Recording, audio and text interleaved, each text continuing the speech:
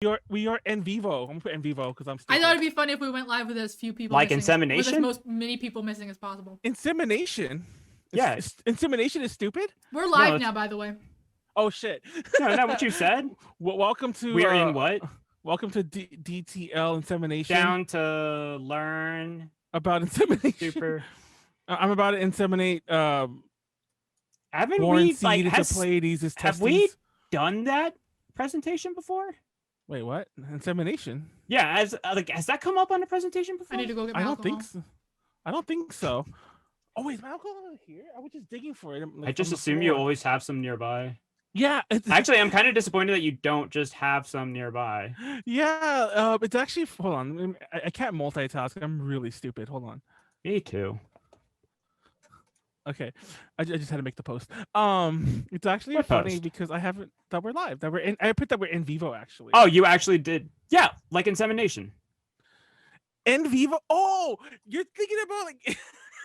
No, I didn't know why you kept saying insemination. No, en vivo. En vivo. En vivo. I think I misspelled it. Now that I actually think about it, I put in vivo, and in vivo doesn't mean shit, does it? Does it, Leslie or whoever speaks Espanol in the thing? Or you speak Spanish a little, don't you? En vivo doesn't mean shit, does it? It's en vivo. My dad drank almost this entire bottle of whiskey when he was here for 2 days. Yeah! Pleiades all destroying his mic. Hey, Callie, come over here. Let me tell you about the old days. Come here. The funniest thing is that literally happened.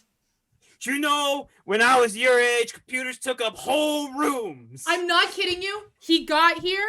Within an hour, he had downed 2 of his rum and whiskeys in this case. He was literally going, when I was your age, I was hiking up in the mountains. I took that backpack with me everywhere, and Carol just threw it out. Oh my god. Still mad about that backpack, man. Yeah, I know. I'm going to be drinking Jamaican Me Happies at some point during my presentation. That was the first thing I got my girlfriend for like her 21st birthday. I actually on the 18 Plus podcast yesterday, I drank like 8 of them during the course of the podcast because I wasn't feeling it. And like I was getting a little buzz. Don't get me wrong. But after about the 4th or 5th one, I was getting a little buzz. But it was barely there. And I kept drinking them, and then we were done. And I'm like, I never really felt it. So I finish, and I start downloading everything, and I go to sit down, and I'm like taking a normal drink, like as in like a mixed drink, not like a one of those normal drink. And like a wine cooler. As soon as I take the first, like as soon as I finish the first of the normal drinks, I guess those fucking all the fucking Jamaican Me Happies that I had drank earlier decided, hey, we got some rum in us, let's wake up. So everything hit me at once, and I was fucking like destroyed. It was great. And by great, I mean it was actually terrible. I didn't mean to get like dead. We're live, by the way. Oh wait, hold up. Do me a favor. Can you send me that link directly, Manuel? What, the Zoom call? Oh, yeah, is there somebody joining us? Yes, we've been trying to connect, and it just says like you don't have access to this link. Yeah. Yeah. Oh. We have. I know it's gonna mess up everything you did. I know this already, but okay. I'm not gonna lie. I actually forgot to even tell you because I've been forgetting everything. Let me send it to you on Twitter. Hold on. Wait, do I not have that? It's in the chat, by the way, but let me send it to you on Twitter. It is. I just don't know why. Like, it's bringing up to say that you don't. They're trying to join. It says you don't have access to this link. The link is. Oh, that's because channel. You need to click on the link and copy it from your browser. Because if you copy it directly from Discord, it copies the link to Discord. Oh. I had the exact same problem. Oh shit! Well, there you go. You want to say hi to everybody? Hello. It's a cat. She does not like what I'm doing right now. I know she was kind of like looking how to get down already. All right, I think we got it now. Hi, baby. Who is the person we're getting? I guess if I knew there was gonna be another person on, I would have started the stream already. But you wouldn't have, or you would have? I wouldn't have. Oh, it's actually kind of funnier that I know that we were missing 3 people. This is even better. Yeah, and like we're missing 3 people. All of the people. Can you imagine? Wait, we're missing 3 people. Well, we're missing your person. Oh, I did put en vivo with an E. Can you imagine if wait, where's the person E? Podcast? I guess we did en 7, vivo, right? Oh, and I thought you meant an E in vivo, and I was gonna have a lot of questions. What's Vevo? That's isn't that the thing that Walmart tries to sell to everybody's parents? Ew. Yeah, I know what you're talking about. That thing where it's like we pay $20 for a movie, but you don't actually get a physical copy of it, but it's still full price. Oh, you're talking about Vivo? Yeah. It's like we should be really cool and put like Vivo at the end of A to J connections, Vivo, and like get all the clicks. That absolutely sounds like an app. I'm sure it is. Like VEVO. He's talking about the music YouTube channels. Oh wait, yeah. That's what that is. Okay. Well, I'm thinking about Voodoo or something. Yeah, Voodoo. VUUDO. That's the other one. Yeah. Oh, Voodoo. What's Voodoo? That sounds even stupider. It is stupid. It's a subscription. It's like Netflix. It's also the thing where like when you don't like Walmart. Somebody, you take like a strand of their hair, you wrap it in a chicken bone, and then you bury it, and then bad things happen. It's funny because I've been thinking about doing a presentation on like how do I say this? Like, because that fucking guy who yeah, but that guy, I talked about him in one of the presentations we did about like one of the ones I did about like horror movies that were based on real true stories. I can't remember his name, but Wade Davis. I remember his name now. Wade Davis. He wrote a book on Voodoo, and pretty much everyone quotes him. And he wrote that book like in the 80s when he was like really young, and now he's written a bunch more books. He's like in charge of like National Geographic. He's really like famous and well respected, but I think even he is like there's some things about that book that are like I go back and change. It's been like 40 years. Boo-boo-tastic. Yeah, and obviously it wasn't exactly totally sympathetic to the local to the indigenous to the indigenous. Hey, it's my man Hal. So basically, I want to do a presentation on it, but I'm like, should I do a presentation on it? I'd like to introduce everybody to my hetero life partner Hal. Down there. You guys need to sing that song from Scrubs. Song? It's guy love between two guys. I'm not gonna lie, it's been ages since I watched it. It has to, but I watched Kiara and Callie sing it. So. Oh, you watched you sing it? Hey, it's my man. Hey, it works. Took us a little bit, but we got there. Yeah, Small amount of time. Broken. Everything's broken. I love it. Do you see it, Callie? Yes, of course I see it. I mean, this is normal for us, to be fair. 1 second, I'm eating my chicken. Hey, Callie, what are you eating, Callie? Raising Cane's. It's Jamaican. Does anybody know what the hell's the deal with Raising Cane's and Charlie's and whatever the hell that is? What? Isn't there I swear to God, there's some chain of restaurants that like, is it Raising Cane's or am I thinking about something else? Where like it has a certain name if you're up in the north, but if you go down south, Arby's and Carl's Jr. Yeah, okay, that's it. Yeah. Yeah, I know. Whichever one has a star. They both are a star. They're both a star with a face on it. Oh, Hardee's and Carl's Jr. Yes. That's what Hardee's. Oh, sorry, Yeah, Hardee's. they're literally the Arby's. same thing. That's what we're saying. Why did they change the name? Who's to say, really? I think they were two different things, and then one got bought. Yeah, Carl Jr. bought Hardee's and then changed all of its burgers to Carl Jr. burgers, and then not stole, but like adopted all of like Hardee's breakfast menus. They kind of merged. Did the other one have? And then we also menu? got green burrito. Carl Jr. did it. Oh, and well, that's a win. That's a it's good even funnier game. because Carl Jr. has the thing green burrito where they also sell Mexican food, but in Hardee's they have the red burrito. So it's like going to like Bizarro land. It's like, why change that? Like that just makes no sense. Obviously, this is proof of the Mandela effect. Yeah, there's no other explanation. I'm gonna make myself a Dragonberry rum and Coke while Callie fixes whatever's going on the screen, or whenever she's done eating her chicken. My chicken is done. I'm fixing the things on the screen. It's a process. What's your name, friend? Friendo. For sake of ease, you can call me Hal. Hal.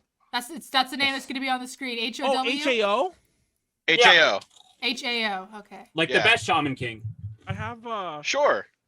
I got this at Walmart. Oh shit, you can't even see it. The cute little baby Sam's Cola. Why? It's just Wait, they had that at Walmart?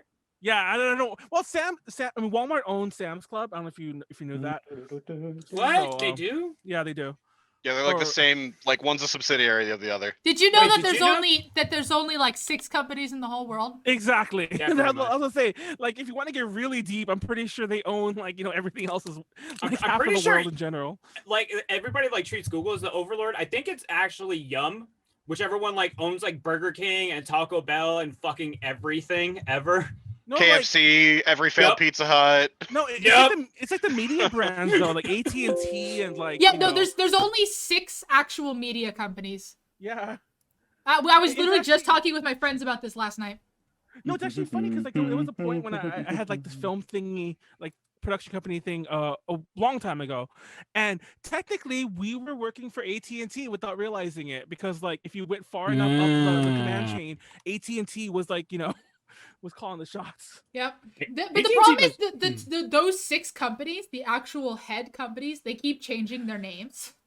So it's hard to actually pinpoint which company it is. I know, and fun fact, I think there's only 5 now, because one of the 6 companies was it's not Fox. finalized. No, it's like is it Fox or whatever, but now there's 5. Fox wasn't one of them. Fox was never one of them. I'm pretty sure they just keep shuffling it around so the SEC gets off their ass. It's still 6 companies. Fox was never one of the companies. There was someone who maybe the Fox's parent company. Fox is owned by Rupert Murdoch. Maybe it's which is News Corp. It's News Corp. Nobody mentions Rupert Murdoch when it comes to people who own the world. What's up with that? I'm pretty sure he owns all of Australia at this point.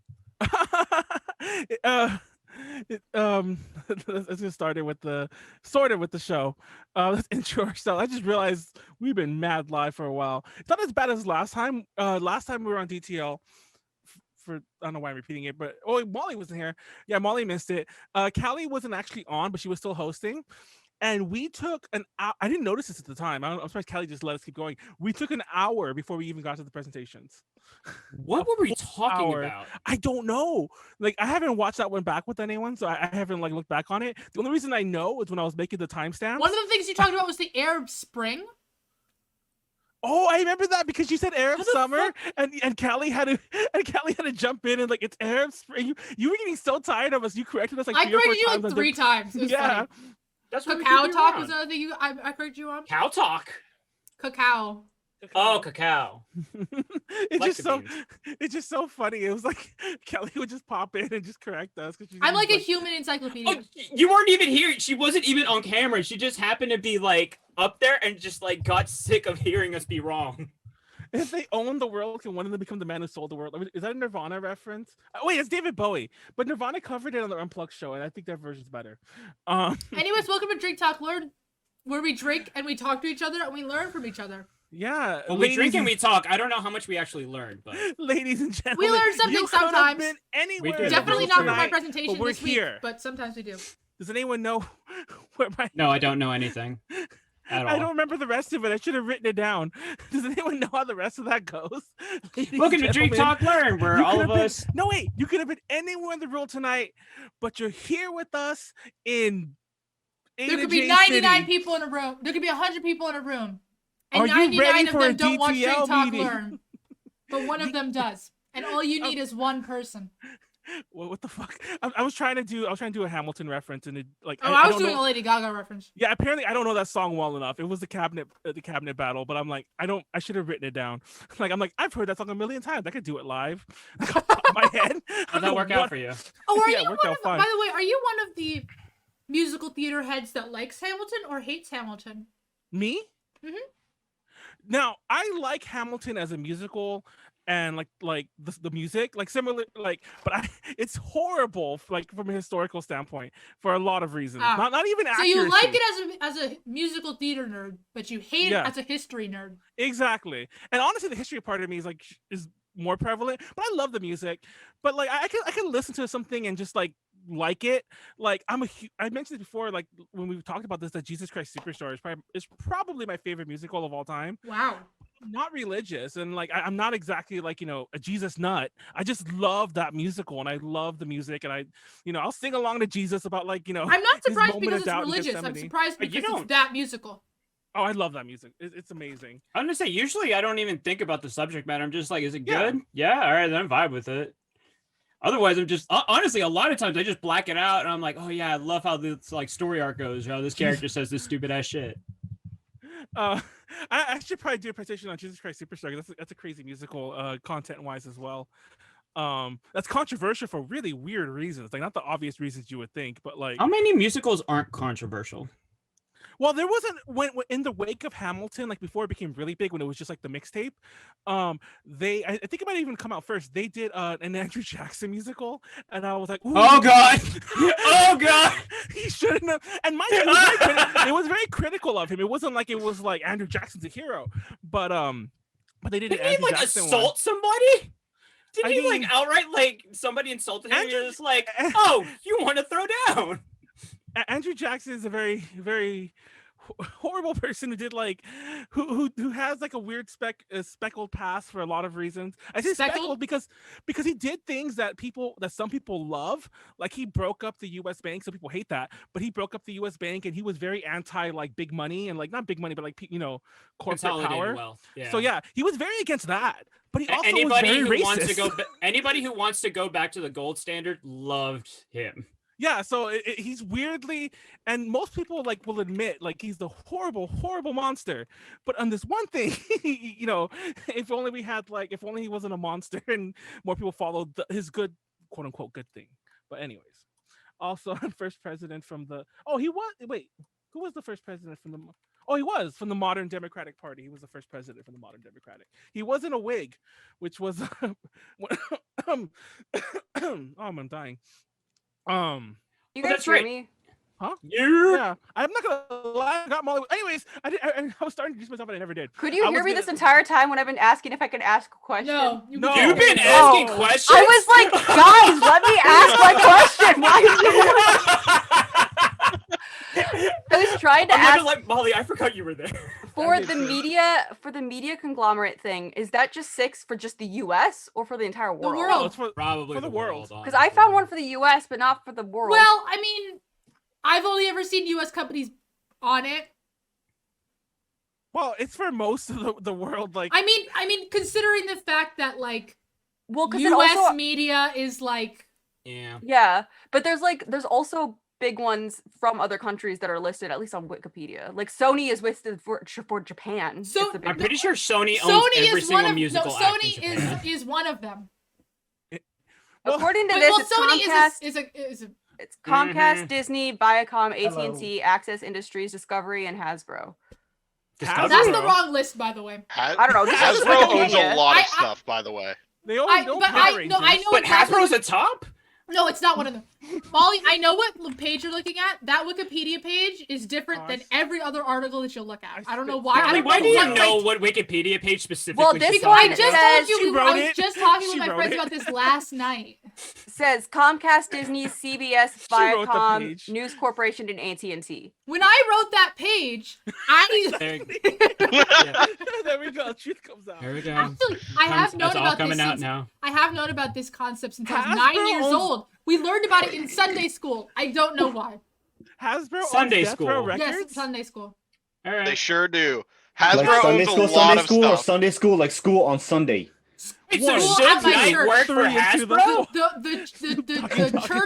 The church class that you go out of the church and you go to Sunday school. That's where I learned it. You all learned at church? According I fucking to hate it. in That's what I learned from 2000, church. it was I'm just kidding. Time Warner was one of them in 2000. Time Warner is still one of them. They just changed their name. Well, yeah, they're under some. I think somebody bought them and they probably Comcast. merged with something. Yeah, I think it was Comcast. Yeah, they I are think it really is Comcast. But Yeah, still, someone else bought It's them. I'm okay with Comcast, Sony NBC, owning the world. Universal, which is like, I have it in BoJack Horseman. Don't they have it where it's like Comcast, NBC, Universal, Disney, CBS, ABC is going to be Yep. like. Oh my god, Big I've never yup. seen BoJack. Is that it's- making a Manny, horrible what do you monster? fucking watch? Yeah. What do you watch? I don't know. I don't watch much. He I watch a lot watches of Chinese. YouTube. He watches Billy, like obviously. Yeah, that's actually very true. Before we went live, I There we was go. I even posted one in the A to J Discord. I was sitting around just watching covers of Only My Railgun, but like Chinese instrumental covers. Like, you know, So people with like, you know, I mean, pipa that is a and so catchy on. song. I'm not Callie, gonna lie. can you find one of the lists that you're talking about? 'Cause Yeah, all the well- ones I'm finding are from like 2000. Well, it hasn't actually changed. So the problem is the names of the top companies keep changing, but it's the same company. They just keep changing wait. the name. Yeah, they probably do Disney, that on Sony, purpose, so it's Comcast, harder and to hit a more. moving target. Okay, I got it, guys. Okay, let's What start. did you get? Ladies and gentlemen, you could have been anywhere in the world tonight, but you're here with us tonight. And How long A did to it take J you to find J that? Were plays. you looking for that this whole I time? did. Are you ready? Are Oh you my ready for a God. DTL? The issue on the table. Will we learn tonight, or will Callie just go on about the 6 biggest media companies? You cannot Secretary stop me. Pleiades. I have full Secretary power Pleiades. here. I can mute You all have of you. That She is can. true. She is You absolutely. have the floor, Pleiades. Introduce Hi, yourself. everybody. Oh, Would you like to introduce yourself first? You don't have to, but I just realized I was gonna work in the introduction, but I was so focused on reading it word for word that I skipped my introduction. Too late. I'm Manuel. Bow, dazzling the stage, the bass baron, the Lord of Lose, the reigning king of hearts, but you all know him as the intergalactic ship-posing demon Lord Pleiades. Guaranteed to steal your girl and still have better hips than her. Head writer of Treasure Box Press. Follow me on Twitter and Instagram at PLEIA_DS, because those are the only social media platforms that matter. Here we go. There we go. I found one for you, I'm Molly, and I have better hips than Pleiades. I have to send it on Zoom so people might see our chat, but whatever. Oh no, they can't. Good. Also, you can follow me on Twitter and Instagram, MARIISUGA. That is Marisuga with 2 I's. I do a lot of panel stuff with A to J when conventions are actually happening. I don't know if I was supposed to go next, but I usually go after Pleiades, so I just Yeah, that's fine. It's tradition. And there's a tag on my blanket that everyone can see. That I Oh want. no. Oh God. Get rid of it. Oh no. It's a tag. Are you gonna get sued by the FBI or whatever? I'm just kidding. I don't understand why there are those tags that say It just never. it's for Well, the no, it's for the person who's look- selling it, not for the person who's Yeah, buying it. and you can tear it off once you Ah. buy it, but you have to keep it on legally just to Mm. put that it's new materials. And You think they whatever would the have fuck is said in that it. on the tag? It does now. I actually just took the tag off of my mattress. It's an old mattress, but I just took the tag off. It says specifically that it's not the When bias. I was a kid, that was a big joke in like cartoons. I don't know if you guys ever used to see that. Like, Garfield made Yes. fun of it, Yes. and like all these, it was always a thing. Like, oh, I'm going to jail because I took the tag off my mattress or whatever. Specifically, Or- the episode of Ed and Eddie where they were breaking all the rules. Like the Did first they thing I brought the fucking tag? think about. Hey, I'm Warren, cutting go- it off. Well, this is just a blanket though. I did cut a tag off of my comforter, No! though, and I accidentally cut part of my comforter. I'm sad. Oh, okay. Oh shit! I mean, Kelly it's left. fine. It's like a there's like like filling inside it. Actually, is this the Molly, this how is the many spot. This is the blankets spot. is There's a little that? hole. Sew it back up. Not sew Yeah, it no, back up. I can easily sew this Yeah, back just up. like I just need to like do that. this. Maybe I'll do it Someone during the sew- DTL tonight. My name's Callie.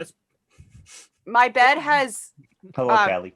this is and then there's also a comforter underneath it, and then this is a blanket. That's it. There's just 3.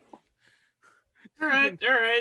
Are we- ooh, I'm burping. Warren, go ahead. I mean, actually, yeah, Warren, go ahead. What's up, y'all? My name is Warren, aka Frederick Madman, aka Too Many Names McGee, aka that dude, but not that dude, because that dude is actually Mike Ross. There's my cat right here, featuring my cat here today Cute too. cat. She just, She dude, you licked see your my butt? pillow, Probably. man. Her ass She's is going straight to on town. pillow. I know, But, I was like,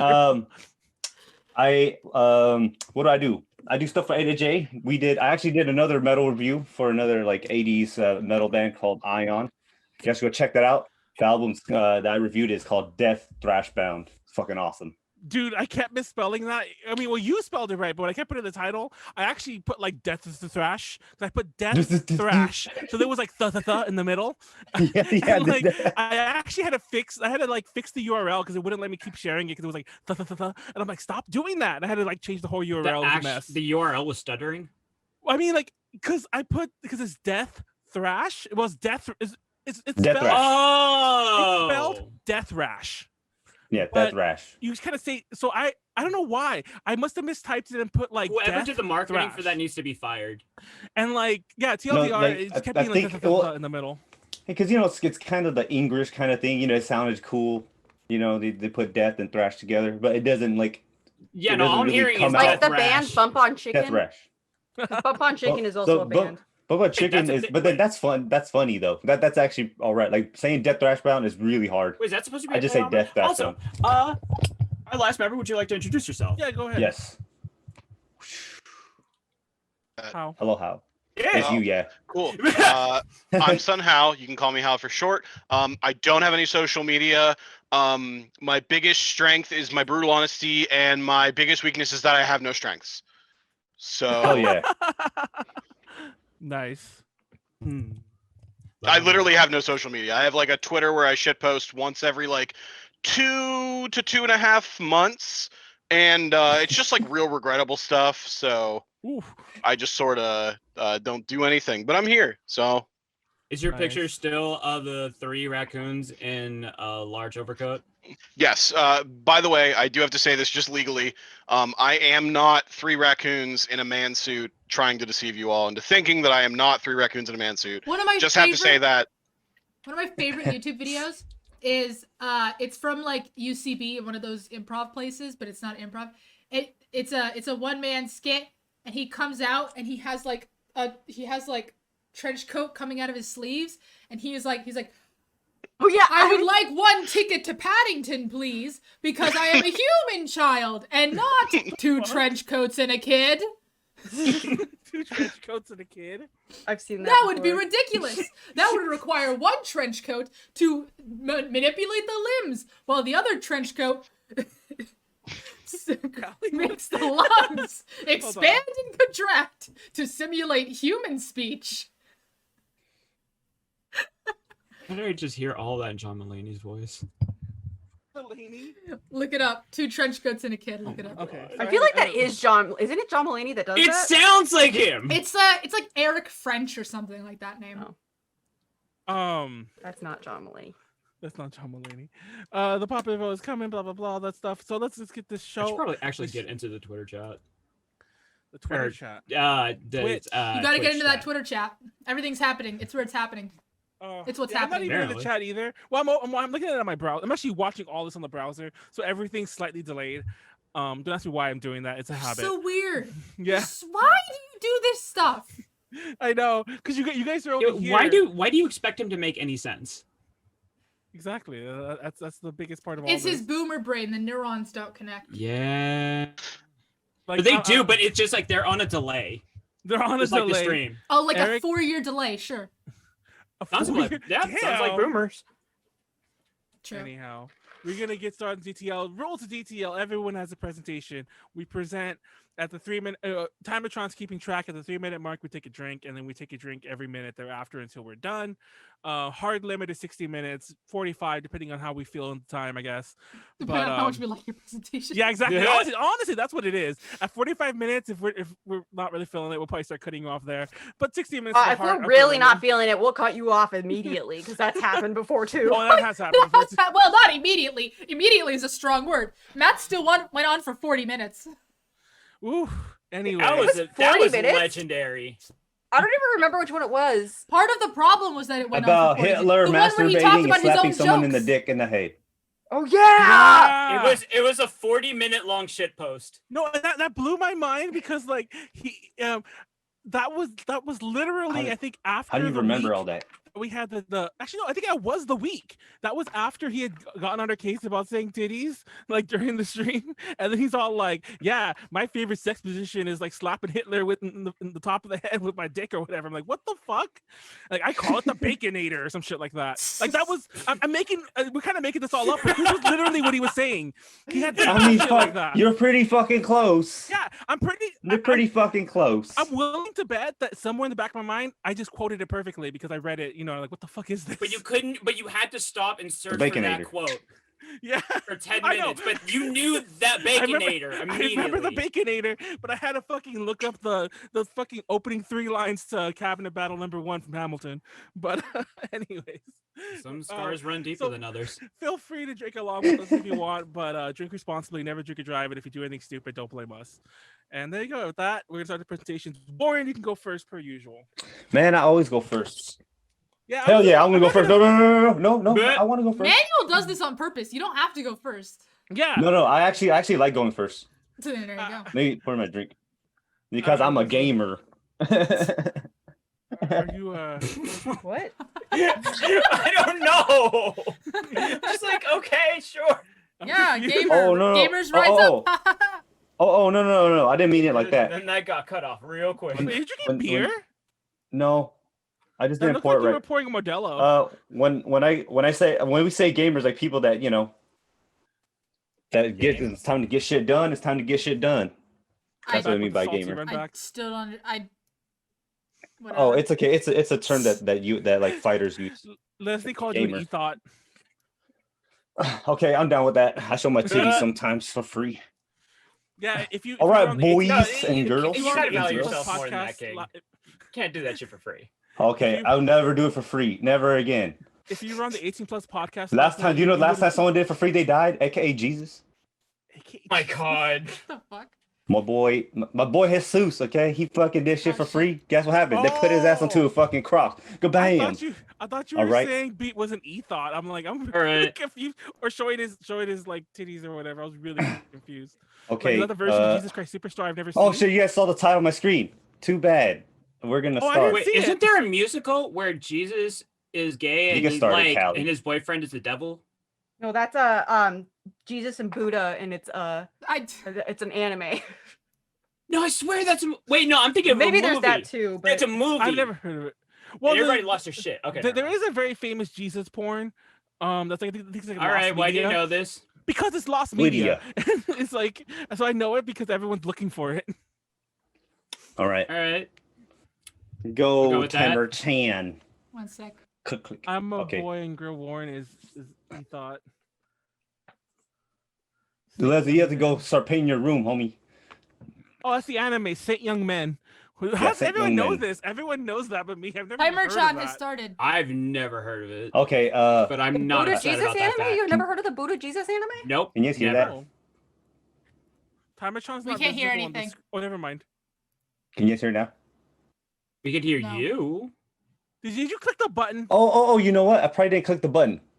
I forgot, guys. Oh, do it from it's there. been so long. You do it live. GG's. Oh, here you go. Optimize. I am. Good. Okay, here we go. Sewing the hole. I'm gonna sew up my hole. And the fact that like the cursor isn't going in the same line as the highlighted options was tripping. Can you guys hear that? Yes. Is it too loud? No. All right. All right. All right, motherfuckers. So this week, this is a little different because I actually have a presentation this time. Kinda. Progressive D&D gameplay. Okay, got louder. So wait, hold on. Just turn it a little bit. It got really dramatic. Better? Worse? Yeah. Okay, so this is just my interpretation of more progressive D&D gameplay. Okay. Are we getting canceled today? We might get canceled. If we haven't already gotten canceled, I'm really wondering what'll do it. D&D is literally this. Me on the right. This is what D&D, guys. All right, this is pretty. It's pretty self-explanatory. I don't really have to talk much about D&D. Wait, is that why you were wearing the wizard outfit? Were you trying to be like the kid from Stranger Things? No, I forgot that he did that. I just did it because I wanted to be a cosplayer. All right, he'd be a wizard. All right. So what is D&D? It's fucking. It's pretty damn fucking obvious, okay? But I want to go through it anyway. TLDR. It's a tabletop role-playing game where you and your friends are the heroes and stuff, right? You gotta save the day, the world, someone, something. Oh, I spelled that wrong, etc. All right? You just basically do typical good guy shit, okay? All right?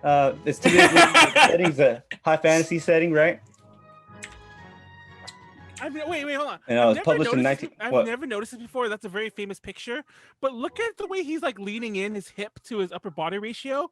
I think they drew that wrong. I think something's wrong with his anatomy. No, they did it so that it's for more dramatic effect, so you can see the dragon. Okay. It's like for added effect. His like ass is like jutting out really weird. You're welcome. You're welcome. Yeah, it's like damn, nice ass. So it's published. So you're telling me y'all never had a campaign where you just like fucked up everything? Mm-hmm. That's what I'm saying. I feel like whoever drew this, like when they got to the shield, they forgot where his body was going, so they just like drew the rest really fast. I'm not gonna lie, that shield does look like you could just rest. It looks like you could use it as a coffee table. It looks like it's coming out like this, and it's not actually being held down. That's what I'm saying. Okay. I think they fucked up, and then they just kept going. Anyways, keep going. Yeah, good enough. I'll continue. All right, there's 11 editions, but there's too many. It's pretty damn fun. You got to use your imagination. Drake. All right, so you kids that like to look at screens and shit and like to see pictures, y'all might not be seeing a lot of that because in the old days, we had to use our imagination. All right, so these are just the editions. That's first edition, the one that Manuel stole right here. That's the one I stole from the library. There we go. That's so. All right, the second edition. Who the fuck steals from a library? Third edition. Obviously Manuel, okay? Someone who's chaotic evil, all right? Play into the themes. All right. All right, and then so how to make it progress? Unless he's like Manuel, right? Races don't matter anymore. Oh God, Warren. It doesn't matter what class you are. You do whatever, right? Wizard with a gun, okay? Monk with a sword. Paladin doing druid shit, okay? I thought you were just gonna go straight communism. I was like, wait, what? We're gonna and you know there has to be more diversity because D&D obviously is just not diverse, right? Psych, you fucking thought we ain't about to get into that some bullshit like that. I was about to say, you literally said like last time we met that this was not what you liked. This is some bull. We're talking about some real game shit, okay? Not this fucking. I don't want to put my real life shit in the outside into the video, into my fucking tabletop games. All right. It's funny because this is like a really hot button topic right now. Because it is. People have been. Oh, you talk about the race thing? Fuck no. Okay, I am not. I'm here to talk about something that I want to talk about. You look like an orc? No, okay. Well, why do people say that? We already have all the quote unquote human races in the game, but somebody's all like, "Did you know orcs are actually POCs?" And I'm like, that's what that is. That's when like people. We have that when already. The shit comes out, and it's like, oh, that's how you actually feel. All right. Exactly. Thank you. I'm like, did you think that? Did you? Did you think that? Okay, like, I'm gonna continue because this shit. We're not talking about that. Keep going. We're not. So, psych, you fucking thought. All right, so some of the things is creating bosses with phases, right? I like this. This isn't even my final form, and battle mechanics. So boss mechanics, okay? I thought that was what's her face. I thought it was AON fighting. It's Gimli. This Gimli. All right, so boss. It was Gimli, but anyways. So big bosses, right? My final form. So why is creating homebrew bosses? You know why? It gives boss battles more flavor, right? New skills, new abilities, and attacks. It surprises the players, and metagamers can't metagame because fuck those big guys. Okay, they pretend like they know, but they don't know. Actually, I'm not even sure it's the right definition of that. I mean, metagaming is just people like, well, does your character know that this? I know what this is. It's a basilisk, and then they're all like, well, how do you know that? Well, I don't. Because I read the monster manual. If you're min-maxing, I'm okay with min-maxing. I don't like it when people are like straight up, well, I read the monster manual. I know that. No, you don't. No, you don't. That's what we call by metagamers. So no metagaming, surprises and flavors, right? So boss faces. So what I want boss phases, right? It gives a difficulty spike. It gives players the, you thought feeling, right? Because there's more, you basically enhance what the new abilities of these bosses that don't exist have. Oops, what'd I do? Make bosses less of a punching bag. So usually, when you're fighting bosses D&D, you're just like, attack, oh, I'm dying, peel, attack, oh. It's a back and forth, and it gets kind of boring, right? The battles feel bigger, more dire, and maybe more accomplished, if they actually get through it. And then my influences on this are just, a lot of Dark Souls shit, right? Drink. Man, I think my shit. I can't roll and then attack and roll and then attack and do that for approximately 3 to 6 minutes. How am I supposed to do that? What do I do? It's called boss phases. When my life goes down to half, the boss it goes into a different phase. It's like, okay, he's fucking Goku, he's regular Goku, and then you beat his ass, and he's like, it's time to power myself up. That's what boss phases are. That's why I said these boss phases come from Dark Souls, because Dark Souls has a lot of these 2 to 3 boss phases. Just as long as they don't have like 12 health bars. So yeah, no worries. There's no like rolling and shit. We're staying within the game of D&D. Should have rolled. So boss mechanics. All right. So why boss mechanics? It's like, so basically boss mechanics, if you guys don't know, in MMORPGs, there are some mechanics that's basically a puzzle within a battle, because D&D everyone loves doing puzzles and shit. But when you go into battle, when you're literally in battle, it gets really, it can kind of get mundane, right? It adds another layer of problem solving in a high risk situation. So it's not just like, well, I just attack this guy, he attacks me, and then we attack this guy, we attack this dude. Eventually, you have to be like, oh shit, we have to deal with shit. We have to figure out this shit. If not, we are fucked, right? Basically, boss battles become more engaging, keeps players keen and on their toes, and it's just fun to just watch. As a DM, to watch players kind of get that aha moment, right? They're like, oh, we figured it out. Like, feel like they're like rewarded for like figuring it out. Mm-hmm. And they also do get rewarded. This would be your influence. I've always wanted to play that game. My influences on these boss mechanics is DFO, because in Dungeon Fire Online, when we have these big raids that I've been doing for a while, the big bosses have these gimmicks that if you don't pass, your team doesn't wipe, but you could almost wipe. And it's just like, you know, if you do them, it's like it feels more rewarding, because as soon as that mechanic is over, we get a spike in damage and we just basically burst on that fool, right? So boss mechanic ideas, matching / pairing mini games, doing things in chronological order, mechanics doing with splitting up the parties. Basically one half of the party will help the other half of the party to complete like a task. Meeting certain conditions to hurt the bosses. Run and hide mini games. Character body swaps. This is the one I really like. Like what I wanted to do was like you switch with this guy and this guy, and you guys cannot tell each other how your characters work. You just switch your guys' characters. Yeah. Okay, for that but minute. also, isn't it like one of the DM's worst fears when the party wants to split up? Yes. Not really. I've never had a deal for with me, it no. on either end of this, either end of it, but I've always heard that it's always on the list. If you ever watch a video of like DM's top 10 fears or worst things or whatever horror stories, splitting up. The party wants to split up. Please tell me of your experiences with this, because I know it just depends when, right? I think splitting the party is great, but at the same time, it's really difficult when like two people want to go over here and two people want to go over here, and those things are miles apart from each other, and you're spending lots of time with people like in separate parties, so it's hard to like give everyone the right amount of attention. But if you're just splitting them for say like a boss mechanic, it can be really rewarding, because it's like, cool, you two figure out how you work together, and you two figure out how you work together. Do it on the fly. Right. That's exactly it. Damn, how you a homie now? What's up? All right, and there's many more. So these are some of the examples. So let's see, like there's like a pillar. So this is the map, and there's a pillar right here, right? And that's like a crystal that glows, right? So I just put RGB, so it's red, green, blue, yellow, right? Okay. So when this pillar glows red, for example, let's say when the characters come in here, the pillar glows red, and you see like let's say a red enemy, blue enemy, yellow enemy, and a green enemy pop up. All right. Everybody could go and so it's only this guy that's going to be vulnerable. But if they try to attack any of the other guys, you know, I wouldn't say like they can't hurt them, but it would be like very like reduced damage.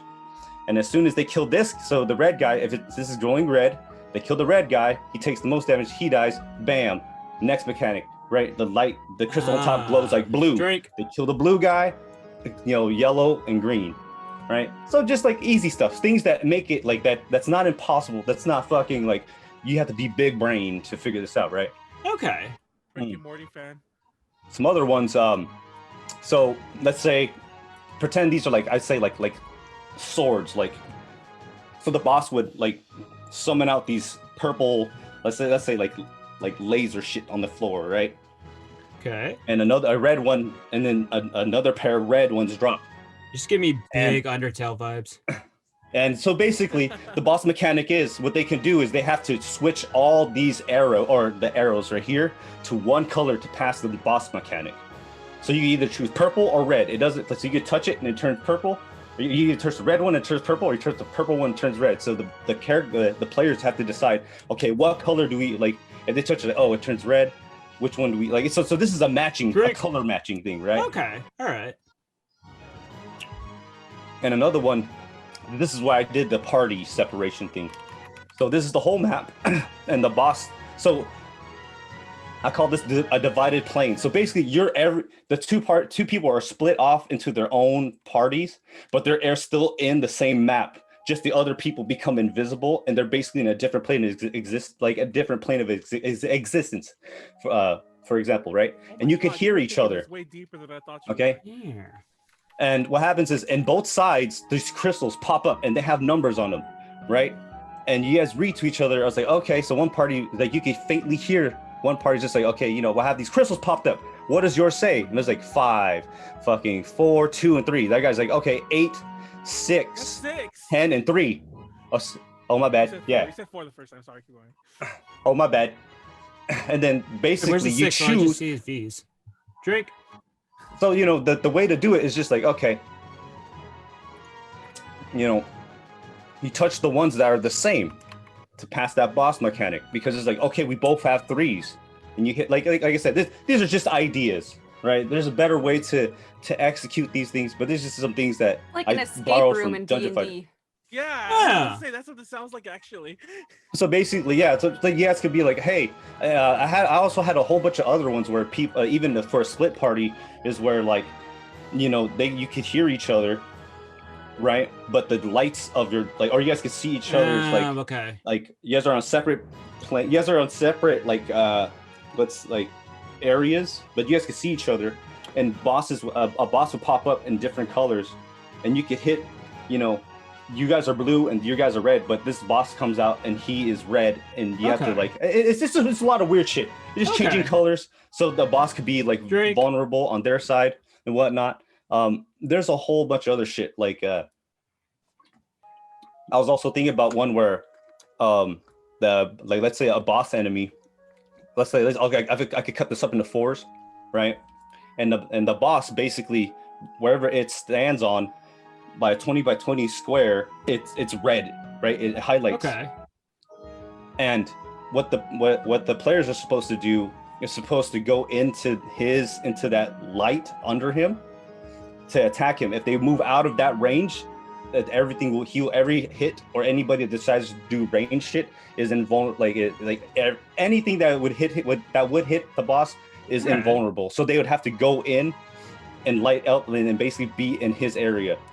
Or its area. There's a lot of shit, but it's kind of, it's a way of breaking up like any other time. It would just be like standard combat. So like, especially if you do a long campaign and that's like every boss one after the other, like So it's like and it's like I said, it's a little rough. This is some things I've been thinking about.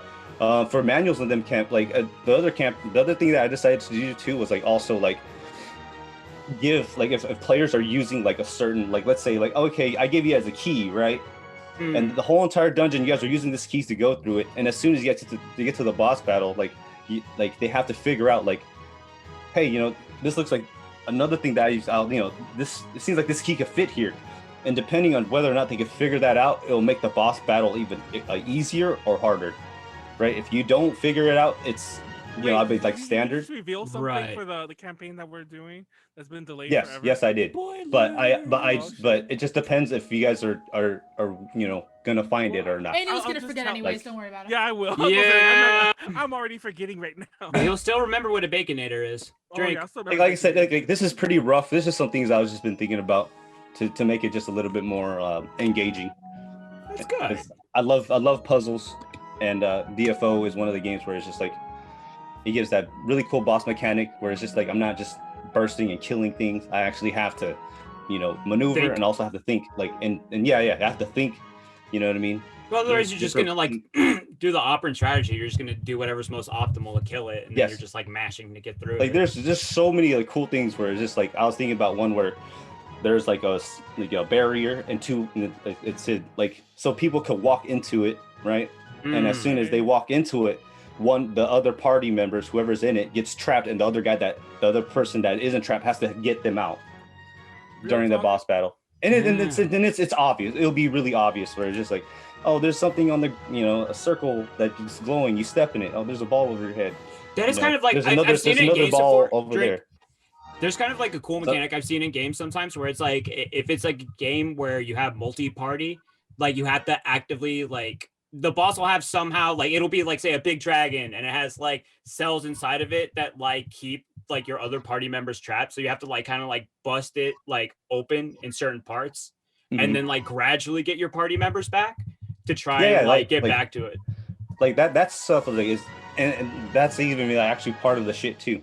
part of one of the things I was like also thinking about. But so like basically it's just to make like mechanic like little small puzzles that aren't impossible to like you have to make it like kind of obvious because I'm not trying to make it impossible. I just wanted to make it more engaging. And basically if people fail, they just take, I wouldn't say massive damage, but it's like it'd be kind of even the way that how these things are supposed to be executed. Like I was just like, okay, maybe when a phase change happens, they'll do this little mechanic, and then maybe they wouldn't have to do this again after, you know. So if they fail, they take damage, and then the next boss phase starts. If they pass, then you know they basically get like, let's say, a damage boost when it comes. Like they get to go first.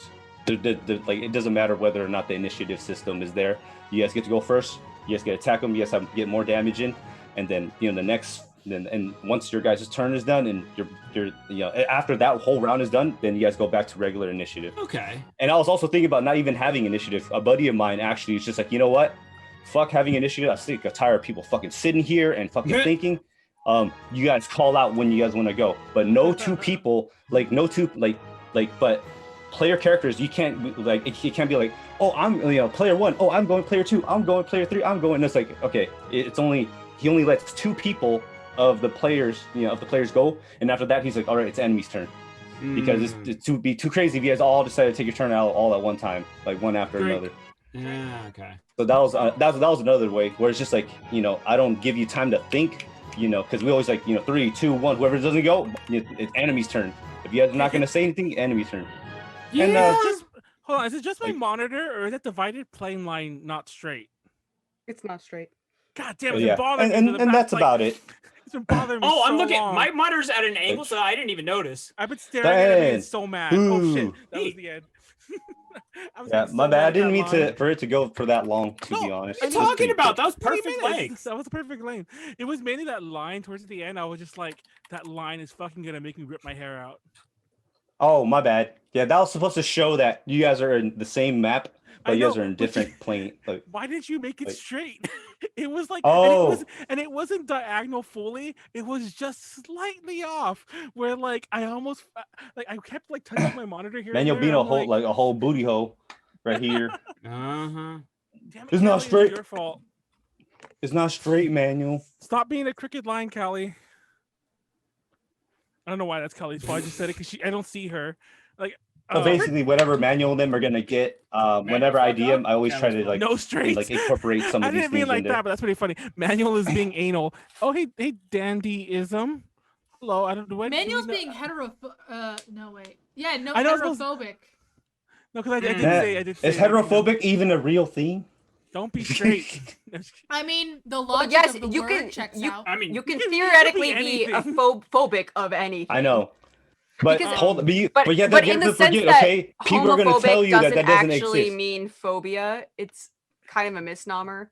Yeah, or not scared hatred of them, as opposed to hate them. Exactly. Yeah. Well, I'm sure there might be someone that is legitimately homophobic, which gonna catch the gay. The way it's like colloquially used isn't actually what it is. If you were, for sure. But there are definitely people who are definitely scared of it though. Like they cannot fathom it. It just doesn't make sense to them. It wasn't explained to them, and so they are immediately terrified of any concept that isn't like embodying them.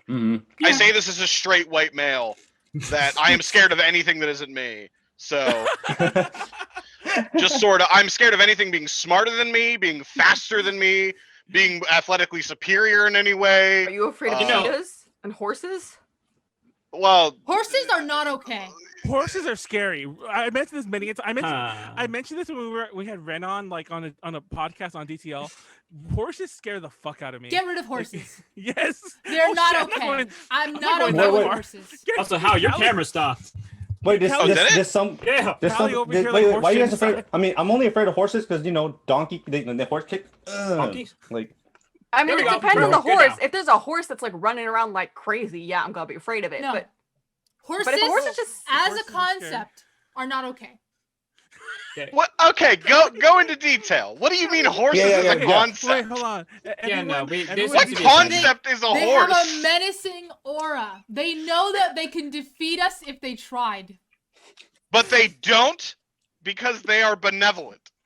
They let us ride on them and like. A lot of They're not animals know benevolent, they though. could defeat us if they tried. That's the thing. They're like We cats. could go out there and 90% nuke of everything, but we horses are don't. not benevolent. Only like 10% of horses are benevolent. Someone draw a horse. Well, Well, with yeah, a I'm not xenophobic. talking about wild. I would never go and approach like a wild horse, but if a No, horse I'm is... not talking about wild horses. I'm talking about domesticated horses. Yeah, you see what happened to Superman? Ooh, horses, they can. What they can feel story your is there with energy. Superman? No. Horses. Christopher Reeves is not a viable example of how to handle Oh, horses. that Don't one. bring that up. Don't bring that up, please. I'm not. I actually stopped for a second. I thought he made because I think there was. I'm not making this up. I think there was like a super horse at one point, like I'm in the Superman sure. comics. I really think there Why was. not? I'm fucking I think because sure. it was a super dog or super dogs. I think. There I think it was was a a super super There's horse. composite Superman Batman. It's literally So, like down the line, and I they thought just he was like smash them together. I thought he was referring to that, and then he brings up Christopher Reeve. I'm like, oh, Kool-Aid Man. Kool-Aid Man is technically I'm is gonna draw a DC horse or Marvel. One of the two. Canonically a character. I mean, if you could jump through brick walls, being glass with liquid in it, you're pretty super. Pretty sure he fought the Silver Surfer. This is Silver Surfer was quaking his goddamn boots. There's something to be said about Toon Power, man. This is. Okay. I mean, the Kool-Aid Man Like did Bugs join Bunny? Lil Jon. Bugs Bunny could Wait. probably take on most superheroes. Does he even What's show up, Doc? I can't even see it. I Yeah. drew a horse from. There it goes. That's my horse I drew from memory. You It's very didn't draw tiny. that. I just did right now. Literally. Is this that what second. you I don't think believe horse you. heads look like? I know. It's like Is this that one is that a Shih Tzu Wait, hold horse? up, Manuel, pull it up more further. I want to see this I in can't detail. go that. I Like can't a go short that a close. horse with like human face. There it goes. It's a pug horse. That's my horse If from Grumbles memory. was a horse. Grumbles was a horse. Yeah. I mean, I'm not saying I could do it any better, but I at least know what face. It looks like, no, what the- it looks like Kermit.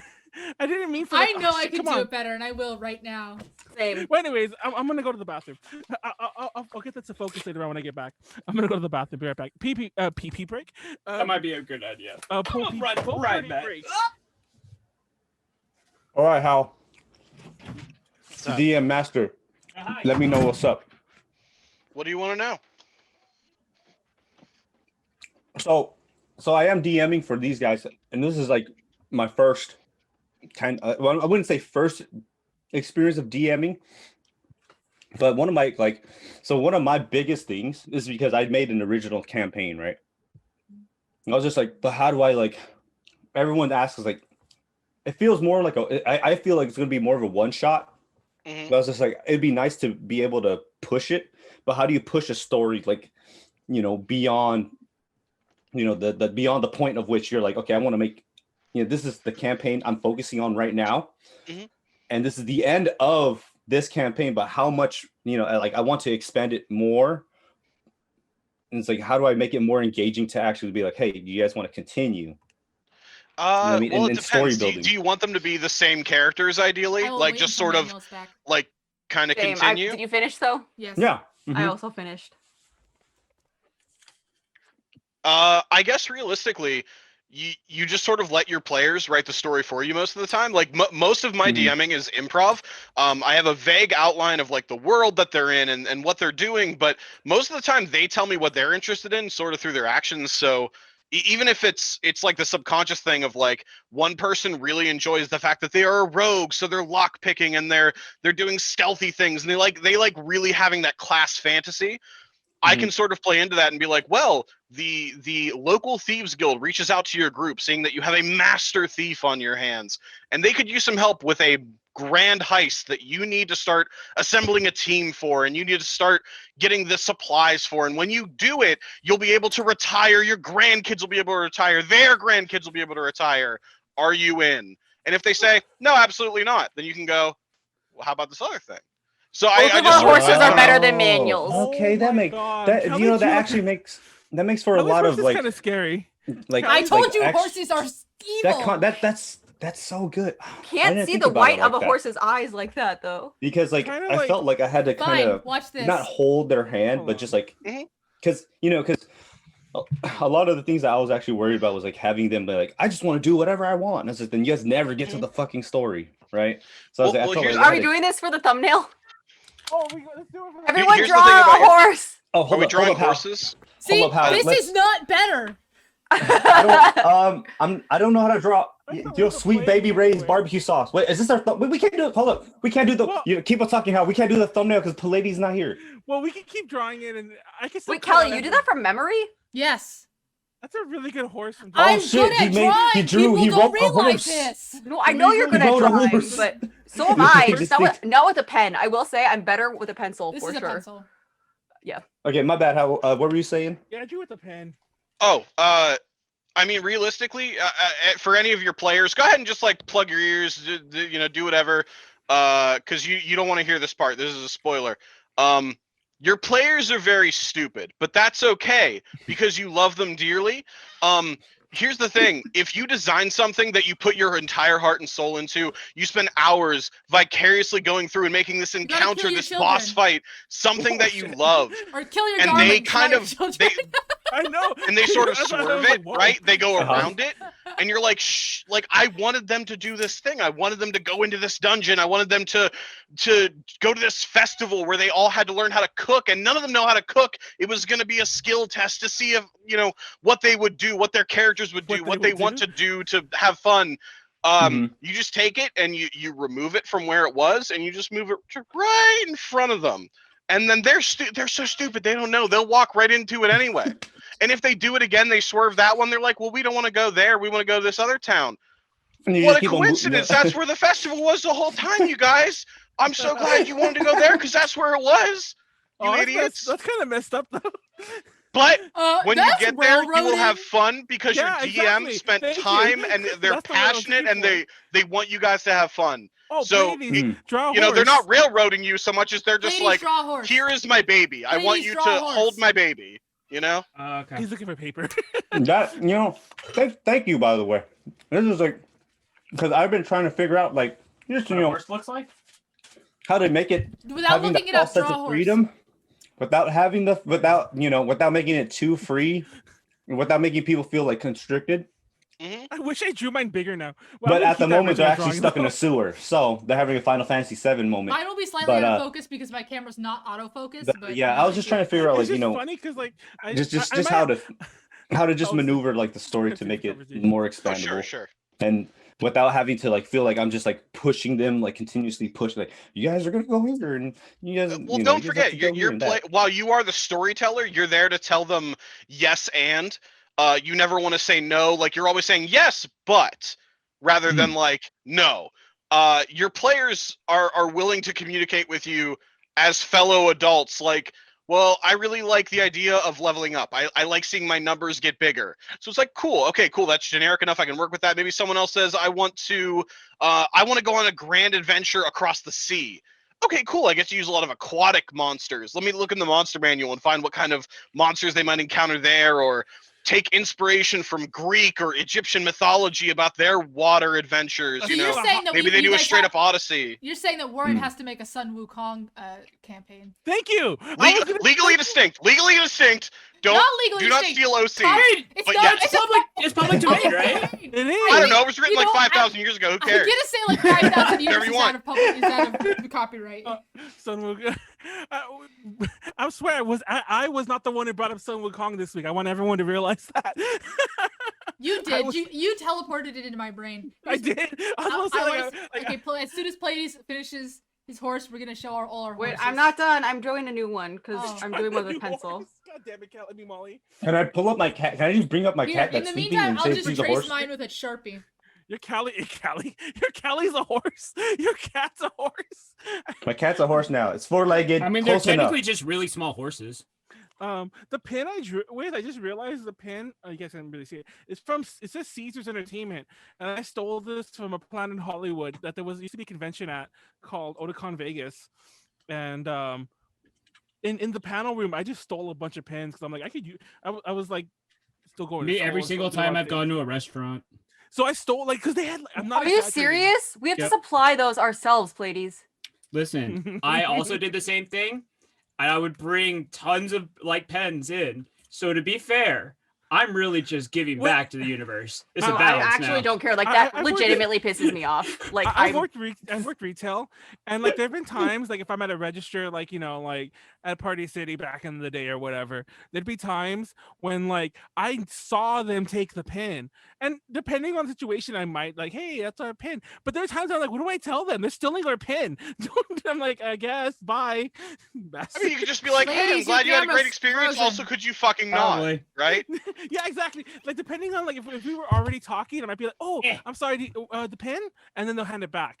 But they take out their purse or whatever. But half the time, if like we're not really having a we're just doing like a transaction, I'm like, what do I do? Like, give me my pin back. Perfect, good horse. Thief. Here's my By the way, horse. Mr. Taku had a lot of things in the. Oh shit! Wait, why does your horse look so? Callie, that is a good horse. That is a very high tier horse. Can't you feel his menacing aura? No. It's because he has black eye. Like that's what horses look like. No, they don't. I do have a confession. I did grow up on a horse farm. Are they menacing? So, well, your horse. No, not at all. They're pushovers. They don't. They just don't care about anything. That's the problem. They don't care if they hurt you. Exactly. I like Callie's fighting everywhere. Has a horse hurt you? Jeez. Horses. Oh wait, Pleiades is still drawing. All right, I'm good. I was whipped in the face by a horsetail as a kid.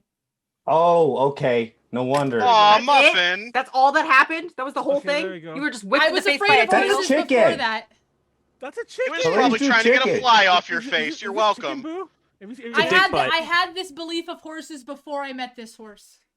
Okay, you ready, Molly? No, Molly, it's okay. Just draw a horse. I already drew one, but I'm drawing. Oh, you fucked up. You fucked up. Your horse is like a unicorn without his horn. That sounds really stupid, but I'm not you. That is what it fucking. Oh my god! Mine was like your hamburger's like a cheeseburger without the cheese. Oh no! You're saying what my sister says. I want a cheeseburger without the cheese. Kill me! Oh my god! That was really. I was like, that's just a hamburger. Stop laughing at me. Your horse is always taking 10 years to make her horse. Can I have an eggless omelet? 10 years to trace her horse. I'm not tracing anything. I'm just gonna put my barbecue sauce on my thing horse? because I'm waiting for tracing right now. Do you want? Does this look like I'm tracing something? Just draw I'm horse. saying you're Everyone tracing drew your horse. line where. Oh, that's right. You went from pen to pencil. Yeah. I traced mine with a pen so you could see it better. Well, honestly, I mean, I guess we'll wait for Molly if she's really not done. But I could just cut her out and put her on top of this later on. It's not like we all need to stay here at the same time. Wait, this is the thumbnail right here. Yeah, that's what we're doing. But you know what I mean? I'm only waiting for Molly just so we can be nice and we all have it together. But technically, I could have just cut these out at any moment. I'm almost done. I don't know why I'm still fighting with mine. There it goes.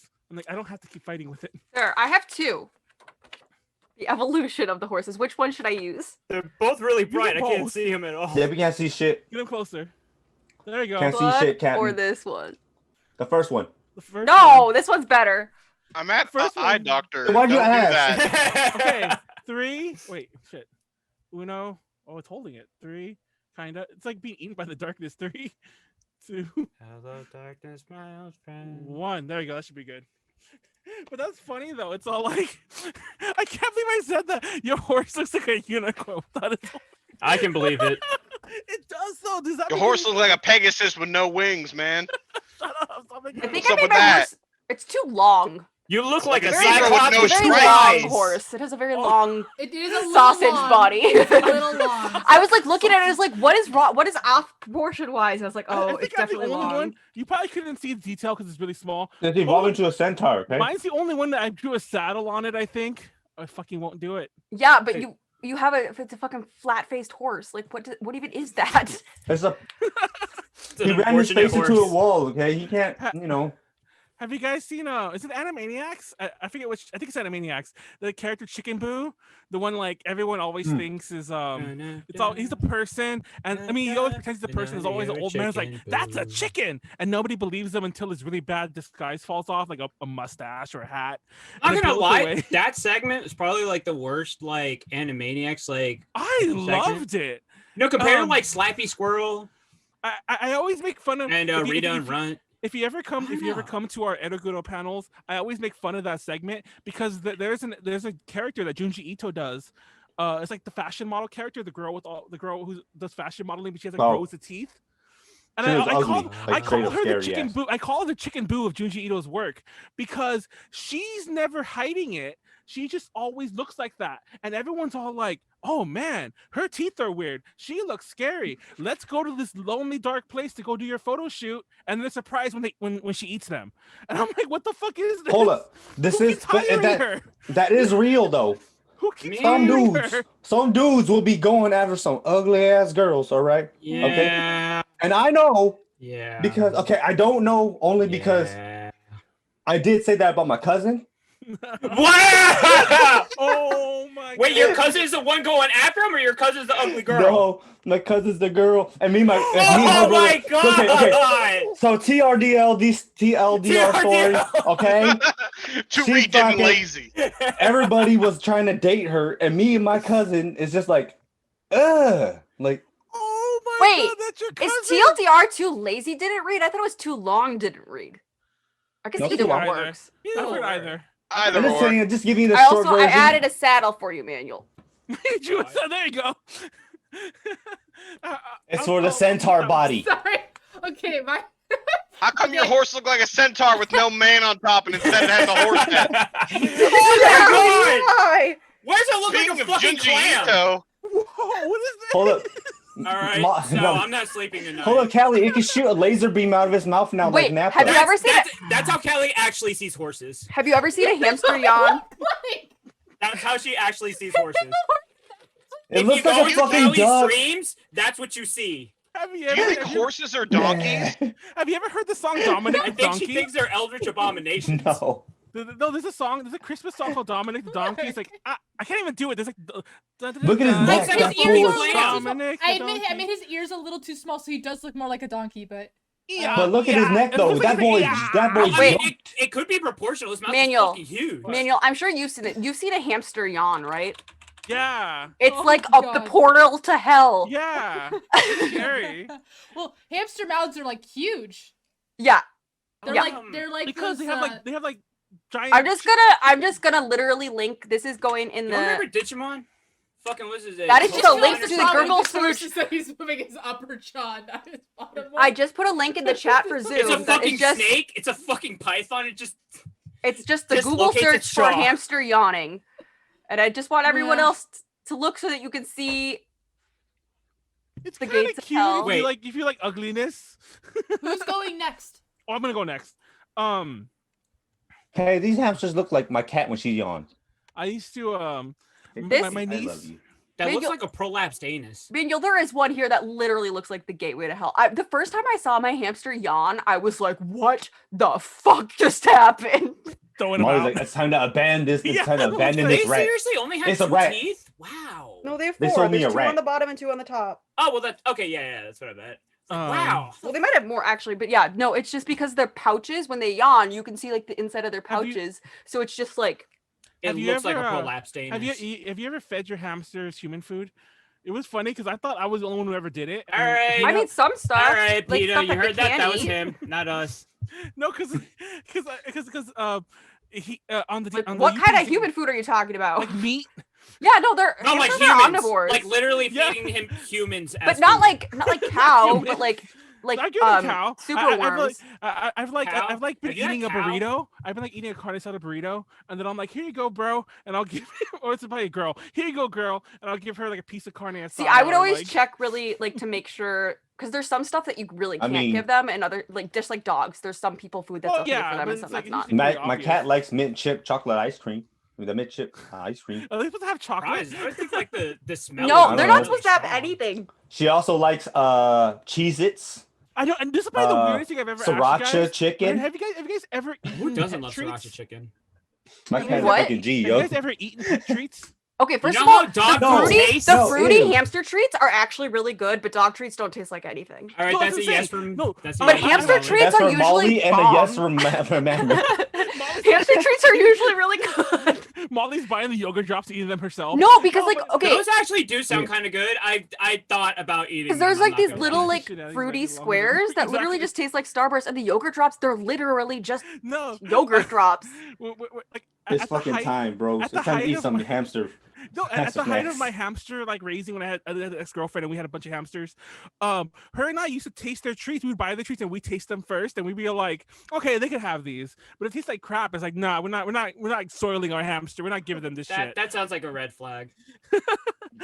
I mean, her and I had a message. But it's just like it's very different from like dog treats. I read all the ingredients once. They were like these gourmet dog treats, and I was like, this is literally, literally the ingredients in a cookie, but the ratios are very different. No, there's this morning Musume show. I haven't eaten like meat dog treats though. I've only tried like a dog biscuit. There's a show about the morning Musume. Tuna out of cat food. And like they were showing off these gourmet dog treats. They were like cakes and things like that. And of course they made one of their Chinese members eat the treats. And but she was eating them all, and she's like, they taste like nothing. And she was just like this nice looking cake, and she ate it. She's like, it's nothing. Yeah, they don't. It just kind of tastes like flour. Yeah, it's like flour, maybe they probably don't care as much. Well, I think dogs have really like way more intense like taste buds because scent and taste are so connected, so they can taste a lot more than we can. So they can probably. That's why dogs are so pure. You see us, we hang around with shitty people. Our tastes are terrible. Veggies.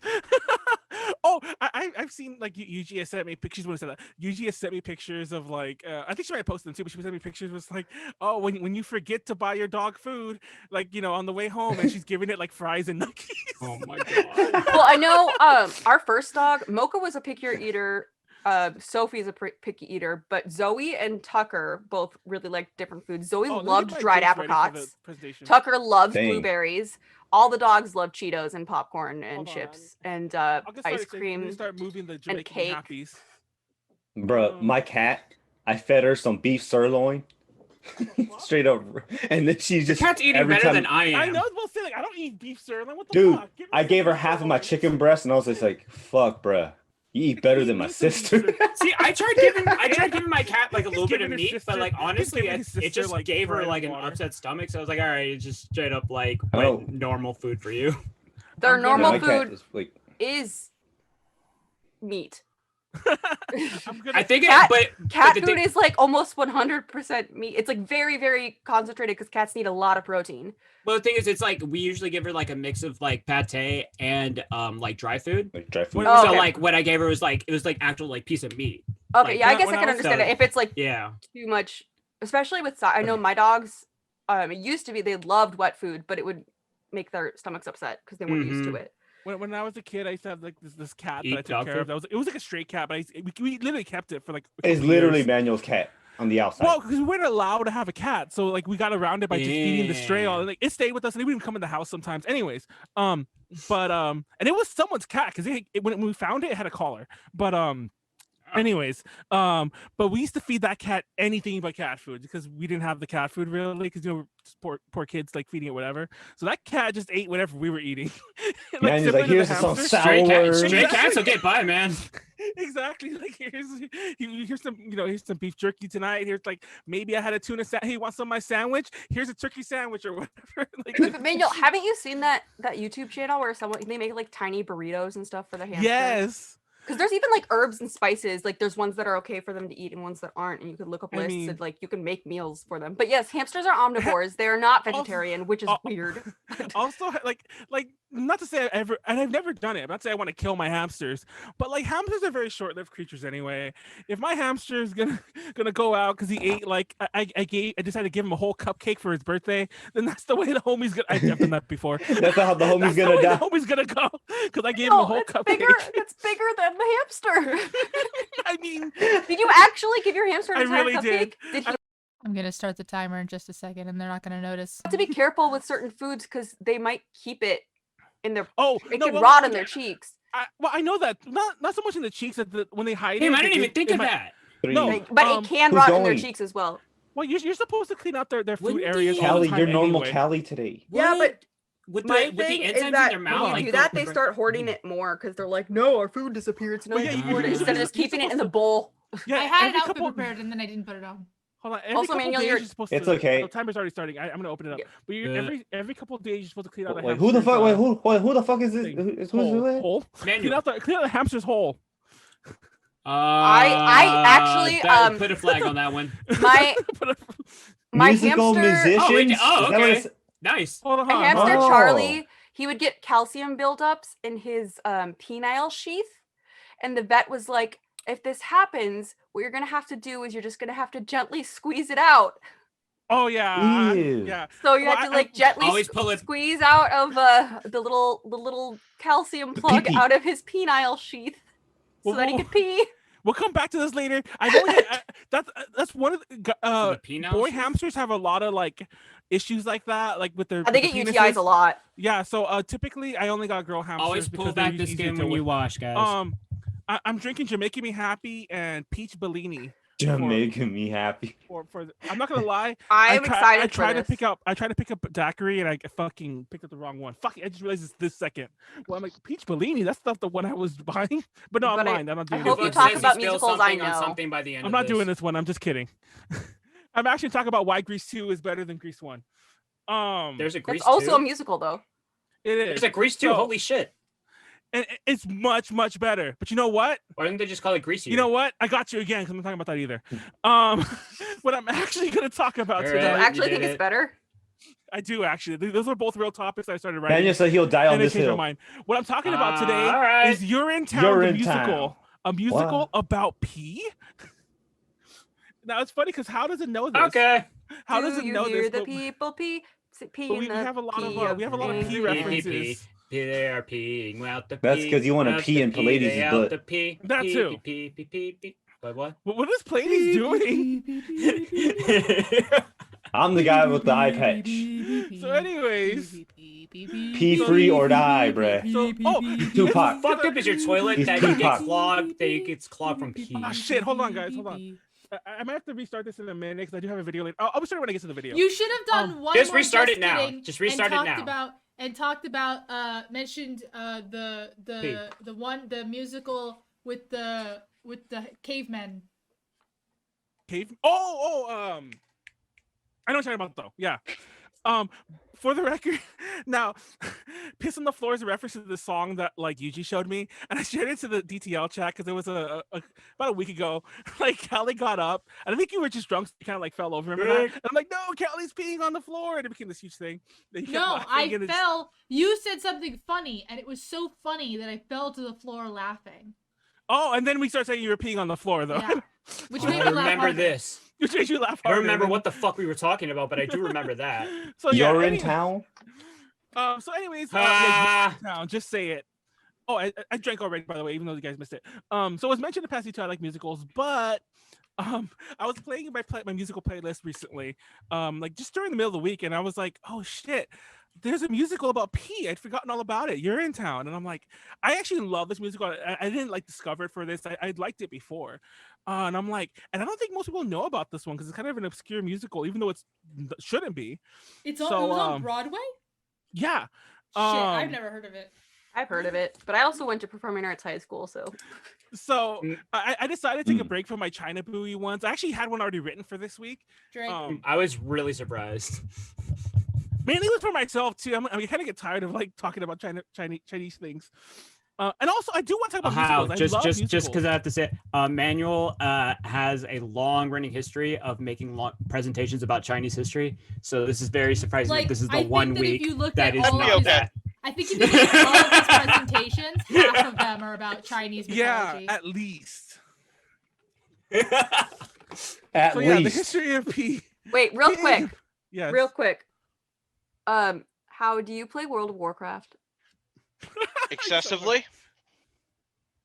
Was that a question, or were you? No. Like I play. Yes, that's a yes. That's a yes.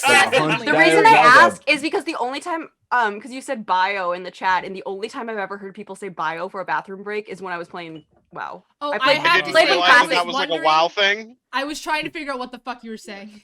It's bio, like, oh, I have to, like, you know, but I played when Classic came out. I was anyhow. Well, they're doing Crusade Classic. Yeah, Urinetown's an odd musical, like I already said. It came out in 2001. It actually started off. I'll get to the second, but anyways, it won a bunch of Tony Awards. It won the so-called Triple Crown, which is the best book, best music, and best director, I believe. That's Triple Crown. So it's a hugely. Huh? Which was the first? The Tony's been going on forever. Music. Okay, all right. Music book is the the play part, the dialogue. Oh, okay. So it's like the screen. Well, not screenplay, but like. So it takes place in a post-apocalyptic world, where a 20-some-odd-year drought or whatever makes water extremely rare, and basically everyone has to, like, there's no private toilets. You have to like pee in public, pee in a public bathroom. So public amenity number 9 is the main setting. Hold on, let me drink fast. And it's a public urinal that's controlled by a corporation called the Urine Good Company. That's very creative name. We're gonna cover the plot in a second, but I wanted to mention it's also a huge story about rebellion, class warfare, and there's even a bit of Malthusian like theory in here as well. Which if Malthusian? Yes, it's actually funny. I have a slide where they talk about this, and I even wrote it. I bet you Pleiades knows what Malthusian theory is. But anyways. Let's talk about Urinetown. Urinetown is a musical written by Mark Hallman, who did the music.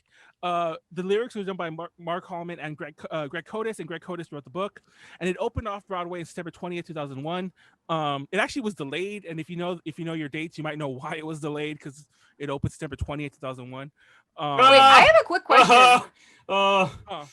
So, if I drank already. But if Les Mis, if you were to look at just the book of Les Mis, would it only be like 2 lines? Oh, it's actually funny because I don't think that category exists. I don't think there's a book at all for musicals like Jesus Christ Superstar. It's all sung because they're operettas. Yeah, they're operettas. And I've actually wondered that myself, and I just think that they don't get nominated for that category. It's just music and lyrics. And usually lyrics and book, I might be wrong, but usually I think that they would still count that. I think the book category also includes lyrics. So yeah. The book has the lyrics in it. Exactly. So yeah, I just answered my question myself. I'm sorry, I'm a little buzzed, but yeah, I know this. No, fun fact, I wanted to mention this. A lot of people don't know this. Even people I know who are fans of musicals. The term off Broadway does not mean it's any musical that's not on Broadway. It's still a very specific place and type of show. It has to do with seating capacity, and it's still within Manhattan. So yeah, take a shot. Oh, I will take a shot. Did you do that twice or just once? I pulled the shot glass out, but I haven't poured it yet. But I just wanted to mention that also off Broadway is also a specific type and place of theater. It does not mean a show that opened in Texas or a show that opened in your backyard. It's still, it has to do with like where it is and the size of the theater. Just want to point that out there. Anyways, it moved to Broadway, got a shit ton of things and so on. It's crazy because I've seen it in local productions. Obviously, I didn't see this in Broadway. I don't think it's running on Broadway anymore anyway. But it's still opening in places. So that's usually kind of rare that a musical is still opening in like the UK recently. But then I saw it at a local, not community theater, but like a local production. So yeah. Anyways, it's funny because even though I'm a fan of it, I forget about it from time to time. So it's actually a lot of fun going back into it. Let's talk about the plot. So first of all, the version I saw and in the Broadway version, the cop, Officer Lockstock, that's a picture of him right there. He was just a cop. Yeah, he was just a cop. But every version I looked up on Google that wasn't Broadway or the one I saw puts them as Nazis, which makes sense if you know the plot, but it's still funny that I'm like, oh, that's just a fucking Nazi right there. But yeah, the show opens up tucked into his pants. Oh, it is. I didn't even notice that. That's gross. The show opens up with got a pee-pee tie. Officer Lockstock and Little Sally, and they have a song called Too Much Exposition. Now, if you're following along, obviously they're breaking that fourth wall right away. So the TLDR version, water is a short supply, toilets, all that stuff. But if you have to pee, you have to pay to use the toilet. If you can't pay to use the toilet, you just don't get to pee that day. And if you go pee somewhere else, peeing my pants. Yeah, if there's even lyrics about it. If you pee in, there's somebody who peed in jars and kept them in their closet. There's somebody who just peed out the window or some shit like that, and they all get carted off to a place called Urinetown. They get exiled there. They never come back. They just send them to Urinetown. And so anyways, from there we meet our hero Bobby Strong and his dad Old Man Strong, and all right. Also, we meet a character named Pennywise who's running public amenity number 9. And Old Man Strong does not have reference. There's a lot. Lockstock and his partner is called Barrow. I don't have it listed there. But yeah, there's a lot of the whole thing's like full of puns and references to things. and obviously Bobby's strong even. But so anyways, old man strong needs to pee. He has no money. Same. And so he's all like, I need to pee. And Pennywise is like, well, you're fucked. So he just pees on the street. And guess what happens? The police come and take him away to Urinetown. So all this sets up the whole exploited poor thing. There's even whole songs about it.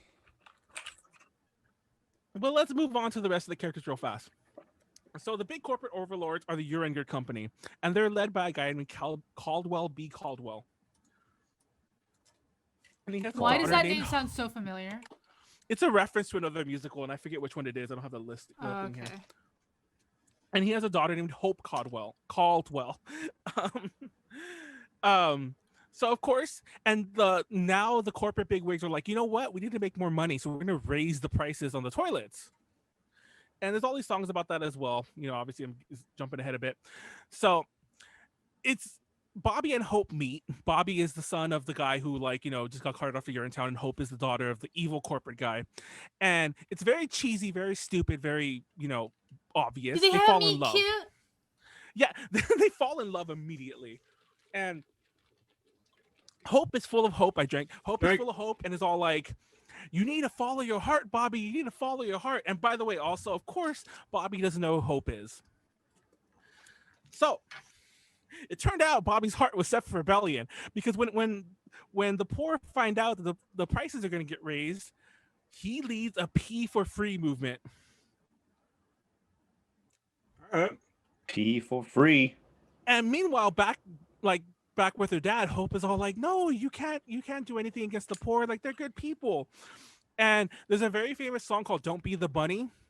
And from this musical, it's actually like one of the phrases, like one of the quotable lines from the whole thing. Isn't that a VeggieTales song too? Is it? Well, it's definitely a bunny VeggieTales song. The whole point of the song is like to be the powerful person. Why do I know don't that? Be the poor. And the whole thing is like to kill the bunny, familiar? to step on the bunny and not care about the bunny. And yeah, the whole thing is, and he basically lays it out. The poor are meant to be exploited. Eventually, I mean, it's accurate. Eventually, he does drive. That's the more poor descriptive than it is prescriptive. He drives though. the poor out of like out of the public urinal, but they take Hope with them because Hope actually joins them. But the Caldwell doesn't know this. They think they captured her.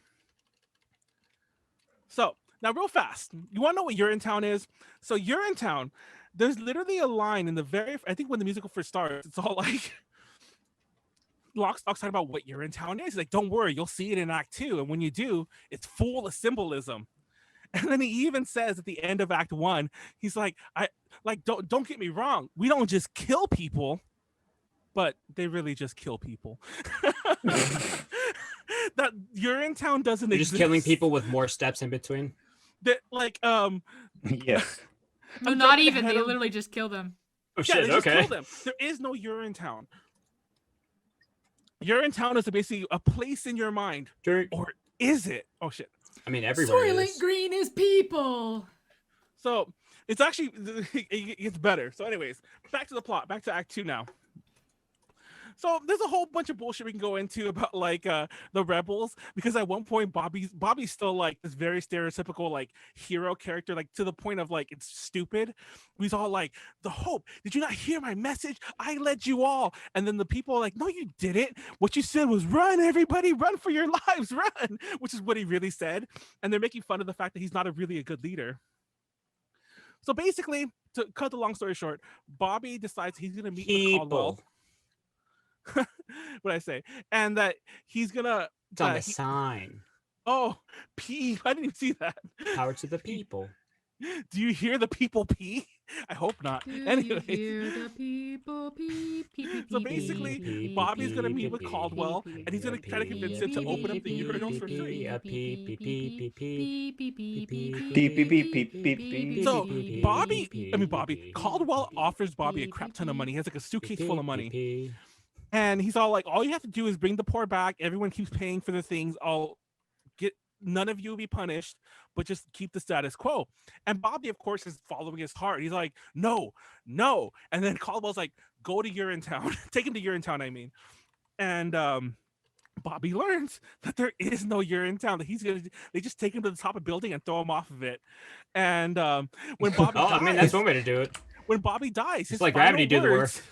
His final words are like, I shouldn't have followed my heart. I shouldn't have listened. Actually, they actually make that joke too in the musical. And his final word was but like before that, they actually do make that exact joke. But his words before that, like when he realized he was gonna die, was that I shouldn't have followed my heart. I shouldn't have listened to Hope. All this was wrong, and you know, I shouldn't have believed in anything. I can see my house from here. He's the hero's hero. But wouldn't you know it? Little Sally, that character from like the very beginning, she goes to back to the rebels, and she kind of misquotes him because she tells them that his last words were to keep fighting and to keep believing. Oh fuck! So they get ready for a fight. Oh god! So Hope actually leads the rebels. Hope leads the rebels. They go, they tear down the UGC, they kill the cops. By the way, in a really funny scene, and it's kind of like plays into my little fun fact at the very end. Barrel, Lockstock's partner, the two cops, Barrel confesses his love to Lockstock. They kind of like have a really cute little gay moment there before they get killed. But anyways, they all get killed, and the urinals are open for everyone. Happy ending, right? Right? I hope. Right? Sure. Did they get to pee? It turns out that even though they were totalitarian, the UGC were keeping a tight control on the very, very limited supply of water. So now that the water's free, you can pee wherever the fuck you want. Now the town is covered in pee. There's no water anymore, and everyone's dying. And they drink your pee now. They even kill Hope. They even kill Hope because of this. And now it turns out, there's even a line about this. Now it turns out they've created Urinetown.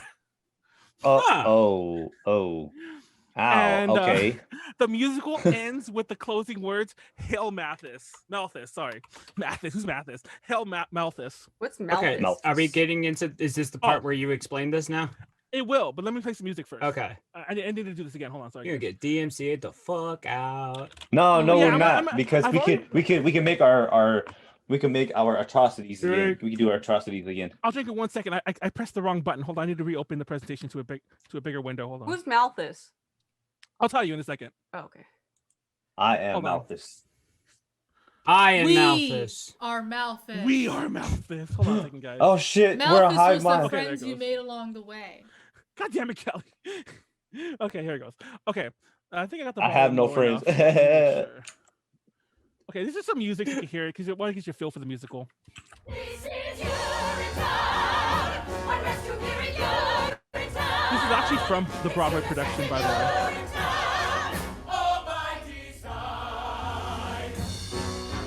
It's the oldest story. Masses are oppressed. Faces, clothes, and bladders all distressed. Rich folks get the good life. Poor folks get the woe. A shortage so awful that private toilets eventually became unthinkable. A premise so absurd. Oh, sorry, that was me. Sorry, hold on. Whoa there, little Sally, not all at once. They'll hear more about the water shortage, but in the next scene. Oh, I guess you don't want to overload them with too much exposition, huh? Everything in its time, little Sally. You're too young to understand it now, but nothing can kill a show like too much exposition. How about bad subject matter? Or a bad title even, that could kill a show pretty good.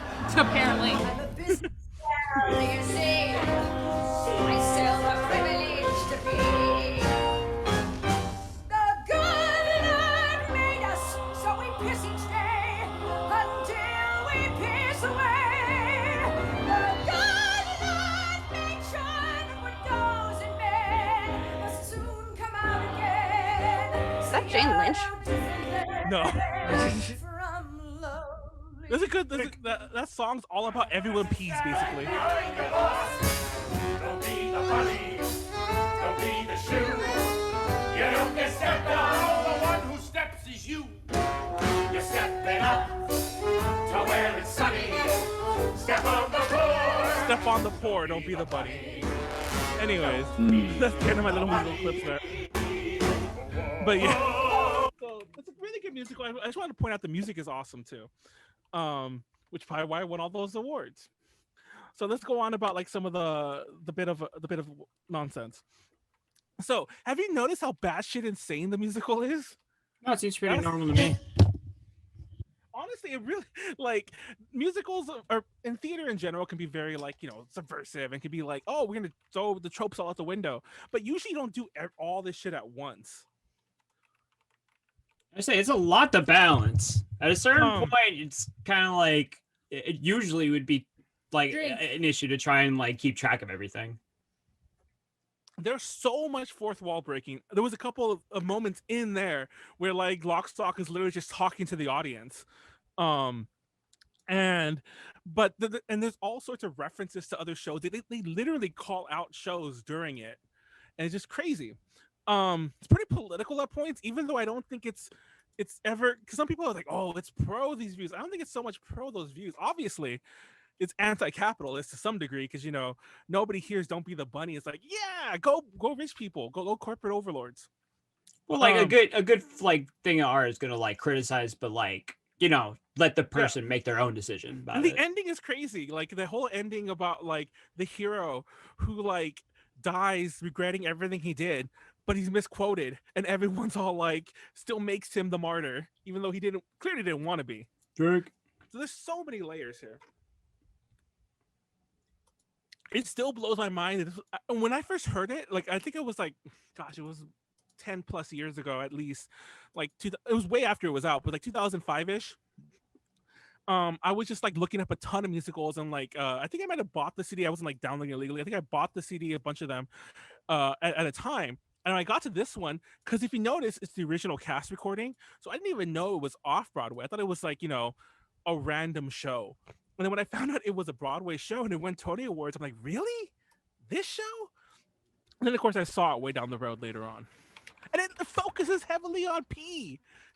I mean, it's like as if we wrote a musical. Wait, real quick, though, I'm sorry, Manuel. Who was Malthus again? Thank you. I spaced out. There, we were going to get to it, and then just kind of like skipped over it. Transitioned him unintentionally. I know exactly. Excuse me, Manuel. Who is Malthus? Who is Malthus, Molly? Drake. So exactly, I'm not sure if I'm right, but I bet Pleiades knows who Malthus is and what Malthusian views are. So basically, he's a I don't know why I wrote like this. Basically, he's a scholar who wrote this very. Let me just pull it all up and where's my anyway. I remember what it was called. Essays on the principal population. I learned about this in math class, actually. Yeah, and basically his whole notion was that we can never get a utopian society because as there's huge periods of surplus, eventually the population will rise to meet the surplus and create the conditions that keep us from reaching utopia, basically. And basically, it's a whole overpopulation theory. And it's very it's not controversial. It really isn't. He's not saying kill everyone. He really didn't say that. He's just basically pointing out like the way populations grow and diminish. I mean, that's a fact. Yeah, it is, but that is also outdated. Is it? How is it outdated? We're more overpopulated now than we ever have been. No, because we can 3D print meat now. When I was a kid, yes, but there's only so many atoms in the world, is what I'm saying. I remember. But we can still like smash it together, and we get like things from other places. I remember when the population hit 6 billion, like when I was 5 billion when I was really young. I remember when like our teacher told us the world population hit 5 billion. We're well over 7 now, and within my lifetime, how does that happen? Anyways, it just blows my mind. How did we? Like every person makes 2 more people. Well, not every like literally, but like theoretically speaking. At the start of 1900, we had like 1 billion people on Earth, and now we're like 7 times that 100 years. Anyway, technology, yeah. Basically, that's one of the big Malthusian things. If you want a very easy example, Thanos from the Avengers, the movie, not like I don't think he ever did it in the comic books. The whole snap thing, that was very much in the whole Malthusian like theory that like, hey, if we get half the population, it'll fix things. And technically that wouldn't work. I'm sure you've heard all the things like killing half the people immediately would just destroy like society. Well, have you read the satirical paper? It's like a something proposal. A modest proposal. Yeah, a modest proposal. Yeah, where he proposes that we eat all the babies. I love So we Jonathan should Swift. eat babies, by the way. You can make them real easy. It's fun to make them. They're full of meat. Y'all never had a They're great. BLT? I just read. Baby lettuce tomato sandwich? I was just reading some of the things in the chat. Yes, the fewer than 500 seats is off Broadway, and yes, the VeggieTale song is called the Bunny Song. Oh. He did this, and apparently Thanos did do the stop in the original Infinity Gauntlet comic, but he just did it to impress Death rather than to stop resources. I actually have read it. Dudes will do crazy things for pussy. Yeah, exactly. I barely remember that. Like, I actually ranted about reading the comics on the something recently. When was Malthus alive? 1800s? Yeah, late 1700s. Okay, so Modest Proposal was well before that. That was 1700s. He wrote this in 1798. Jonathan Swift was the original ship poster. And I believe he like lived until like 1840 something. So yeah, like him, Socrates, you know. Well, no, never mind. Socrates was the original. Oh, yeah. But yeah, TLDR, no One Piece is free. So other stuff real fast. I already mentioned some of this already. Is the whole thing about like the hero being misquoted. Also, I skipped over a lot of it, but the whole like it really makes fun of the whole like the love trope in any media where the Romeo and Juliet type thing where they fall in love in like in 2 seconds. Like to be fair, Romeo and Juliet were in love before the play started. Fair, but still. Wait, what? Callie over Wait, here. what? Wait. How are they? Hold on. Were they? There's this version. No, No. they meet They in the met show. at the like it was a dance or something. I don't like know that. English. Hold on. There's Sometimes you just want to fuck, okay? There's a movie version of Romeo. Sometimes. There's a movie version of Romeo and Juliet from like the 70s. There's several something like movie that. versions of Romeo and Juliet. Well, there's one. Oh, with their specifically titties. like the I've never one seen with that at the school. Yes. So my teacher showed us that I like the one movie with at Jet Li. school. Because she showed us the titty scene because she was all like, I want everyone in the class to know what love looks like. So, and of course, all of us were like, it's a bare ass and it's titties, and we were all like, and we were like fourth graders or some shit like that. We were not, this was not. We were in high school. We were all like, whoa. Although I have to I say, was in I elementary definitely had English teachers like that. Romeo almost died. But yeah. All of my English teachers like skipped over and shit like that. Like, Yeah, my English teacher tried to skip over, but she forgot. Over Angelina Jolie's titties. Oh no. She specifically made a point to show it, and I'm not Drake. Sorry. Fucking Manuel's dying over here. Can't even talk. I would bet money she smoked a lot of weed in college. I bet money she smoked a lot of weed then. God damn it, Kelly. Anyways, I wrong? Am I wrong? You're gonna tell me I'm wrong, Doug? But there's tons of stuff to go. Why are you booing me? I'm right. I hope one day. Came down to a bubble, Doug. If you're watching this on YouTube, I'll have links to full versions. Like there's like local versions that film the whole musical. But I hope that there's like a more properly filmed version or even a movie. Because I think everyone should see this musical. It's great. I don't think they're gonna make a movie after how bad the producers went. That is true. And until then, don't be the bunny. So I have this fun fact. This really fun fact. By the way, this is a picture I took, and yes, I saw Avenue Q also. This was the theater called the Cupcake Theater, and Avenue Q was playing. Urinetown was playing. Avenue O. Is that an O? But it's supposed to be legally Q, but distinct. I did watch that too. I did watch the musical too. So anyway, the Avenue O. But anyways, so wait, is this where you saw that Peter Pan where Tinkerbell vomited everywhere? No, that was actually in San Pedro. That was a really nice theater. That's the Warner Grand. It's like this old theater. It's like 100 years old, and it looks amazing. Anyways, I'll show you a picture of what it looks like inside. This is a very tiny theater in Hollywood that's unfortunately no longer there, but they had A-listers there. Not that version of Avenue Q, but I saw Avenue Q at the same theater, but I saw it later on, like in 5 years later. And they had the OBC, the original Broadway cast version of what's her name? The main girl from Avenue Q. I forget her name, the puppet. Kate? Kate, yeah. They had the original Broadway Kate, and she was in the musical. She was in the cast at the Cupcake Theater, this tiny ass little theater. But anyways, Rick. But my fun fact was, I need you to clarify because it's gonna haunt me. Do you mean the actor or the puppet? The actor. The actor. The puppet's probably been rotting away already. Nice catch. It was the actor. I thought you meant actor, and then he kept talking. No, the actor, yes. And it was actually funny because I went with a friend of mine, and we sat. I guess because like we actually had press tickets, but I guess we got there so early they let us sit in the front row.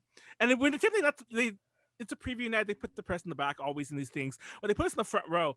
And the same girl who plays Kate also plays the not talking about Avenue Q. The same girl who plays Kate plays the sexy puppet girl. I forget her name, but the one that the main character cheats with. And when it came to the scene where she's all being all sexy, the actress who played, because it's a very small theater, she came up to me and was like rubbing the puppet all against me, and it was just really funny. When I went to see Rocky Horror Show, fuck that puppet. When I saw Rocky Horror Show, there was a point where they were dancing in the audience, and Rocky, like, he was dancing and he put his leg up on my chair, and his crotch was right in my face, and I was like, and he's just wearing a golden diaper, basically. Oh shit! Rocky just was there like that I fucking can smell that moment, and yeah, that's exactly what I was thinking. It didn't smell like anything. Well, good. That's okay. We always repress bad memories. It's okay. So my fun fact of the musical though is moving the around day, like that can't be breathable either. I should have separated, but the day I saw it was June 26, 2015. And if you don't know what that date is, it was the day the U.S. Supreme Court declared that same-sex marriage was legal in all 50 states. And it was funny because I seen the news before I went to the musical. Oh, it's really 2015? That's how soon that is. Can you believe that? That's how soon that happened. I thought it was before that. Wait, are you serious? Yes. No. It's with did they declare it's not the other thing, like basically legal. No, because they said it's legal. No, but they said they can't stop people from doing it. No, states still have the right to. Well, states have always had the right to ban it, but they said that the default is that it's legal. Okay. Yeah. Right. Yeah. For example, like California's always been the joke that, oh, get married, you're gay, you married in California. But now the Supreme Court was like, no, all 50 states technically it's legal. But anyways, that was I remember seeing that news before I saw the musical, and they actually included it. I wanted to I actually did take a picture. I have no idea where the picture is. You're not supposed to take pictures during musicals because you didn't know that. Fun fact. Don't do that. Don't be that person. But I tried to anyway, because when it was over, they did the curtain call. The guy played Lockstock, who I mentioned was in they had the gay moment in the actual musical. He came out and he pulled out a pride flag, and like everyone like stood up and clapped. And I was like, oh shit! And other people did it too. They took out their phone to take pictures, and I took one too. I have no idea what that picture is, but it's a good moment. It's a good thing to remember, and we should always remember. Like Pleiades pointed out, that was not that long ago. That's insane. That's wild. That's the inside of the cupcake. I didn't take this picture. I mean, it's sad, but it doesn't surprise me. No, I mean, like the feeling of time. Like, it's just. I found this online from the exact same musical that I saw. This is Urinetown. I cupcake that. I seen it another time in a different theater, but this is the one I saw. That's how tiny the theater is. But they had like 8 actors in here. No, and it's funny because the actual public bathroom, the real public bathroom for the theater, is behind that sign on the stage. I had to go on stage and go behind the public amenity number 9 thing, and then I had to duck because the door is like 5 feet high only. Duck to get inside the door, and it was Wait, so is it a black box theater or no? Wait, what's a black box theater? It's literally just a black box. Oh, then yes, it is. It's like it's just a big black room. As you can see, like this is most of the audience. It's like a 75, 80 seat theater or some shit like that. And it was 2 levels. I've seen tons of things. I've seen Little Shop of Horrors, Avenue Q, obviously, American Idiot, and Legally Blonde, tons of things. Anyways, they played the Legally Blonde. They actually like recorded it, or like so they did a upset. live broadcast on MTV. And I like randomly. Yeah. I never watch MTV, but I was like flipping channels, and it just happened to come. I'm like, oh shit, because I actually really like that movie. It's actually funny because when I went to go see Legally Blonde, I posted a picture of like the stage and I took a selfie with the person I went with, and I posted the thing like, "Oh my god, you guys!" But I spelled it OIMIGOD. The way that the actual song is, the musical opens with a song called "Oh my god, you guys," and oh my god, you guys. Yeah, nobody got the reference. I think, and I was so upset. I think they just thought I was just saying "Oh my god, you guys," but yeah. Anyways, that's actually I went to go see Jesus Christ Superstar at a different theater, and that's a diorama set they had outside of the way it looked like in the actual show. Actually, the joke was on us the whole time. This was the musicals presentation. Exactly. Thank you. Apparently it was. I've talked about like 5 different ones. So, anyways, everyone should watch it and go see it if there's when the pandemic's over. I'm not gonna lie. When I started writing this, like I mentioned briefly, those other 2 joke openings, they were presentations I started, and I'm still gonna do them one day. I literally started them, then kept throwing them away until I got to this one. And it made me really nostalgic for like seeing theater. Like, I mentioned like I saw Peter Pan and Little Mermaid right before this happened, so I'm like, ugh. Anyways, so yeah, you can check out the Wait, was it that Peter Pan? The one where she vomited. Oh, yeah, Molly wasn't here when I told the story. But Molly knows the story. I mentioned it before where like because you told me I should go with you. You're like, hey, you should come with me to go see this musical. I invited Molly. And then he's like, it's a really good thing you didn't go because you would have freaked out. No, I remember. Oh shit, I remember the story. No, it's actually I forgot about that part, but it's actually funny because I had the person I was gonna go with originally like dropped out and I had free tickets. So I was asking people who like, do you want to go? Do you want to go? And I asked Molly, and she's like, and I think you couldn't, and it was so good you didn't go. And I asked it ended up being another friend who went. Oh my god. And I still have the visual of that projectile vomit. It was so much vomit. Molly would have freaked and probably died. It would have been great. Yeah, I would have had to leave. Well, now it would have been funny. At the time, it should have been the most horrible thing ever. Yeah, I would have had to leave. Exactly. Wait, it was in a bigger theater though, right? Yeah, it was a much bigger theater, but you could see it, and because I guess she was vomiting like white stuff, it was like neon in the way it was lit. Oh my god! I don't know why I'm giving you guys too much detail, and there was so much of it. It was like the fucking Exorcist. Well, they just like closed the curtain. Did they keep going, or did they stop the show? No, they kept going because the Peter Pan was all like because the whole scene was Tinkerbell's supposed to be sick. It's actually that's the hilarious part. And so me and my friend both were like, oh, they went there. How did they fit that much vomit in their mouth? We were so shocked.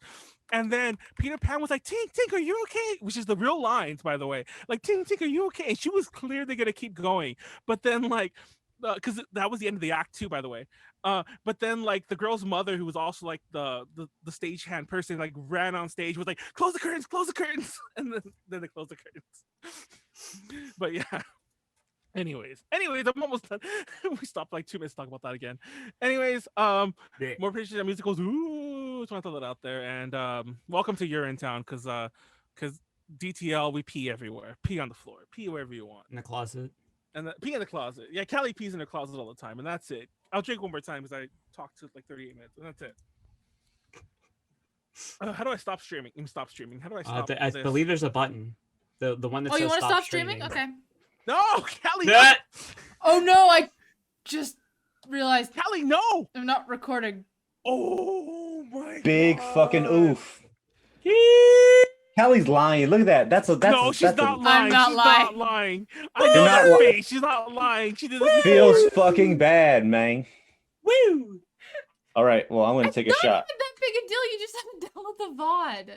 No, but there's always like weird compression issues. Like every so often, like it's not bad, but like every so often we'll move and it'll be like artifacty. Like we'll go like this and it'll be like digitized or like yeah. Don't. Yep. There you go. Just like that, you did it. See, the best part is because it's me, there's gonna be literally 0 artifacts on it. Oh my god. I don't know about that, Callie. No, real talk. Not to rag on Callie or boost anyone up, but we've had streams with Warren, Callie, and Callie. Try timer, John. I'll drink because I still have it in here, but with Warren, Callie, and Snacks, I think Warren has the best, like, most stable internet, and his like, I don't know because you play so much like fucking online games. You're fucking like. How do I say this? Your lag is like non-existent.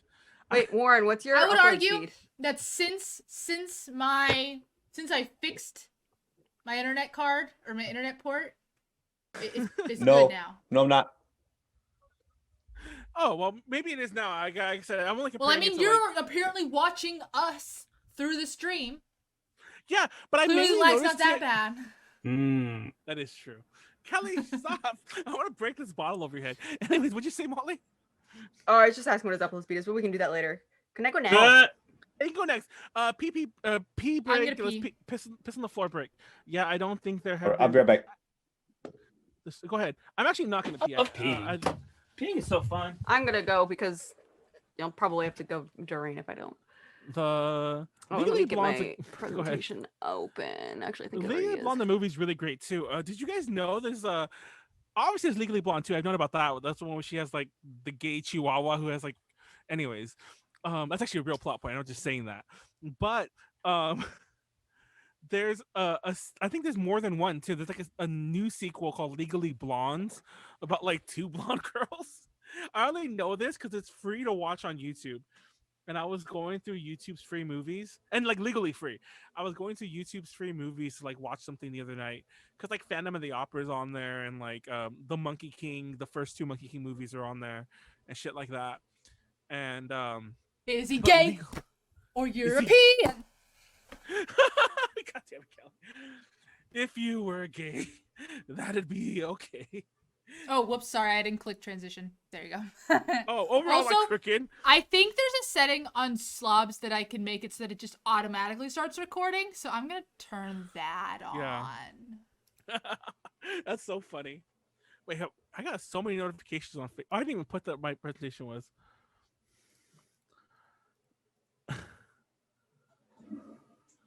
I didn't even notice I had sent and about we made fun of this on the 18 Plus podcast last night, but I didn't even remember sending this until Leslie replied to me right now at 2:36 a.m. I apparently sent Leslie this message calling it early, never drinking again. Oh my God, I'm death. Never again, never ever, not even once. And then she messaged me back about like 2 minutes ago, just lol, you are drinking. She's watching the stream. But how I was so in classic, my ex really wanted to play it, and so he was like kind of teaching me, and I was a night elf shadow priest. I went the shadow route because I wanted to do more damage. Very Cthulhu-esque. Yes. And I was getting like I was okay, and then PvP started, and I just didn't like it anymore. I don't like the PvP. Wait, I like but I liked doing the quests and stuff. I never got the priest like I don't remember what it is, the priest weapon where you have to like get the eye from the benediction. Yeah. I that was like my next. It's so cool, right? It just looks awesome. It's also like the best in class weapon for like absolutely for the entire game. It's like, yeah. Why am I canceled? What did I There's do? also like the pants automatically I wanted. recorded when streaming. I just turned it on.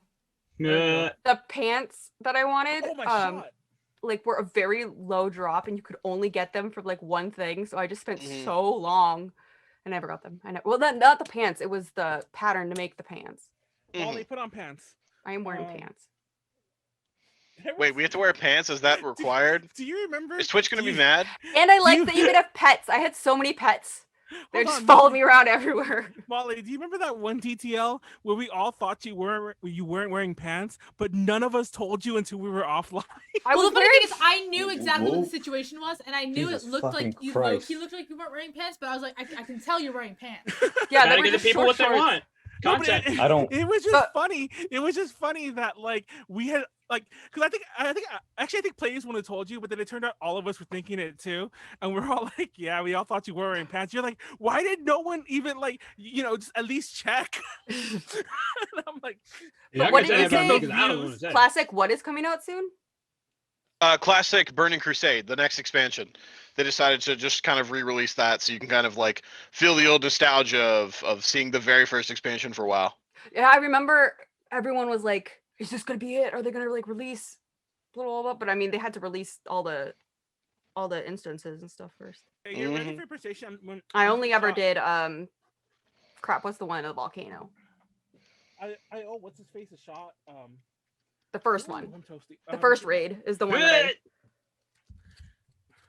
Molten Core. Lich King. Yeah, Molten Core. I stopped playing before before the other one came. But it was like about to come out. Oh my God. Are you okay, Manuel? It's like filled perfectly, but I can't move my hand. What did I say? What did I say? Bet $2 you're gonna spill some shit on some shit. Hold on, it's like dripping. Yeah, it's dripping already. Hold on, I need to pour some of this out. Pour it out into your mouth. Actually, that would have been a good idea. Just like lean down. Okay, it's still a really full shot. Just give us a Warren. God damn it, Callie. Warren, Pleiades, everyone, take a shot. Take a Oh, you can join drink us. of my Mike's Hard.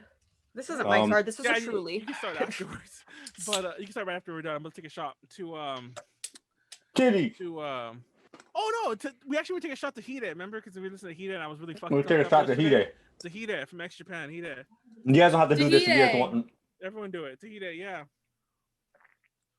The black cherry lemonade heart seltzer from Truly. Mine's a Pepsi whiskey. Mine is black age, extra age bourbon. Do they make? You know how there's Mine like is Mexican the Rebel Coke? Is there Yell that I Mexican got Pepsi? when I insisted on holding there on is to a my fucking Pepsi real GameStop stock. There Real is sugar? not an official. There's like Pepsi in Mexico, Pepsi, but there's a Pepsi real sugar, but they changed the recipe of it a few months ago, and now it tastes like shit. So I don't drink that anymore. Callie's right. Well, I mean, Mexican Coke. The reason it's not like it's just real sugar. Everything else is the same. Yeah. It's because every other country else has is real corn sugar syrup. I except know. for us. They also make a brand of Coke for the U.S. sponsorship. that is also Oh. real sugar, but that it tastes different. It's It's called Coke Life, Huh. and it has a I never green heard of that. can. Oh, that's what that is? That's what Oh, that is. shit, I didn't know that's what that was. Do you remember But Coke it doesn't Black, taste the like coffee Mexican Coke? It doesn't taste like Mexican Coke. Isn't that still It exist? tastes a little closer, but Coke I saw somebody Black, drink coffee Coke recently. BLAK or whatever. It was BLAQ, I think, Was or it? maybe it was a Okay. K. Black Cube. Did it have an umlaut over or some shit like I that? think it did, but it was like the coffee Coke. What's stevia? You know what I just thought about? Stevia. It's the Stevia only... is a sugar replacement that has a really bitter taste to some people, including me. Yeah, I don't like stevia. I think And it might be the same thing, like the litmus test where you put that paper on your tongue, and some people taste it bitter, and some people don't. I wonder if Yeah. stevia is the same thing, because I really don't like stevia. I tried. I like Wait. Swerve. Have you seen Swerve? I've Wait, heard why I of like I sweet Why and did low. why did I No, destroy because the Swerve, dinosaurs? it's good for like baking and cooking because it measures the same as yeah, sugar. that's the trickiest thing. And yeah. it comes in powdered and brown form. Because that's Oh, the by only the way- thing that I miss with like sugar alternatives is just like there's certain things that you can't do with alternatives. I mean, like you can. creaming- It's just well, no, like with like creaming butter with like sugar or like a okay, sweetener, yeah. it just doesn't go. But I mean, think it Swerve re- is specifically Molly, made but- for baking. It's made from fruit. I don't know exactly, but it's Cool. good. But who is dude? You can get it at who- Target. Do I know you, Dan Diaz? That was just really funny because they're all like, Manuel never means it. He will always drink. But yeah, I just find it funny. I don't understand- You've asked this person if you know them before. Oh, did I? Yes. I know Dang. Oh shit. Feels Shout out bad. Standyism. Shout out Oh. to Dandyism. Well, I don't remember sending this message. So don't be surprised. I don't remember like saying that before. Man, you don't remember most things. Yeah, that's true. Okay, Remember I'm that time when you optimizing for tried video trying a and horse? sharing sound, even though I don't have any videos. But Okay. It's our history. Richard, Our I swear to house God, I show you out in every the week. But hey, middle here In you the go. middle Here's your of shout out this this week. our history, I'm using the royal hour, Our history? as in the royal Molly we. is I'm using the playing a royal game? plural. So, Molly, step 1, Molly is playing a game that she already has Wait, on her wait, phone wait. specifically. Wait, Timer-chan, first of all, but second of Okay. all, why are you talking to yourself? Why are you talking about yourself in third person? Molly, Just- Molly. Did you miss my presentation last week about like talking to This yourself? is created so that someone else could read it and not necessarily just me. Did you create a fupa? I mean, a tilpa. a fupa? Like, Fupa? Front upper pussy Yep. area. Create a fupa, Molly? How do you Molly, create did you a fupa? create a fupa? all at once? Usually that takes years. Well, that takes Are at you least a couple kidding? weeks. Everyone has a fupa. It's just the front upper Hey, pussy hey, area. Manuel. Hey, Manuel. Like, well, not everyone. what kind everyone of that has personality does your fupa have? Callie, stop. Yeah, is it like a Sagittarius or like more of like a Virgo? What trauma are you overcoming with your fupa, Manuel? It's a Virgo. Okay. Did Timer Chan start? Yes, Tyra Chen started. Okay, then let me go. So We're fucking terrible, yo. I can't see you guys either. I don't know why I can't see Turn you on guys. the camera thing and move us to another screen or something. But yeah, I don't. My How? neighbors truly hate on the me, I'm up, sure. on the up, on the top. On the up? Oh yeah, This duh. fool, I Experiment. fucking swear, man. What am I saying? I'm sorry. I'm There's just an entry somewhere in How strong was Creepypasta that drink Wiki you were about drinking? fupas. Fucking Manuel. What do I? Where? What do I hit? Oh my god, I'm dying. This is show You gotta hit the cameras or something fupa. like that. On the far right, one of the dots. Oh, one of the okay. options is like show camera video viewers and shit like that. Oh, show video panel. There we go. Okay. So step 1, Molly is playing a game on her phone specifically that she already has. Step Okay. 2, Molly Oh, I'm sees an sorry, ad people. for another game on the game she's playing, but ignores it.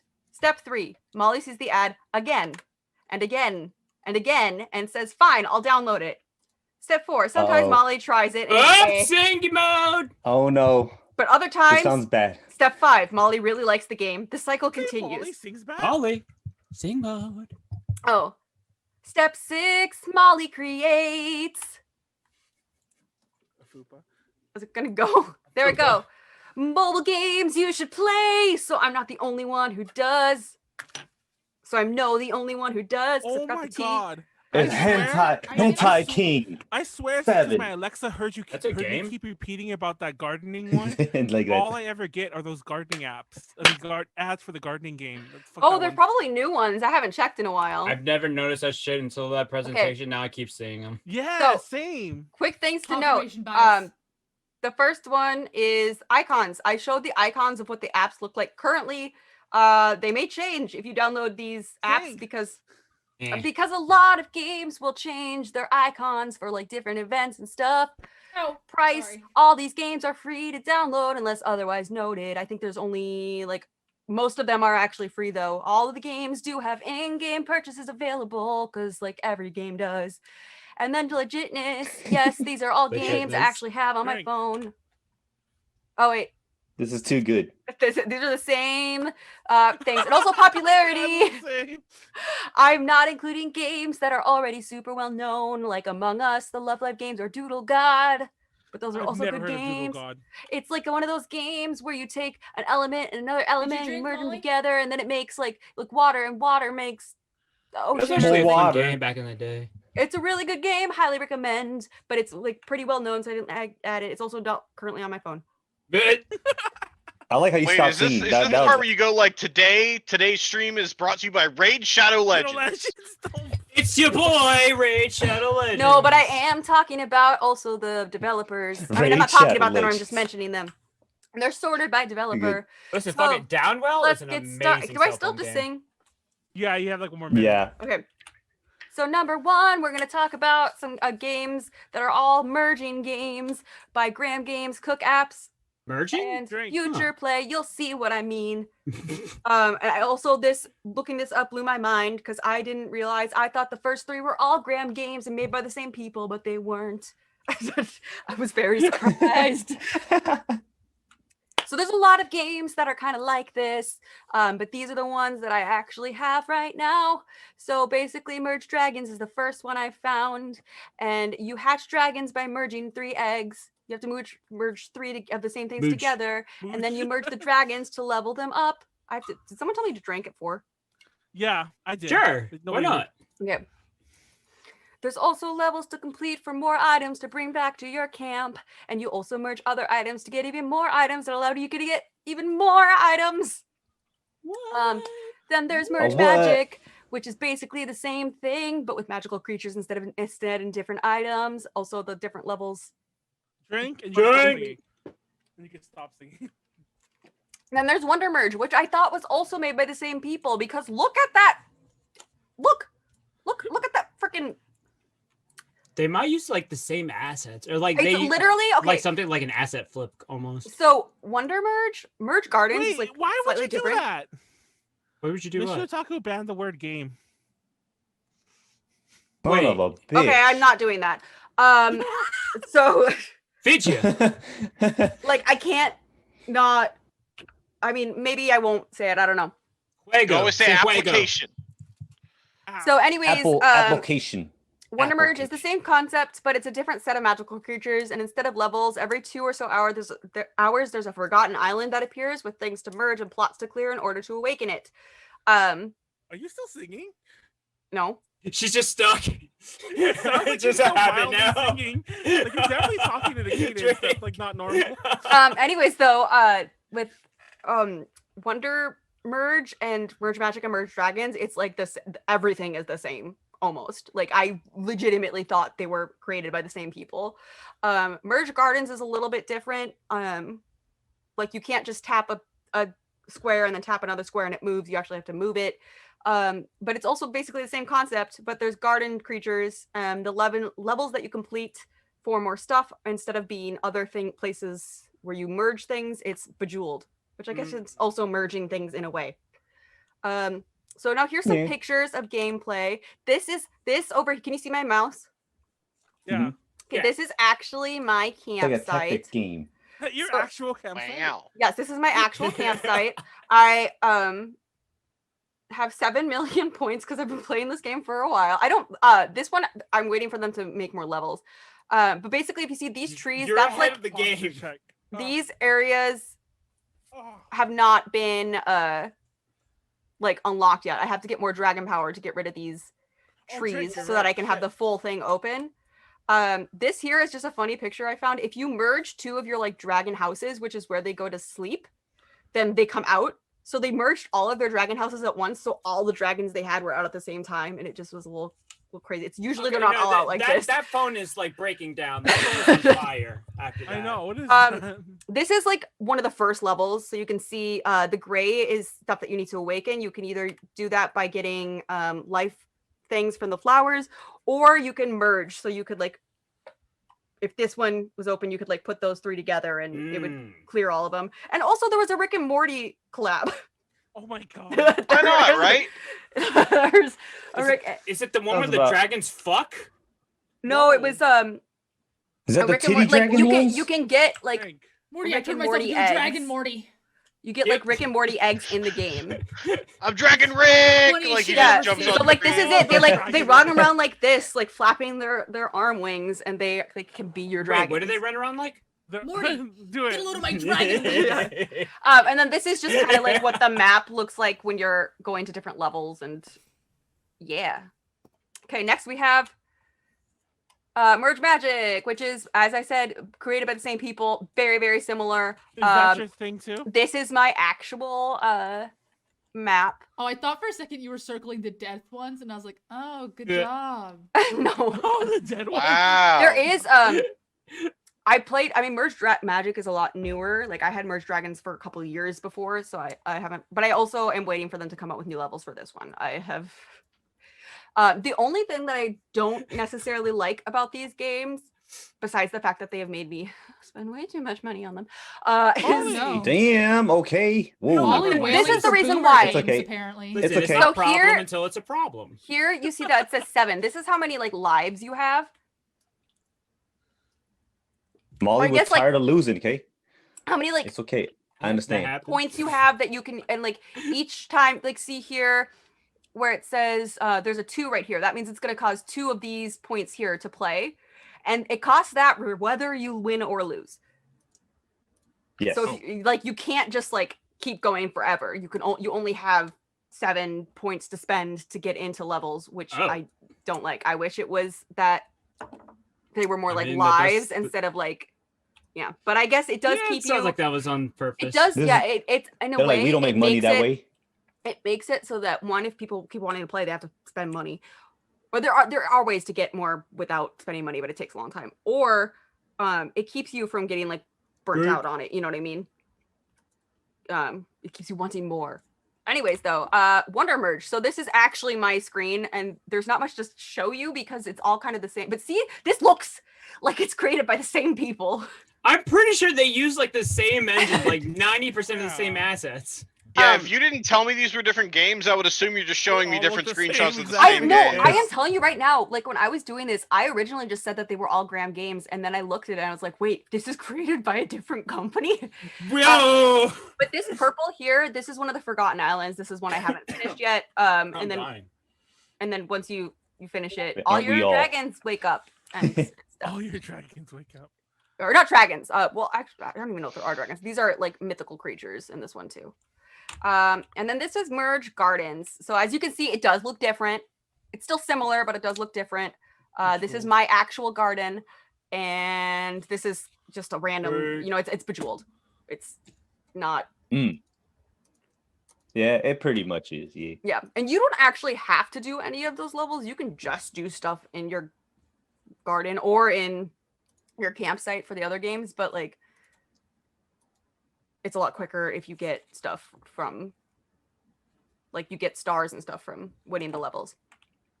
I'm on level 167, and I don't even know what level I'm on for the other ones because they're not numbered. Is that like a lot? I mean, no, I don't know. I have no range. Like I don't understand the scope of what you're telling me. I would say like most of the levels aren't very hard. Like there's a couple every once in a while that it's like, holy crap, if we're taking talking forever. I mean, like it's days? like Candy Crush. It's like Candy Crush, you know? Okay, so like if someone handed me their phone, they're likely to be on approximately like 100-ish. Yeah, I mean, depending on how much they've played the game, but I wouldn't be surprised. Like an average person. Yeah, like this, I haven't played it like as much as the other ones for sure. But the next game we're talking about is a little different. This is by King, but I'm not talking about Candy Crush, who is also by King. I'm talking about Pyramid Solitaire Saga. I have played this game since like freshman year of college, and I love it. So basically, oh wait, also one quick thing I just want to show you, even the icon. So these are the icons for Emerge Dragons and Emerge Magic, and this is the icon for Wonder Merge. I'm just like, it's so similar. Okay, anyways. I feel like all of these are made in like some basement. So this is like the same basement.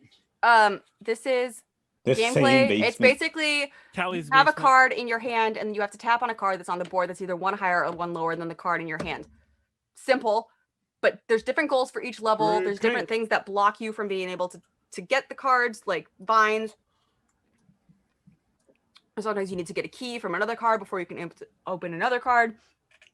There's different goals each level. Sometimes you have to get a certain amount without having to get a new card dealt or having to deal a new card. Sometimes you need to get blue cards, but usually it's always like you need to get all the gold cards on the board. You can win power-ups by winning a reward round or finding a chest and key. Power-ups can be amazingly helpful, especially on later levels.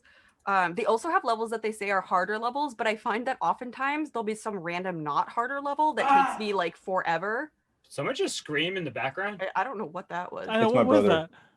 It sounded like somebody. That sounded like a stormtrooper getting shot with the gun. And then yeah, that was my brother. And then that was loud then. Anyways, some of the like supposedly hard levels are actually easy.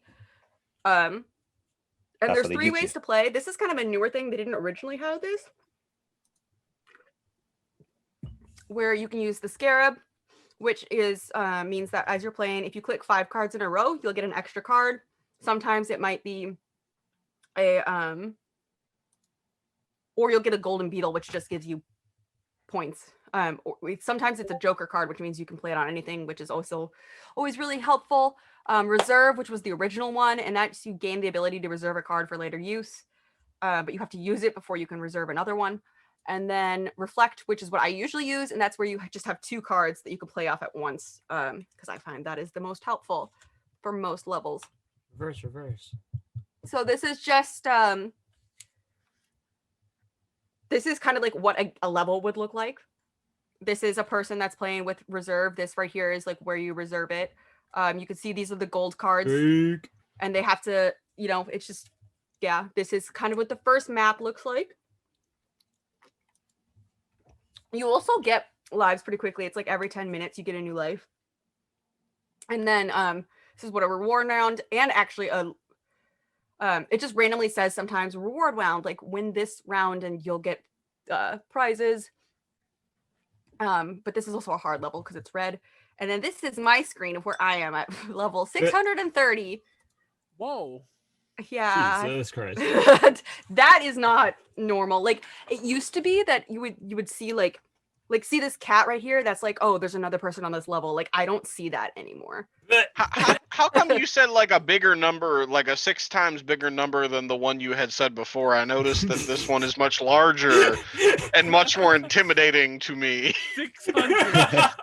Well, I noticed the first time you had said like, oh yeah, like 167. It's the average. Well, that was level. a different game. That was a different game. No, I understand. This game seems to have approximately 6 times the amount of levels going on. Oh yeah, I'm like not even nearly close to, like there's different like maps And there's like still 5 or 6 that I haven't even gotten to yet. Like they have a lot. I mean, it's King Games. They are the people. They're the people that make Candy Crush, so they like have like a huge team. I'm assuming. Man, I wonder sometimes. It can't take. Does it take that much people to maintain that? Look, Pleiades. Doesn't matter when you make a lot of money how many people it takes. Exactly. So start programming your mobile game, Pleiades. Let's go. But yes, that's Pyramid Solitaire Saga. All right. Also highly recommend this game. It's addicting. Wait. Okay, next we have BitMango with board cookies. Wait, they're owned by Activision? Really? Shit. Anyways. BitMango. So, BitMango, they made the game Word Cookies, which is basically you swipe on letters to spell words. Get all the words in that level to win.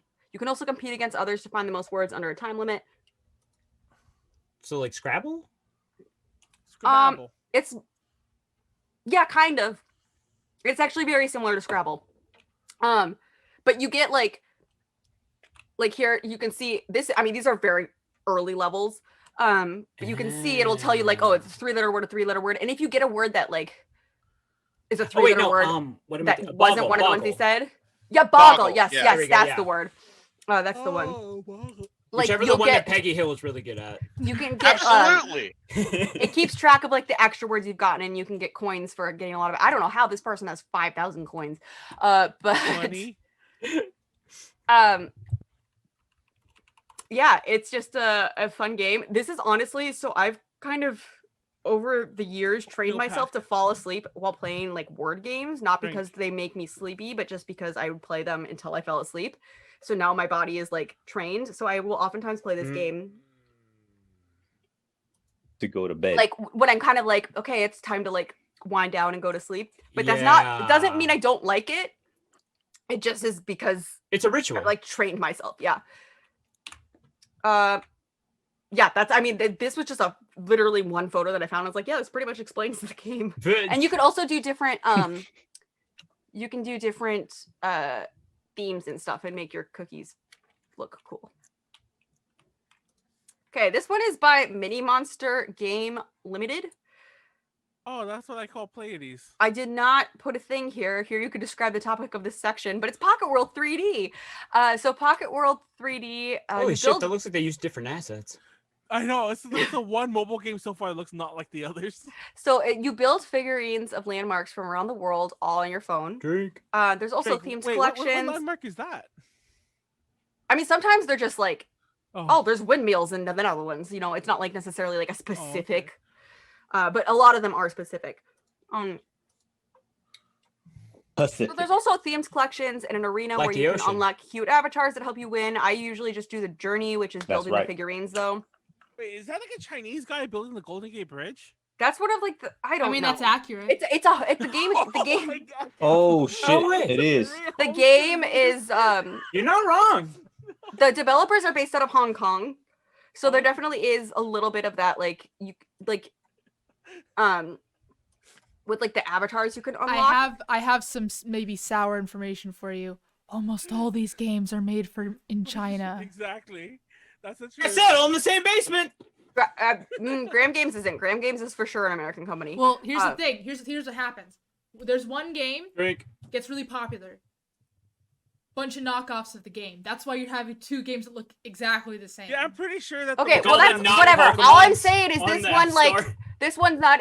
Maybe it is a knockoff of something. That's not like I don't care where the game is made. I'm just saying that this game is also made in Hong Kong. I was just laughing about the Chinese Golden Gate Bridge thing. Callie's like, you're not wrong.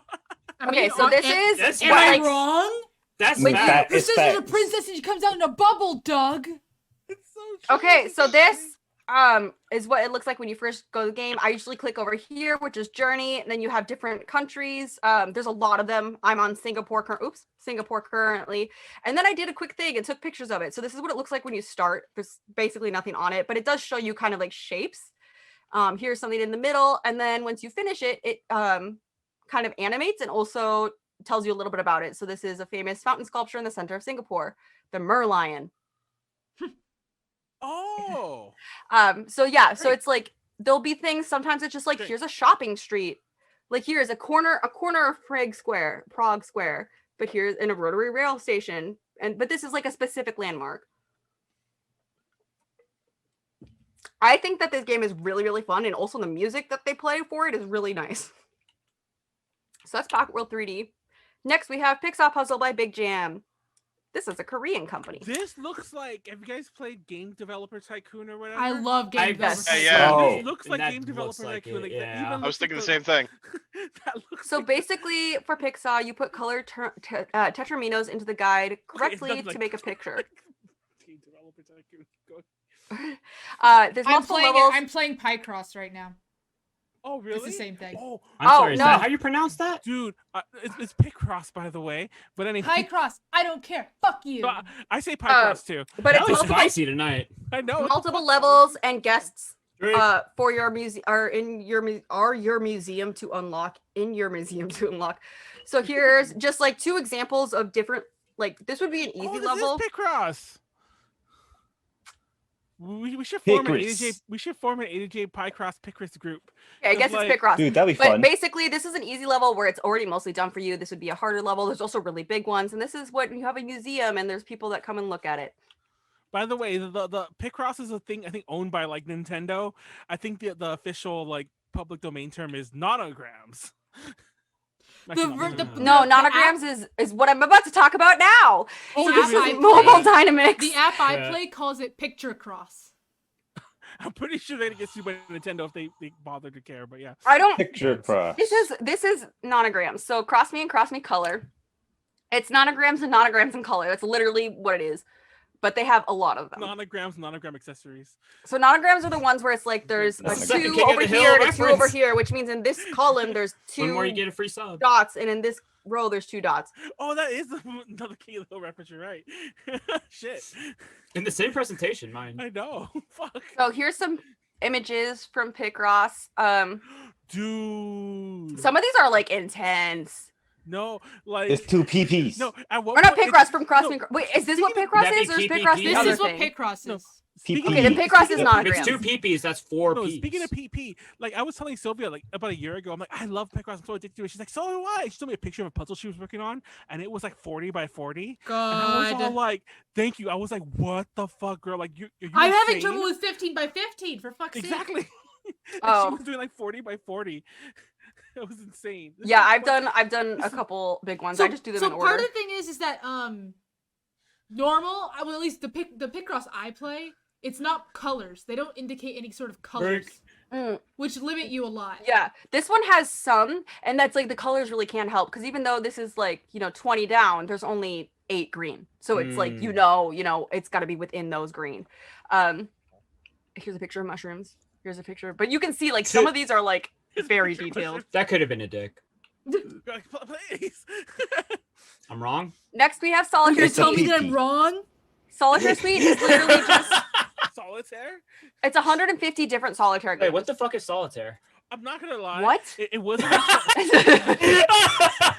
If you keep making jokes like this, please, I'm just never gonna respond to you ever again. It wasn't until But you still responded. It wasn't until I didn't respond. That was Molly.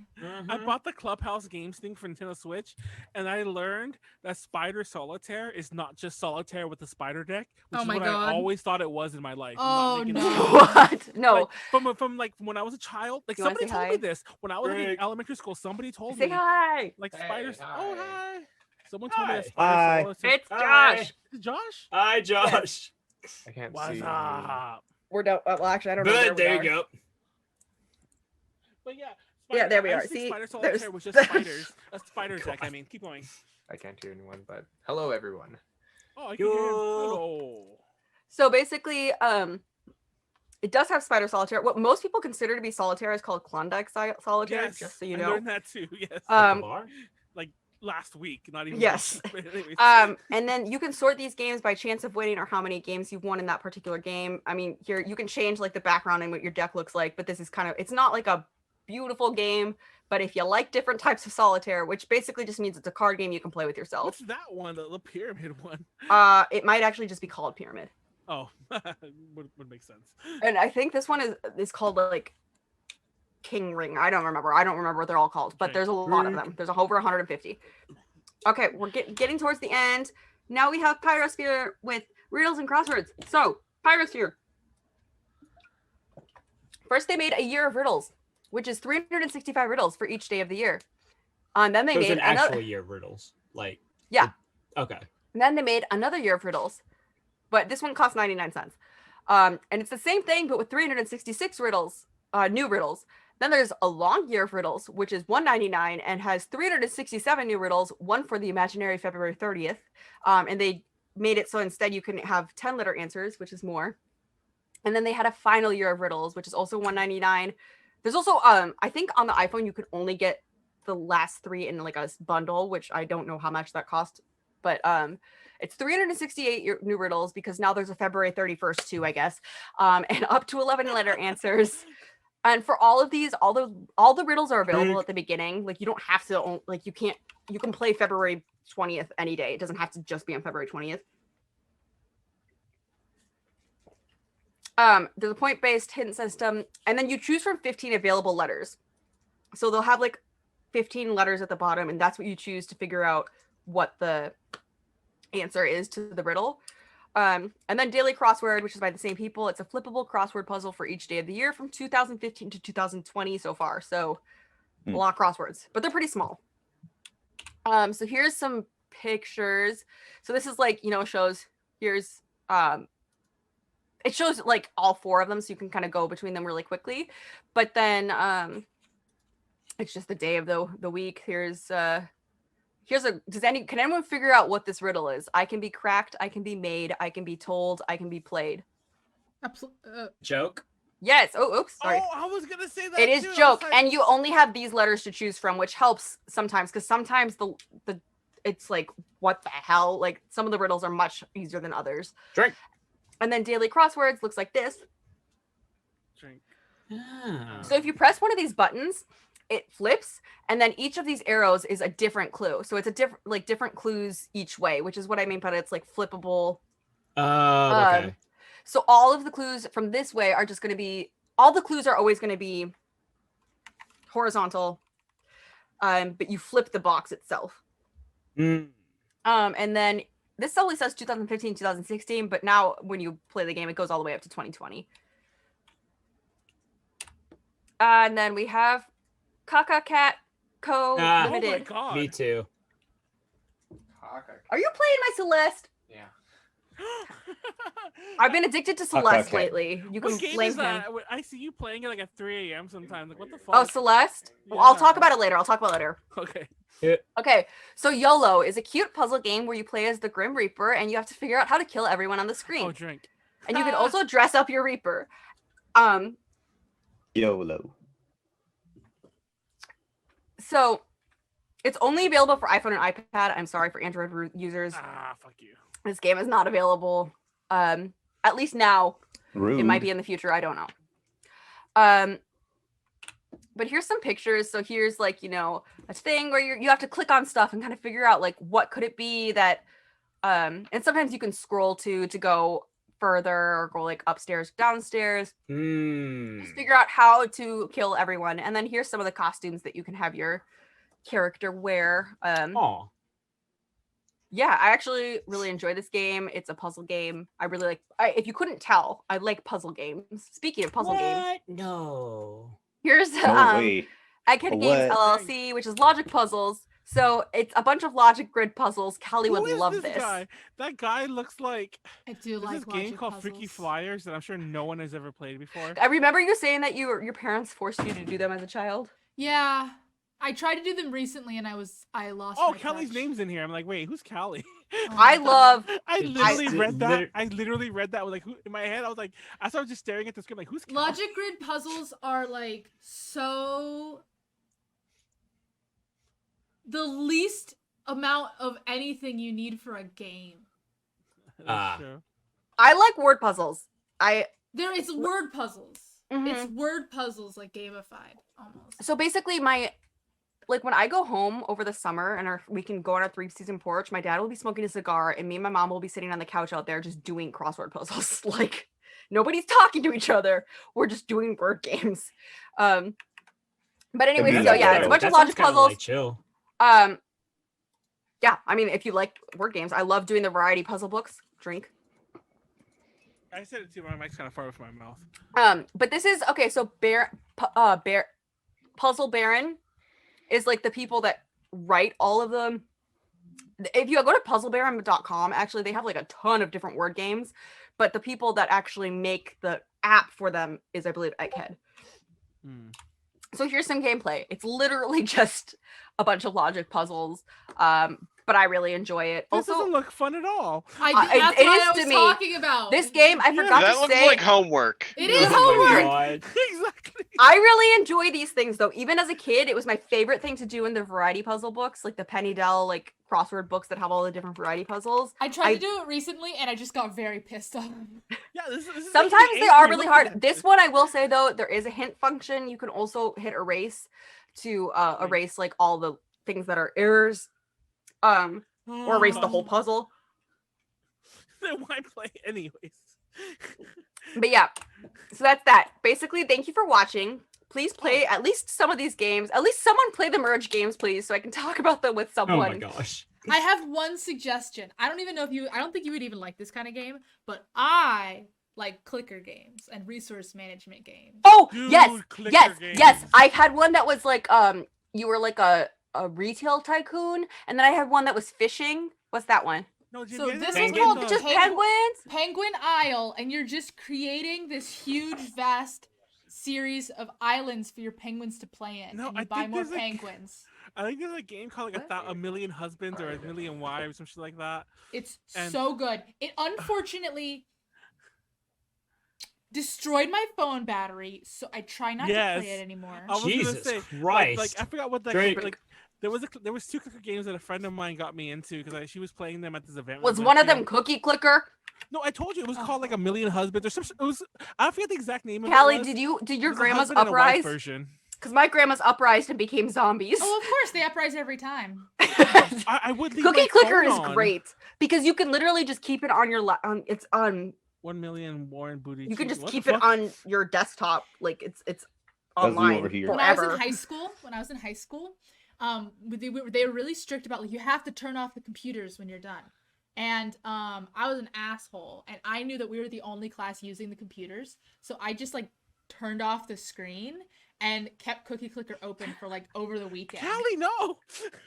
Dang. Damn, Kelly's a rebel. What the? I'm gonna go tell your school. Oh my god. Go tell them. I also stole their dress form. Go tell them that too. Dang. And you give me shit about stealing the fucking book. They, the to be D&D. fair, they told me to steal it. Wait, Josh, can you bring me your Truly so I can take a drink out of it? Mine is Yeah. out. They literally told me Callie- to steal it. So Callie's over here wilding. What the fuck, Callie? Okay, but yes, Even Leslie shots. those are basically all the games that are on my phone. I'm very excited for what I hope will be my next presentation. Thank you. Wild. Okay, cool. Ollie comes in, makes her own games. Makes it exactly. Yeah, I'm gonna make all of those games myself. No, you're gonna make a waifu game where you merge waifus. You merge waifus. there are. has to already be a Wait, can you? game. I'm Oh, done. it has No one to. has questions. I'm done. Wait, isn't But- that what's that called? The fucking not Breath of the Wild? Genshin Genshin Impact. Impact. Yeah. I know. Thank you for saying that, by the way. Like, Because I swear to saw- God, I know every single voice in that goddamn game. No, I saw everyone. Everyone was sharing because like it was big news at the time. Like there was this Taiwanese game festival like 2 years ago, and they showed the game off for the very first time, and everyone was holding like all the Chinese fans were holding up the Nintendo Switches to be like, you guys are ripping off Breath of the Wild, and it got all this negative press. Kotaku, Don't like talk shit about my wife. everyone was talking all this shit. People online were sharing the articles because the waifus weren't there yet. It was just a Breath Oh of the wow, Wild okay. ripoff. And then when the game comes out, everyone forgets that it was I'm not gonna lie, I even talked to some people who made that post, who shared it, like, oh, look at China ripping off Breath of the Wild. And I'm like, dude, you shared that. It's the same game. He's like, it's the same game. I'm like, yes, you dumbass. They just don't even know what they're sharing. People are stupid. Anyways. Nah. You're I'm the only just like- smart one, Manuel. But what We I was gonna know. say is there's a lot of other Probably merge stupid. games out there, but a lot of them are very different. And then someone asked a question at one point, and I said I'll talk about that later. What was it? Oh, was it about Celeste? Oh yes, it was. Yes. So Celeste is a 2D platformer about a girl who is like, I'm gonna climb a mountain because I'm in a really dark place in my life, and I just need to do this for myself. And Wait, you this is basically, Celeste? yeah, and you basically Oh. climb the mountain, and it's extremely It's not a difficult. mobile game. It's not a It's mobile not game. a mobile game. But a lot of the reason I like the reason I don't like games that are just difficult because they're like, oh, we're just gonna like weed out the people that are good at playing games. Like the point of Celeste is to be difficult so that you feel some of like the frustration and the difficulty that Madeline, who is the main character, is going through. Wait, her name is not Celeste? No, Celeste is the mountain. Oh my god. It's actually based on a real Canadian mountain called Mount Celeste. Oh, okay. And it's actually, I will say, once you get the hang of it, it's not ridiculously difficult. Like, it's possible until you get to... Have you played it, How? I have. Have you played Chapter 9? Because that's what I'm on right now. I have played the game to what I would consider completion, and it is... I will say... It is very difficult, but in a fun way. Yeah. There are some levels, specifically Chapter 9, which came out after the fact, that I was just like, there's an assist mode. And I basically was like, I'm just going to make it so that I'm moving at 50% speed because I cannot figure, like, it's very fast paced. And also I got all of the, I did all the B-sides and C-sides, which are like harder and then even harder versions of the levels, but I did that. You can also make it so Madeline can't die and has a limited boost, so you can basically just fly everywhere. It was... Oh my god. That sounds like a fun like new game plus mode. There's like this, but Celeste is like has a very big like fandom. Wait, and like there's people that I see it most. I was about to say I mostly see it in speed running. Yeah, it's a game that's like made for speed running because they I'm pretty sure they did it on purpose. They put all these like hidden moves that you can do to make yourself go faster. There's a lot of stuff they don't tell you, but like in a fun way. Because like when you discover it, you're like, wait, you can do that? Yeah. Which is different though, because I know for a lot of speedrunners, like they're doing it very specifically. For me, there were definitely levels that I like figured out by accident, and I'm like, I have no idea how I did that. That's kind of fun, right? And yeah, the only chapter I didn't like chapter 3. Because there was a strawberry in that chapter that took me 700 tries. Yep. Like, Yikes. It was definitely the hardest one for me. I mean, besides the golden strawberries, but I don't really care about... For me, like that, the harder stuff on whatever, I just want to do the main game, which is why I'm doing chapter 9. And why I was like, I don't want to... There actually was a level where I was like, I'm just going to make myself invincible so that I can beat this level. And then I felt bad and I went back. Because I was like, I'm okay with slowing it down because I'm still doing it. I'm just doing it a little bit slower. It's the wave dashing. I can't do it at a normal speed. Not yet, at least. Well, as long as you have fun with your game that you paid for, that's what's important. It doesn't matter what some random person 30,000 miles away from you says, you didn't do it right. If you had fun with the game that you played, that you enjoy, that's what matters. And that's all that matters. I joined the subreddit for Celeste, and it seems like everyone there is like I ended up finding there was a place where because I was doing, I think it was the B level for chapter 2, and there was a point where Battleline is like chasing you, and I was going through one of like the dream blocks, and I just kept going back and forth like infinitely, and so they were also there 5 of them following me, and I just posted and I was like, this is what I get for going like invincible. And it seemed like no one was like, oh my god, I can't believe you did that. Everyone was just like, oh haha, this happened to me too. Like, so I think most people understand the game is like ridiculously hard, but it's still I've heard, because I was also looking up like games that are similar, and the one that came up the most was Hollow Knight. Really? I would have expected like Super Meat Boy or something. Yeah, but, I mean, a lot of people said that too. Functionally the same game, kind of. Super Meat Boy and Hollow Knight. Molly, close your presentation. Oh, sorry, yes. I can stop her. Oh, wait. I think Hollow Knight has a little bit of the same feel, if that makes sense. Kind of. More so than Super Meat Boy. Like aesthetically. Who's going next? Yeah. Oh, absolutely aesthetically. Yeah. It's How or Callie, because I still think Pleiades traditionally goes last. You want to go next, Callie? Sure, I'll go next. But Callie was also Celeste was Game of the Year in 2018. Callie was Game of the Year in 2018. Callie was Game of the Year. Yes, Callie was Game of the Year. Now, I was gonna say, before I went to the bathroom, I was gonna say, like, I was googling, I was on the Wikipedia page. It like won and was nominated for a crap ton of awards. Yeah, I mean, it's a good game, and a lot of it is because of the story. Like, it really, Like, I think it helped some people with like. Like, what's Callie too? I saw like their acceptance speech, and they ended it with like, "If Celeste has helped you in any way, like that came from inside you. That didn't come from the game. Like, we're proud of you."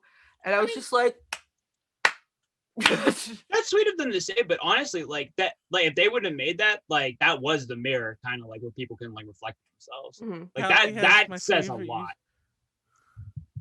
I love these kind of presentations. I'm doing just fine. Why do you ask? Wow. The Slobs is really fucked up right now, and I Slavs? I'm from East. Wait, no, it's Slavs. Oh wait, Callie, this is you. Wait, are you? Callie, this you? Callie, you up? What's everyone saying? I'm really confused. New Callie, who did? Callie presenting or someone else? I'm presenting. New Callie. I'm actually really confused. What's happening? Things I ask myself every morning. Why am I repeat? Why did we and Callie repeat each other? That was not intentional. What is going on? You and Callie repeat each other? We repeated each. Oh my god. You repeat each other? I don't know what's going on. Okay, you know what? I try to pay as little attention as possible. I heard Slavs, and I thought Callie was just being like. Slobs is the name of the program I stream from, dummy. I know, but I heard... Infinite DTL would be like if DTL was made into a movie. People, and I was just really confused. We were a movie. You'd be the right guy. And I'd be the best friend that you'd fall in love with in the end. Yeah, with that we'd be laughing, watching the sunset fade to black. Scroll the names, play the happy song. Wait, I have a question. Yes. If DTL was an Adam Sandler movie, who would be Adam Sandler? Pleiades. What? Am I wrong? Are you gonna tell me I'm wrong? I'm so mad.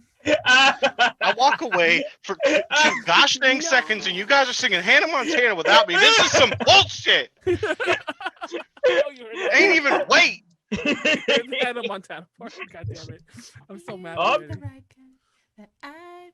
Anyway, okay, so yeah, it's favorite YouTube channel for current hyperfixation #2 Electric Boogaloo.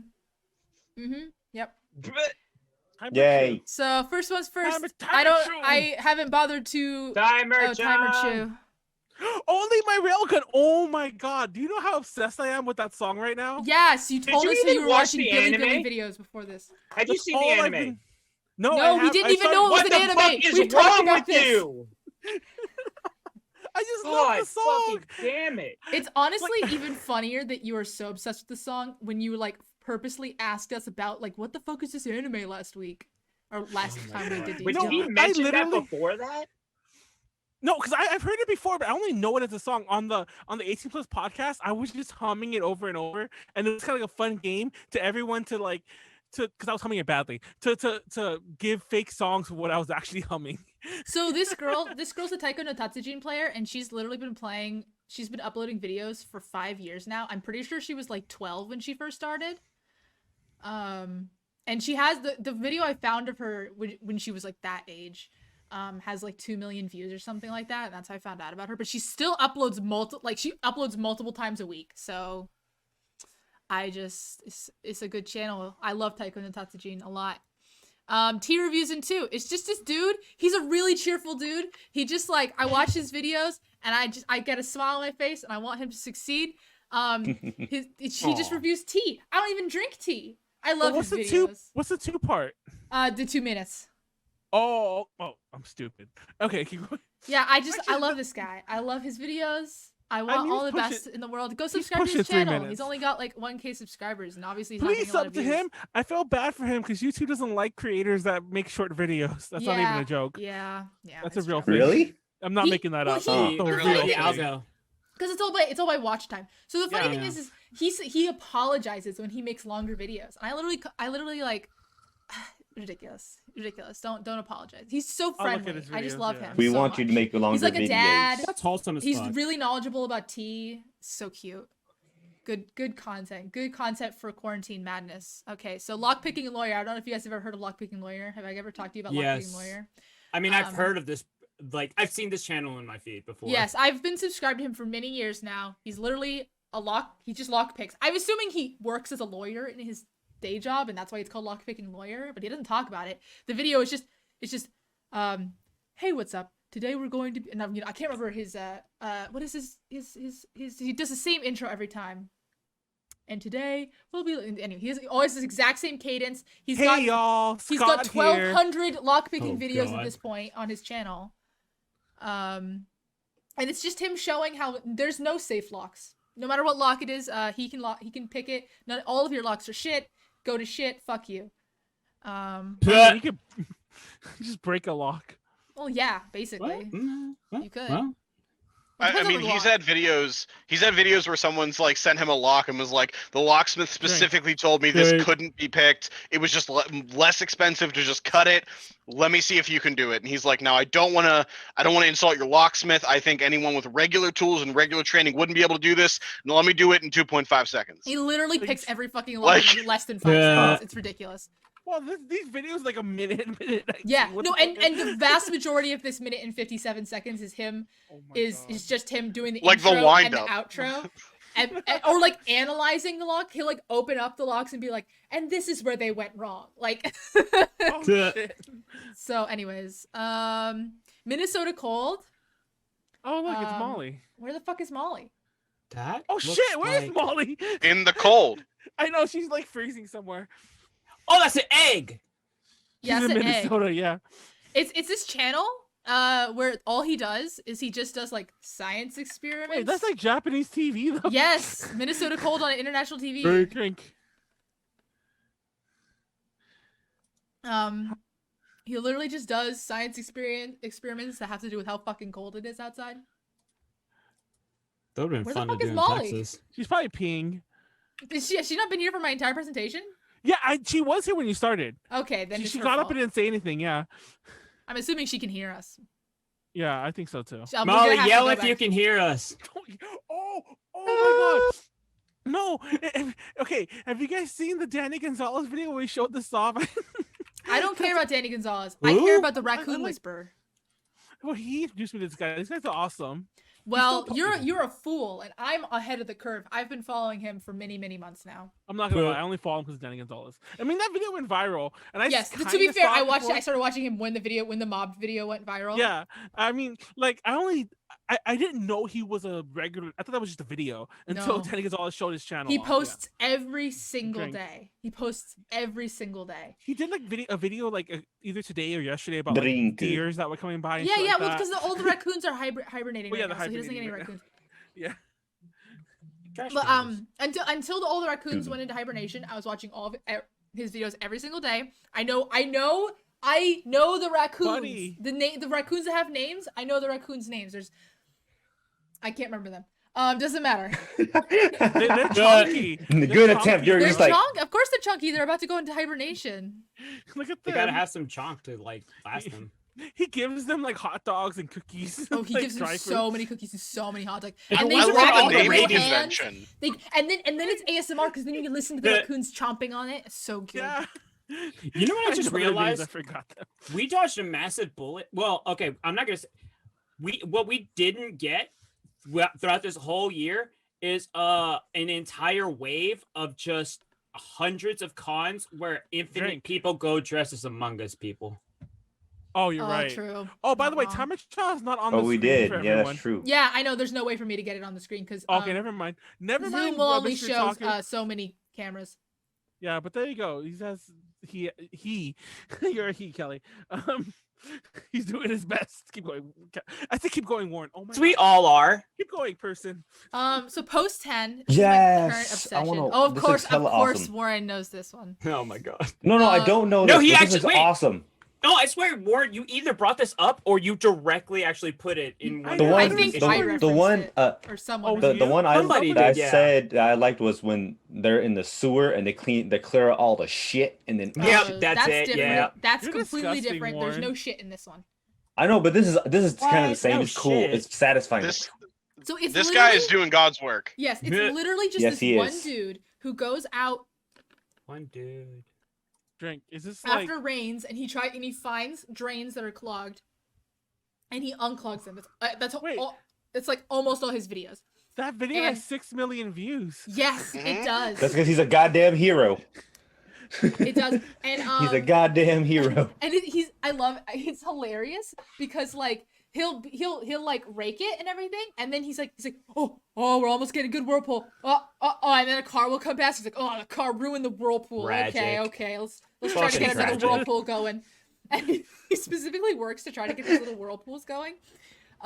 He has this whole saga. He has this whole saga where one of the drains that it was like a drain. It was like one of those big pipes under an overpass, like a small little like road, right? And he had this whole thing where he was like, he did a video and he was talking about how that the pipe had deteriorated so much that the water was washing away the dirt from under the road. Drink. Molly, you missed me talking about Minnesota cold. What? I'm sorry. We had to figure out food situations. Wait. What Food are is important. Minnesota cold. I'm joking. Minnesota I actually watch a few YouTubers that watch Look at the egg. The egg is floating. It's I'm not sure how you do that. Also, guys, I would just like to let you know that I just found out that there is a restaurant near me called Nug, and they just sell chicken nuggets. Oh, beautiful. I love that. That Holy moly. So again, Post 10 is basically ASMR also, but it has this weird rural Massachusetts guy talking over it. And who is extremely knowledgeable about public drains. Do a Massachusetts accent, Pleiades. I know you can do it. You're in the area. I actually don't know what the accent for Massachusetts never is. mind. I just remembered there's this. You don't know what a Boston accent sounds. He doesn't have a Boston accent. Where that is? Boston. He has more of like. I want some coffee. Where's my coffee? Also, I always mix up New Jersey and Boston accents. To me, he sounds like he's from Wisconsin, but apparently he's from Massachusetts.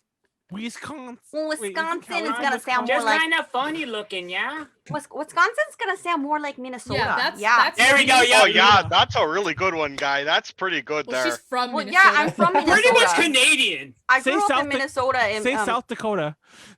South Dakota. It's more North Dakota that comes out, not South Dakota as much. North Dakota. I can say North and I can say Dakota, but North Dakota, like it comes out because that's how they say it there. No one I know from Boston. Anyways, Boston. Wait, what is this? Boston. Pleiades Red Heart. So it does feel very Pleiades. Pleiades shit? What? Yeah, look at so this. Hachama is what do you mean my shit? Hachama. Okay, Callie. Akihata? Hachama is a HoloLive VTuber who What's a VTuber? Never mind. Never mind. I told you I wouldn't respond to you. It doesn't matter. I know. I'm saving it. She's a HoloLive VTuber, which means she's an idol and she's part of HoloLive and all those fucking VTubers. But there's kind of this, I don't know. There's kind of this joke, I guess, that so what happened was she was studying abroad in Australia, and then the pandemic hit, and she was you mentioned her stranded in Australia. She couldn't go home, so there was she basically went fucking insane because she's in a country whose language she does not speak. And she basically went totally crazy and started first of all, she rebranded to being called Hachama because she was Akai Hato before. And she just like went totally crazy. And she started making these videos where they were cooking videos, but like she can't cook like even a little bit. And I mean, even she still does these cooking videos. For instance, recently she put a tarantula in it. In the cooking? Mm-hmm. All right. And then ate it, of course. And a scorpion. She's a scorpion too. And so basically, well, in Australia they actually have a lot of those. Well, yeah. The funny thing is this is after she moved back to Japan. She literally was just able to go back to Japan really recently. So then that's what started this whole thing, this current arc, where is basically every couple of days she has like this stream where basically Akai Hato, the personality, and Hachama, the personality, are like dueling for control of the body. She made a tulpa. Yeah, like a tulpa. She made a fupa? Hachama is the tulpa of Akai Hato. A tulpa fupa.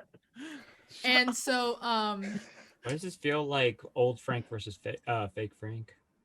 It feels like Frank? Yeah. I don't know how loud this is. This might be super loud.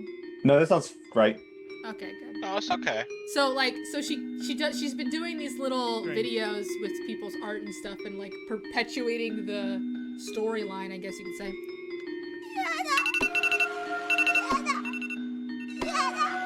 There's a thing where I thought that was my alarm. both of them at this point have had their heads chopped off, I think.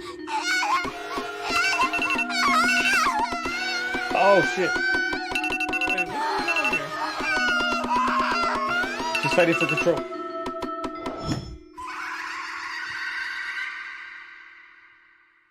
Ha-chama-chama. Yeah, okay. So anyways, she's been making these little videos. Yeah, that's Pleiades bullshit right there. Yeah, okay, that is kind of like my bullshit. Exactly. I'm like, that's the kind of thing. Told you. I actually watched this video and I was like, oh, this is really Pleiades right here. I'll put this. Exactly. Yeah. Like, I didn't imagine him opening a PlayStation with just Yeah. that. This one called this stream here called New Game was where she basically made like she made a fake game that featured Hachama. It was really weird. It was good. Anyways, she's been doing really weird Petscop. shit. That's Petscop. And honestly, no one fully understands the plot. The plot is totally lost at this point, but it's interesting. I to fully watch. expect this to be on Night Mind in like a month. Yeah, Exactly. sure. I was thinking that too. Okay. Whoa. Oh what? Me on the bottom left. So Brian Jordan on Alvarez the is just an top right. actor. In fact, he was on the new reboot of some sitcom. I can't fucking remember which one. Not King of Queens, but it was some Wait, King of Queens? Grace. Will and Grace. Will and Grace. He was on the reboot of Will and Grace, or the continuation or whatever. So, but recently, the last couple weeks, he's been doing these fucking videos. I think they're originally on TikTok or something, but he posts them on YouTube. Freak. He does a lot of TikToks and skits, and he posts them on his YouTube channel where he just like plays like random fucking characters. So he made up this character named Tedrick. I've just finished a workout. The whole time on the treadmill, I couldn't stop thinking about her. Chardelaine. Chardelaine, your name is like wine, spilling onto the floor and making the whole room smell fragrant and powerful. Chardelaine, I send this message out into the universe, out to anyone who can listen. Will you go on a 4th date with me? I want to go to Disneyland in Paris together for an entire weekend and drink each other's souls. Chardelaine, please. So fuck? Are you okay, Callie? Don't you want just? Oh, I'm just I fine. want to How drink about my you? soul. She said she was fine at the beginning. Yeah, I'm Callie's fine. not Don't worry well. about it. Exactly. And actually, he even got his actress friend to play Chardelaine, and then Chardelaine does these little, oh my god, and it's really hilarious because if you go to the comments, half the comments are like, oh my god, they're so cute, romance of the century. The other half of the comments are like, Chardelaine needs to run away immediately. Tedrick is going to murder her. That seems pretty realistic. Yeah. So yeah, highly recommend the romance between Chardelaine and Tedrick. Oh my god. Love this shit. Love it so good. I've just Please. finished a workout. Please. Oh, by the way, this is also the guy. This is the guy. I might have mentioned him to you. I can't remember if I did. He went viral in Australia, literally only for having a really good Australian accent. He's an American actor. Huh. Also, there is a very famous line. I don't know if you guys know it, but a lot of people that I know it. Where it's this person and they're like, just because it's expensive doesn't mean it's better or something like that. You get the idea. Anyways, it's famous. Yeah. It's from one of his web series. He has a lot of web series. Anyways, Verninator. Love this fucking channel. Is that Wendy? Yep, that's Wendy Williams. Channel. This person has created an entire storyline and universe around Wendy Williams by re-editing. There's Wendy already Williams. a whole universe around there. That's amazing. Yes, and they call it the Wind CU, the Wendy Williams Cinematic Universe. So let's just get a taste of that.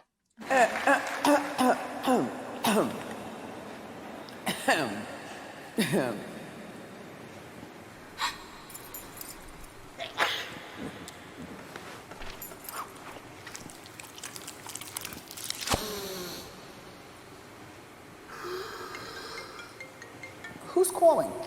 Brendan, yeah. Oh.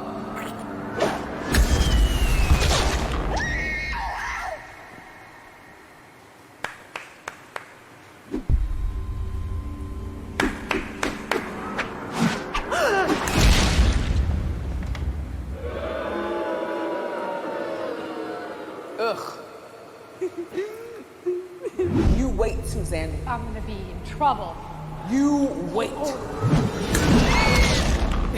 Oh, damn. So Jesus the Christ. WinCU the WinCU includes multiple timelines, multiple Wendy's. I love this. I love this so much. Some Wendy's are more powerful than others.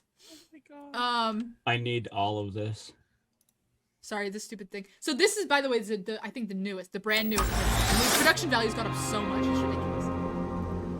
This is a re-edit of a video they had made a while ago with better production value.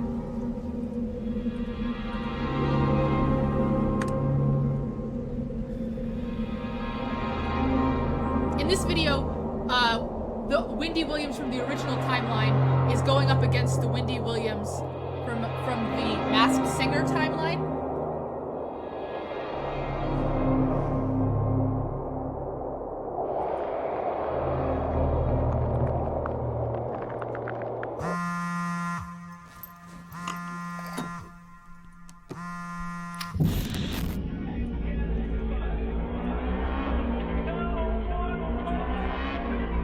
Drink.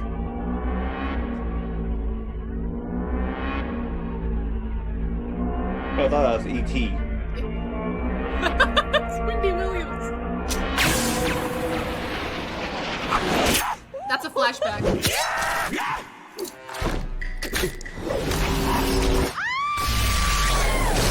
Spam, I'm not opening that.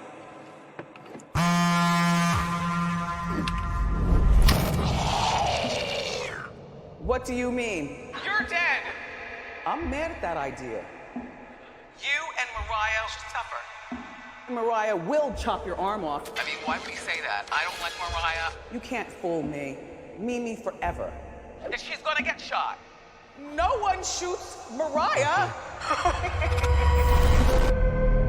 It keeps Just going. scary. It keeps going. It goes on for a while. So that's one of my favorite YouTube channels. I love the WhenCU.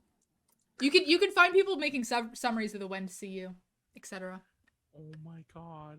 I didn't mean to do that. God damn it. Parts of that felt like I was watching YouTube poop, I'm not gonna lie. Okay. Honestly, I thought it was gonna be like much dank for a second. Okay. And then I haven't been into this channel recently, but it was really in the very much the same vein, so I wanted to throw it in anyway. So it's a bit of a throwback Thursday to 2014. I'm very curious to know if any of you have ever heard of Alan Tutorial. Yep. Yes. Nope. Yep. Yes. You know that I was actually going to do a presentation on Alan Tutorial. Too fucking late. That's fine. Alan Tutorial's where it's at. Show me how to freaking solve a Dr. Pepper can based problem, please. Oh, please, I hope this comes up, please. I need the win play, please. I was really debating between that video and the blue chair video, but to me, the blue chair video holds more of a place in my heart. Oh, man. It's also more important to the overall story. Yeah. Hey guys. Wait. Never mind. Okay. I was saying, do we want to give any backstory whatsoever? This is one of the first videos. We don't need backstory yet. Today I'm gonna do a new tutorial how to pick up a chair if it falls down. So if you have a blue chair that fell down, and if you have a blue chair that fell down and you want to pick it up,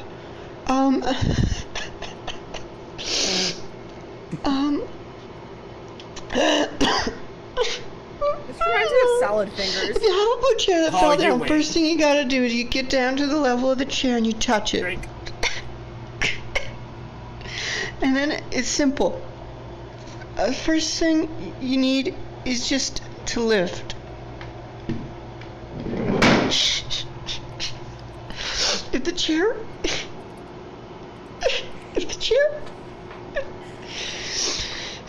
doesn't get up, just leave it. If you can't get the chair to pick up, you can try again by just getting your hand on it and giving a pull.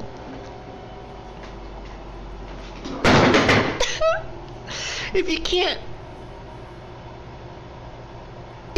get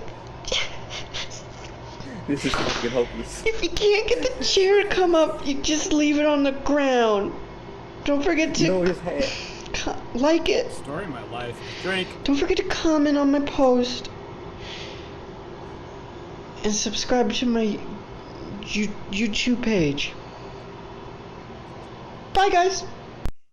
So Alan's tutorial is it's a tutorial channel where he tells you how to do things. For all the tutorial heads out there.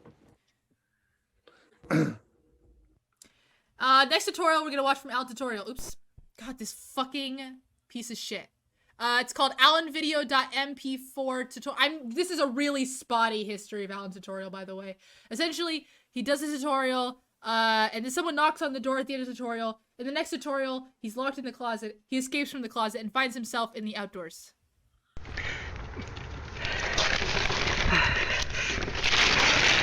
Hey tutorial heads.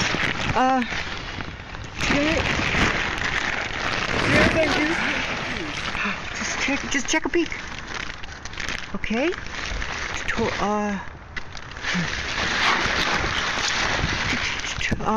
First thing you gotta do is you gotta go. Look. Okay. So what we got? Look. This is pretty good. Okay. Get stoned. Okay. Next thing you gotta do is you go. Goes on for a while. Yeah. Is this an ARG? That would be interesting. Yes. Next video. Like 100%. I mean, an ARG implies contact or you would have to participation. Wait, was there interaction? I don't think there there was. was. No interaction. There was no like actual interaction, but like hypothetically, like you could comment on the YouTube channel, right? Like yes. So, like very light form of ARG.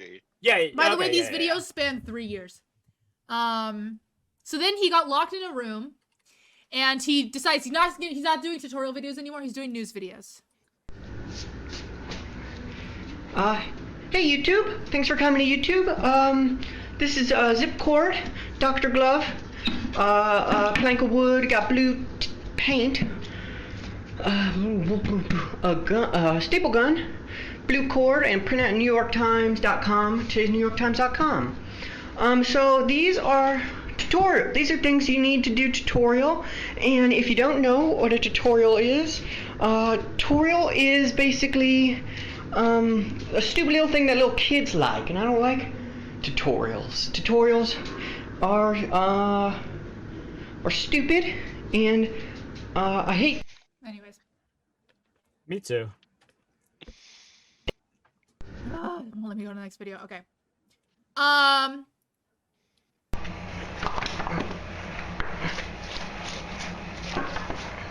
Is that oil? Who's to say, really? Yeah, that's kind of part of the, yeah. Tutorial. His voice is so funny to me. Yeah, that was the whole video. It's just a tutorial. Tutorial. And here's his last video. And a tutorial.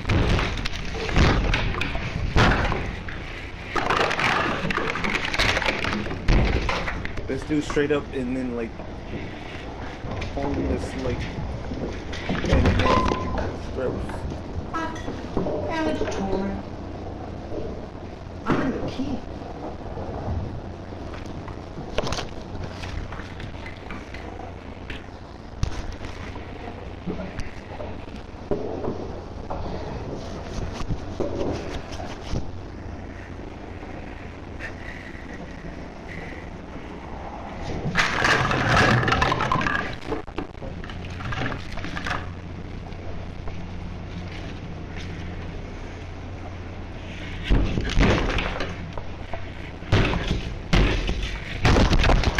This and How to Basic were popular at the same time, by the way. Yeah. No, this is like two completely different things. To me, they are the same.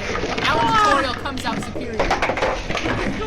We never got into the part about Hachima's cooking is a lot like How to Basic. We didn't get to that part.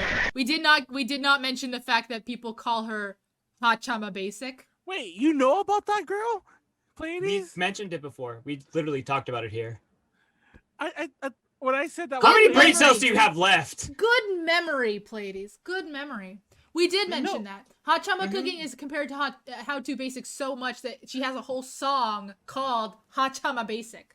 Or not How to Basic, no, yeah. When I said that was a very Pleiades thing, why'd you act like I was like saying something weird? We didn't talk about the Hachama Akai Hata. We talked about Hachama cooking. The thing just came up, and I was just like, "Wait, what the fuck do you mean to me?" Like, I was just like trying to connect the dots. But I'm really confused by this Alan tutorial thing. But okay, that's because you're gone. For all the tutorial heads out there. By the way, I didn't mention, the guy who did the Alan tutorial piece. Yeah. Very unsurprisingly, where do you think he works now? Going on. I mean, I know, but yeah, he works at Adult Swim. Yep. Wait. Interesting. Okay, I'm actually being serious. Like, I'm confused. So, How to Basic wasn't really ARG. It was just like people fucking. How to Basic not an is ARG, not this. It's just a series of videos. But they are different like it was things. meant to be an ARG thing, though. Like. I highly recommend going through and watching. It's more of like an art piece. If I anything. highly recommend going through and watching all the Alan tutorial videos. I was watching them as they came out when I was in high school. Ooh. I will cut to the chase here. Manuel, there is a Alan tutorial complete breakdown by Nightmind. Go watch that. Yeah, exactly. That's what I was gonna say that right now. I feel like this is a Nightmind Expo. You know, like absolutely, 100%. Yep. Like they're gonna do an analysis on this shit. That he did. That's how I found out about it. That's also how I found out about all the other Alan shit he's tutorial done. has a Wikipedia page that also talks about it. Callie, are you Alan tutorial? I wish. Alan tutorial is free now. But I'm still trapped here. In your meat. I mean, Alan tutorial was ahead of his time. We're now all trapped inside. We are Alan tutorial. We are season 3 of Alan now tutorial. She's Callie from HoloLive. Yes. I mean, yeah. I remember someone in the comments asking if it only works with your chair or chairs they could use a silver chair. The answer was no. Only works on blue chairs. Oh yeah, I think that's I think that might be the only comment he's ever responded to. Oh my god. Was asking if it works on silver chairs? Yeah, he said no, it only works on blue chairs. Very okay. Very perfect. Very in character. I love it. That's precise. So I don't need people. Everyone wants to take a pee break. Go ahead, and I guess Hal will go next. All right. Sure. You're back. I'm not gonna get ice. My favorite moment in the When See You is when she goes backstage and video calls herself to the version of her on stage. What?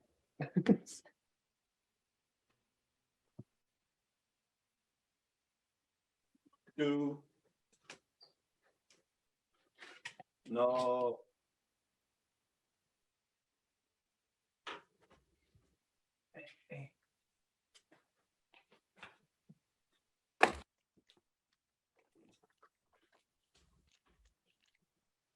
I really fucked up my hands last week. I didn't actually go anywhere, but so I still had the headphones in. But it was like dead air for like a good 10 seconds there, and then Callie out of nowhere. I really fucked up my hands last week. Yeah, I had these lock boxes I was setting up, but I kept closing the lockbox on my hands, and I have all these marks on them. You were setting up lock boxes? Yeah, setting up lock. You know, like for your keys. Sure, sure. Yeah, like a lock with a box. It's hitting all at once. I'm not super drunk. I literally went through all the stages of drunk like in the past hour. It's crazy. I was shit faced. You're still drunk. Yeah, I'm I still can tell. drunk. But I'm just like. You're in the stage where you start falling asleep. Yeah, I'm in that crossroads where like, do I keep drinking do I stop? And by the way, I have to say, I actually had a different presentation plan, but I didn't have time to put it together. Well, I put together like the urine. I mean, it's not the most impressive presentation either. I knew what I was gonna write, and I started writing it yesterday. I was just not in the mood. I wrote it all this morning, except for like all the intro parts. But like, just kidding. That was already there. But the rest of it, I wrote all this morning. I woke up in a really good mood and like not like hungover. I was so amazed. I woke up like at 9 even, and I was like, I could go have my day. And I did the presentation real fast. I had breakfast, I did the presentation, went out to go run some errands, and came back. It's like the most. If you notice, it's like the first ETL in recent memory where I was not complaining about being dead when we started, which is amazing. Because I was shit faced last night, but apparently I felt regretting. I turned it early because. According to that message I sent Leslie, it was like at 2:30. I said, I'm turning in early. I have a question. Yes. You are faced with a dilemma where you have one chicken fingy left. Do you eat the chicken fingy despite the fact that you're not really hungry? Or do you save it and have a very disappointing snack the next day? No, you eat it now because I was going to say that you literally said exactly what I was going to say. Like, when you eat it later, it's only one chicken fingy. And it's all like, and it's not... Yeah, I'll go reheat it. Have it now. Eat it exactly. Even though like eat it now, everyone's saying eat it now in the chat. Oh, Princess Q's here. I don't know what happened. Should I be concerned? I don't know. Eat chicky fingy.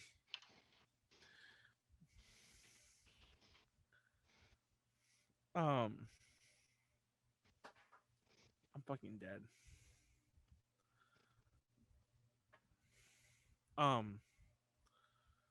Did you see that they're adding Mario pipes in Animal Crossing, Molly? Mm-hmm. I've been playing a lot. I think I want to so stop. Excited for the pipes. Oh, my Callie ran back to talk about the pipes. I hit my doorway so hard. Oh my god, it scared the fuck out of me. I'm so upset that we have to wait another week for them. Yeah, the update doesn't even come in. The update comes in this month, and then it starts like March, whatever the fuck. But yeah, we still have a few days out. Shit, I can't talk. Yeah, I'm a little drunk. Oh, I am so excited for this. The second you like mentioned this, just as an idea, I was like, "Fuck yes!" Wait, what? Goddamn yes! Because I feel like it's been mentioned like once or twice just in passing. So I'm really looking forward to this. What are you talking about? The house presentation. Oh, okay. See, you're replying to things that nobody said. I came in and I said, "How I'm really looking forward to your presentation." Is what I said. I didn't hear that. I'm fucked up. May I Oh, it's something. The chicken nuggies. Nuggies?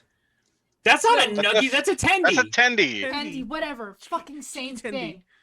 Wing, they are tendy, literally not. They are not. Tender No. is often not blended chicken, and nugget is usually like pate chicken wrapped in breading. Also, if somebody told me they got nuggies versus tendies, I know the difference in connotation. Okay. Here then. Does my hypothetical change? Does the answer to my hypothetical change? No. You have absolutely not. It's not hypothetical because you have a real plate of food. No. I asked. You weren't here. Oh my god. Oh my god, Callie. It's too hot and I can't pick it up now. Oh, that's good. There was one TTL where I ordered chicken nuggies before we started. I ordered chicken nuggies and like I ordered a whole meal. I was fucking like hungry. It was like my one meal a day. I got fries, I got chicken nuggies, and I got a burger from this local burger place. So it shows up, and I start opening all the food to get ready to eat it. And they did not, I guess they were out of chicken nuggies, but without like canceling the order or canceling the item, they gave me chicken tenders, and I was so upset. So, like, technically, I think I got more food because it was from a local burger place. Oh, okay. Apparently, the restaurant I was talking about, that's Nugs. Yeah. It's. I think they're vegan chicken nuggets. What? No. Gross. They fucked it up. They fucked it up. How do you fuck up nuggets? You don't by not putting chickens in them. Yeah. That's like trying to shoot at a barn and you know the broadside of the barn is still in. Barn. That's like trying to shoot at the barn and you got no gun. And then you shot your grandma instead, and your grandma's like a half a mile away. That's a good shot. You're like, I hate you, Grandma. I hate you, Grandma. I mean, sometimes Grandma gotta go. I think Warren just hates his grandma for getting. He's like, I hate you, Grandma. I want to shoot you tomorrow. You live a full life. I mean, probably. Oh my God, you can send 5 free nugs to someone you heart. That would be that's kick-ass adorable. Valentine's. I mean, I would just send those to everybody. Send them back. That would be the best Valentine's Day like way to do like a not like a candygram, but like a nuggy-gram. Oh. We have a snake game on the website. How to pick up nuggets. First, you drop them. You have to. Whoa. Well, all right. Nuggygram. I subscribe to that idea. They have a snake game on their website. How close are you to being ready, Hal? Wait, I'm born ready. Hold on. I've been ready for this forever. Mr. Otaku said He was born for this. That's what he's saying. Proper way. Watching someone get mauled. Start whenever you're ready. The timer's already going. Shit. Share. How do? Oh, jeez. Okay. So you go to share screen. No, I'm doing it. Okay, and then go to the bottom. Wait, hold on. When you did it, is there anything that you have with sounds? There we go. Yep. Wait, do you have anything with sounds or videos? Not at all. Okay, all right. It's all me. I need to express this clearly. I need attention, so y'all need to be like paying attention to me 24/7. If any of you interrupt, I will scream. Well, that's happening. That's going to happen. I think you misunderstood what you've gotten yourself into, Hal. You do not understand. This is verbal obstacle course. That's okay. I'll just talk through it. I'm interrupting already. Have you seen the meme with the book on the right where it's all like, when I get up in the middle of the night to get some shredded cheese or whatever, and it's that exact picture. It's the person turning into the rat. So for those uninitiated, a lot of things I tend to like ironically. At some point, some of y'all are gonna see me sort of ride into the room with like I'm wearing suspenders and I got like a tattoo of a mustache on my chest and I'm like riding a unicycle and you'll be like, "What do you even like anymore?" And I'll be like, "I don't know." But one thing I do have transcended irony. Like I just like stupid shit and I love it. I love myself. Same, right? Sometimes people are like, "Matt, what are you listening to?" That's my real name, by the way. And people are like, "What are you really listening to?" I appreciate it. Yeah, such is life. The spider morph is Callie. I just feel like that's Callie morphing to a spider. Like I think I've literally seen her make that exact position before. Like doing this. Yeah, exactly. Just like an aggressive squat. No, she has. No, more than one. Yep, there we go. There it is. There she do. There she goes. So yeah, that's literally Callie. Return the spider. So to get more on point, this is why Animorphs is not for children, but they should absolutely read it anyway. I can't express enough. This book series is not for children, but they absolutely should read it. I think children need to learn about death and also the inevitability of turning into a hawk permanently. I know, that's what I was just gonna say. Hang on. Don't go too far ahead. Tobias was best boy. I love Tobias. That was my guy. Tobias is best boy. So for this is mostly for the education. This is mostly for the education of people who haven't experienced it. This is a series by K.A. Applegate. She is an author, and her husband is like a comic like author / artist. So together they are a perfect team. But her ideal with this was to share knowledge with kids about animals, just like cool shit about animals. Like in some of the books, you'll see like they turn into a cat here, and cats don't really see like typical shapes and stuff. They usually see like motion, or like cats can jump really high. Like to put it in a human analog, that'd be like a human jumping up a whole story of a building or something. And what she ended up doing was actually communicating it through a gore-ridden space opera, which is like an interesting sort of take. That's a great way of putting it. I wouldn't. A lot of people tend to describe this as the Scholastic Book Fair Evangelion. Yes, which is pretty accurate. I'm so upset about it. But except the Eva sucks. like for a lot of people, like when you look at the when you look at these book covers, most of what you'll think is like, okay, so they're like a kid in like middle suburbia, and like they can kind of turn into like a golden retriever or like an owl or something, and like they like fight crime and wear sneakers. Like that's like quintessential 90s shit. Absolutely not. This is way worse than that. So I'm going to lay a very, very simple foundation. I'm going to try to move quickly through the foundation so I can show you the fucking war crimes that happen moments later. Absolutely. Also, if you haven't drank, if this isn't your second drink, you need to drink again. Oh, no. Oh, I am very far in. The alien guy.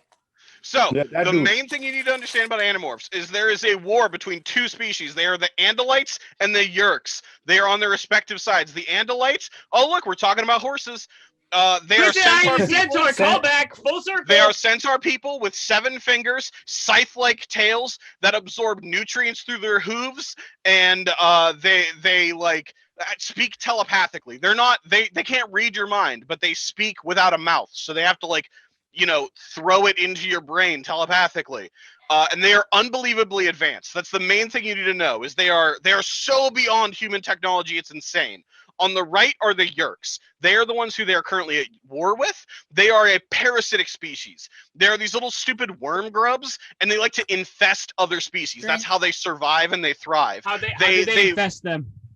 They go in their ear. So the main thing I'm going to talk about. Also, you fool to think that I haven't listened to the Morph Club podcast. So, yes. To talk about these Yeerks for just a second, they designate things as different host classes. So there's class 1 through 5. Yeah. 1 is something they cannot infest. One of the examples they give in the book is a Skritna. The only thing you need to know is they're stupid bumbo like bug people. They're just not worth their time. They don't reproduce quickly. They're just worthless. The next level is capable infestation, but have severe drawbacks. These are things like the Ged. They're these like gangly motherfuckers that look like goblins, and they've got like 1 arm and 1 leg that are way too short, so they walk like crazy people, and they're just annoying to use.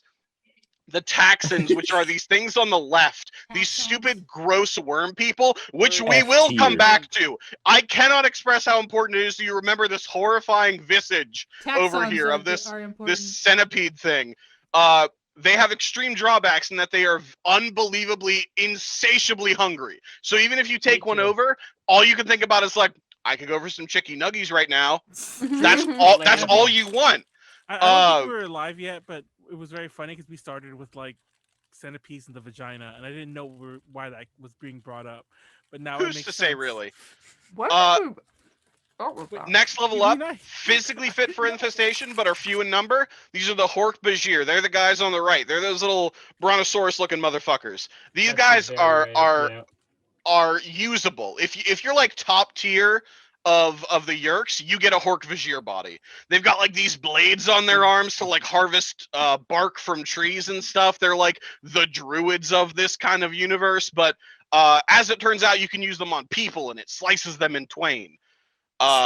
Next level up are fit for infestation, but are like annoyingly hard to get a hold of. These are the Andalites. These are those centaur motherfuckers with like the big blue skin and like telepathy and stuff. They're just really hard to like actually properly infest. Animorphs. Hang on, they need us. We'll get there. Magic cube. Wait, so and also, I'm oh, absolutely. This is all from Animorphs. I didn't know this. Yeah, exactly. Listen, there was like I'm sorry, Manuel. You weren't aware that Animorphs is hard sci-fi? Listen, was there 60 books, main series, and then there was also like all the fucking chronicles, like off to the side? The last thing that is for host classes are the perfectly fit for infestation, large in number, able to breed quickly, and just they like they're not able to stand up to a Yeerk infestation. It's you and you and you and you. You're humans. We're class 5, baby.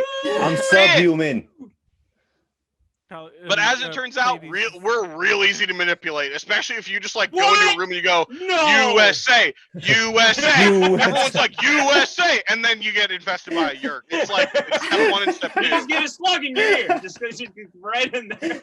jokingly but non-jokingly. So these are the kids. I brainworms. just wanted to show them off real quick so you can become endeared to them before I talk about how they're just brutally violated on every level, both mentally and physically. Is that Drake? Is that Centaur Tingle? Hang on. So we've got Jake. He's the one in the center, kind of at the bottom there. He's like the leader. He's like the reluctant leader. He like plays video games, but also plays sports. What's that? A two-dimensional character in a '90s show?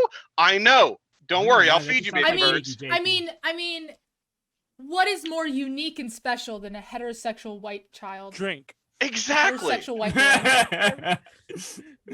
That maybe don't sexualize a child. Anyway, so Rachel, Cassie, Marco, Tobias, they're all equally important. The main one I want to point out that's different here is Axe. He's the one on the far right. He is a Andalite that they befriend later. And they get in all kind of wacky hijinks. Axe doesn't understand like human traditions or like tropes yet. So he ends up like eating cigarette butts. He finds out that he likes eating cigarette butts. He's a starfighter. And that's so wild, you guys. That's so different. That's so lol random XD. But then eventually is Axe the original Manic Pixie Dream Girl? Who's to say, really? Me. I'm to say yes. And he eventually finds out he really likes Cinnabon, so like he gets a job at Cinnabon. Existed back then? I have a Cinnabon I know. addiction. Manuel has seen this happen. Yeah. No, so you would get along with Axe. He's a very relatable character. But this is our intrepid crew of he's people a centaur. who the one day they wander into an abandoned construction site. As you do, you're trying to get home quickly. You go through an abandoned construction site. That's just the natural progression of things. But by the way. So they stumble across. That's how we found Ivan Ooze. Yeah, exactly. It was. This is legally distinct Power Rangers. They stumble across a guy. Yeah. They stumble across a guy named Prince Elfengor, who's one of these Andalites, these blue centaur people. He is on his deathbed, and he hands them this thing, the Escafil device. This sets up how they're going to mutilate these children chapter after chapter, repeatedly, over and over, as vividly as possible. So the thing you need to know about the Escafil device, also called the Morphing Cube, is it allows you to acquire a biological form of something else. In order to do this, you need to go up and like choose to acquire it. You can't just like pet your dog at home and be like, oh yeah, I can turn into a golden retriever. You have to like intentionally acquire something. So they like slowly acquire more and more morphs. So like they'll go up to like a tiger, and when you acquire something, it becomes a little bit pacified. So think like something like Bill Cosby would use in order to like seduce a woman. So like you touch it and it becomes pacified, and it'll let you acquire it, and you become that specific animal. You don't become like a tiger, you become that tiger. You don't have its memories, but you have its like physical form.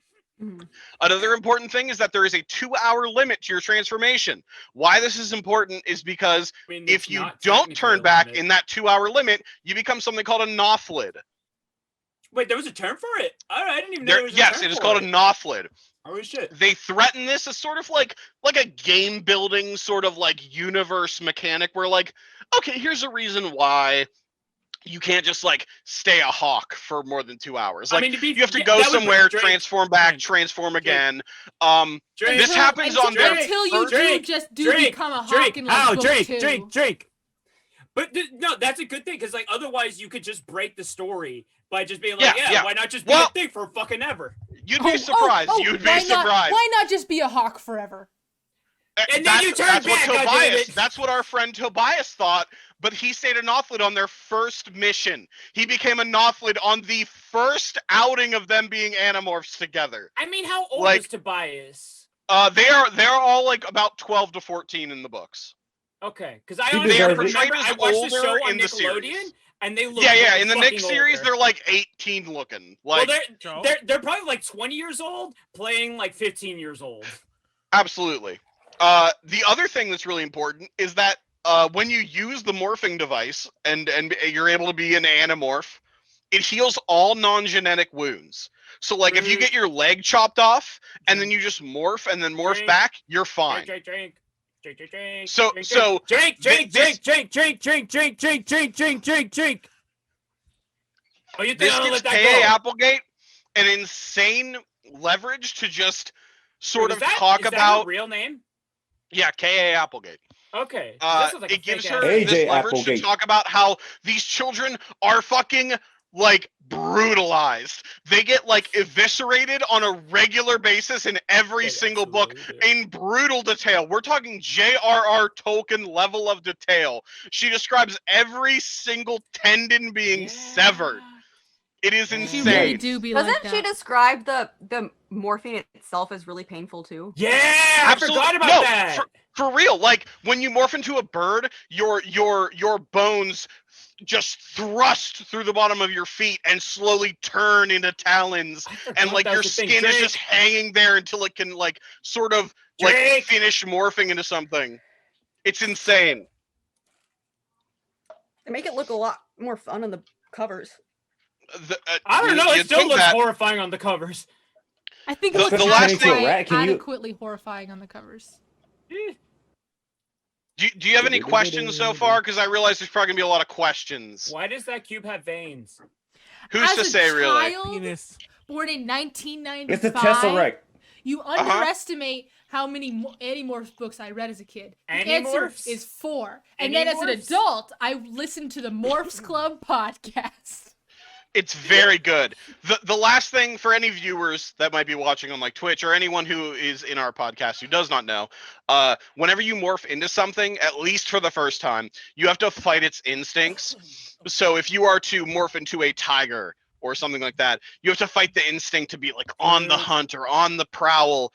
And for some, it's kind of easy, but for other things like say like an ant or a termite, you have to sort of fight against their innate hive mind to like sort of conform to that.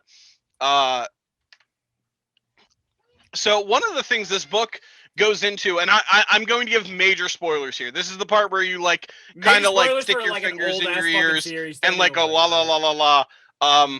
But the Andalites have this thing called moral ambiguity, or what a lot of people would generously call a gray area, which many others would call war crimes. The very first piece is something called Ciro's kindness. There's a character named Ciro. He is an Andalite. He approaches these Yerks when he first meets them. He goes, you know what? I feel sorry for you guys. You're like this weird parasitic species. I'm gonna help you out. I'm gonna give you some technology.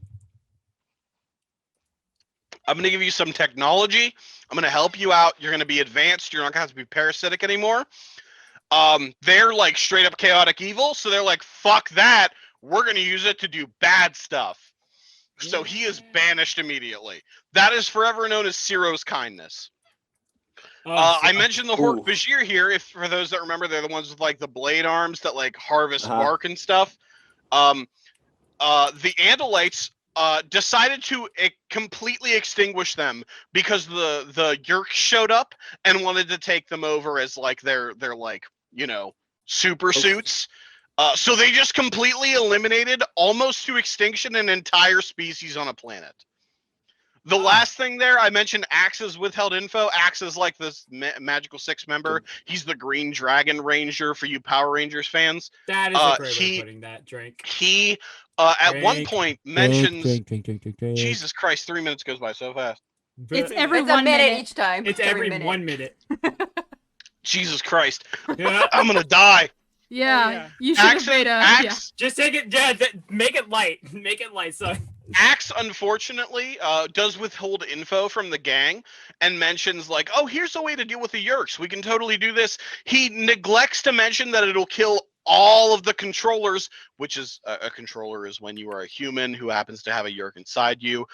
He generously leaves out the point where to defeat the Yerks, we are going to have to kill a lot of humans. Your mom, your friend's dad, your neighbor. Yeah, they're all going to die. I am going to leave that out though, because I do want the Yerks to lose. Is it really obvious when the Yerks are like in control of someone? Sometimes it's subtle, and there's lots of moments where they can pick out a Yerk. But in order to determine if someone is or is not a Yerk, you have to isolate them for 3 days. because a yerk has to return to its like yerk pool within 3 days in order to sort of like replenish. If it doesn't, it dies. And they have this horribly awkward seizure, which happens much later in the series.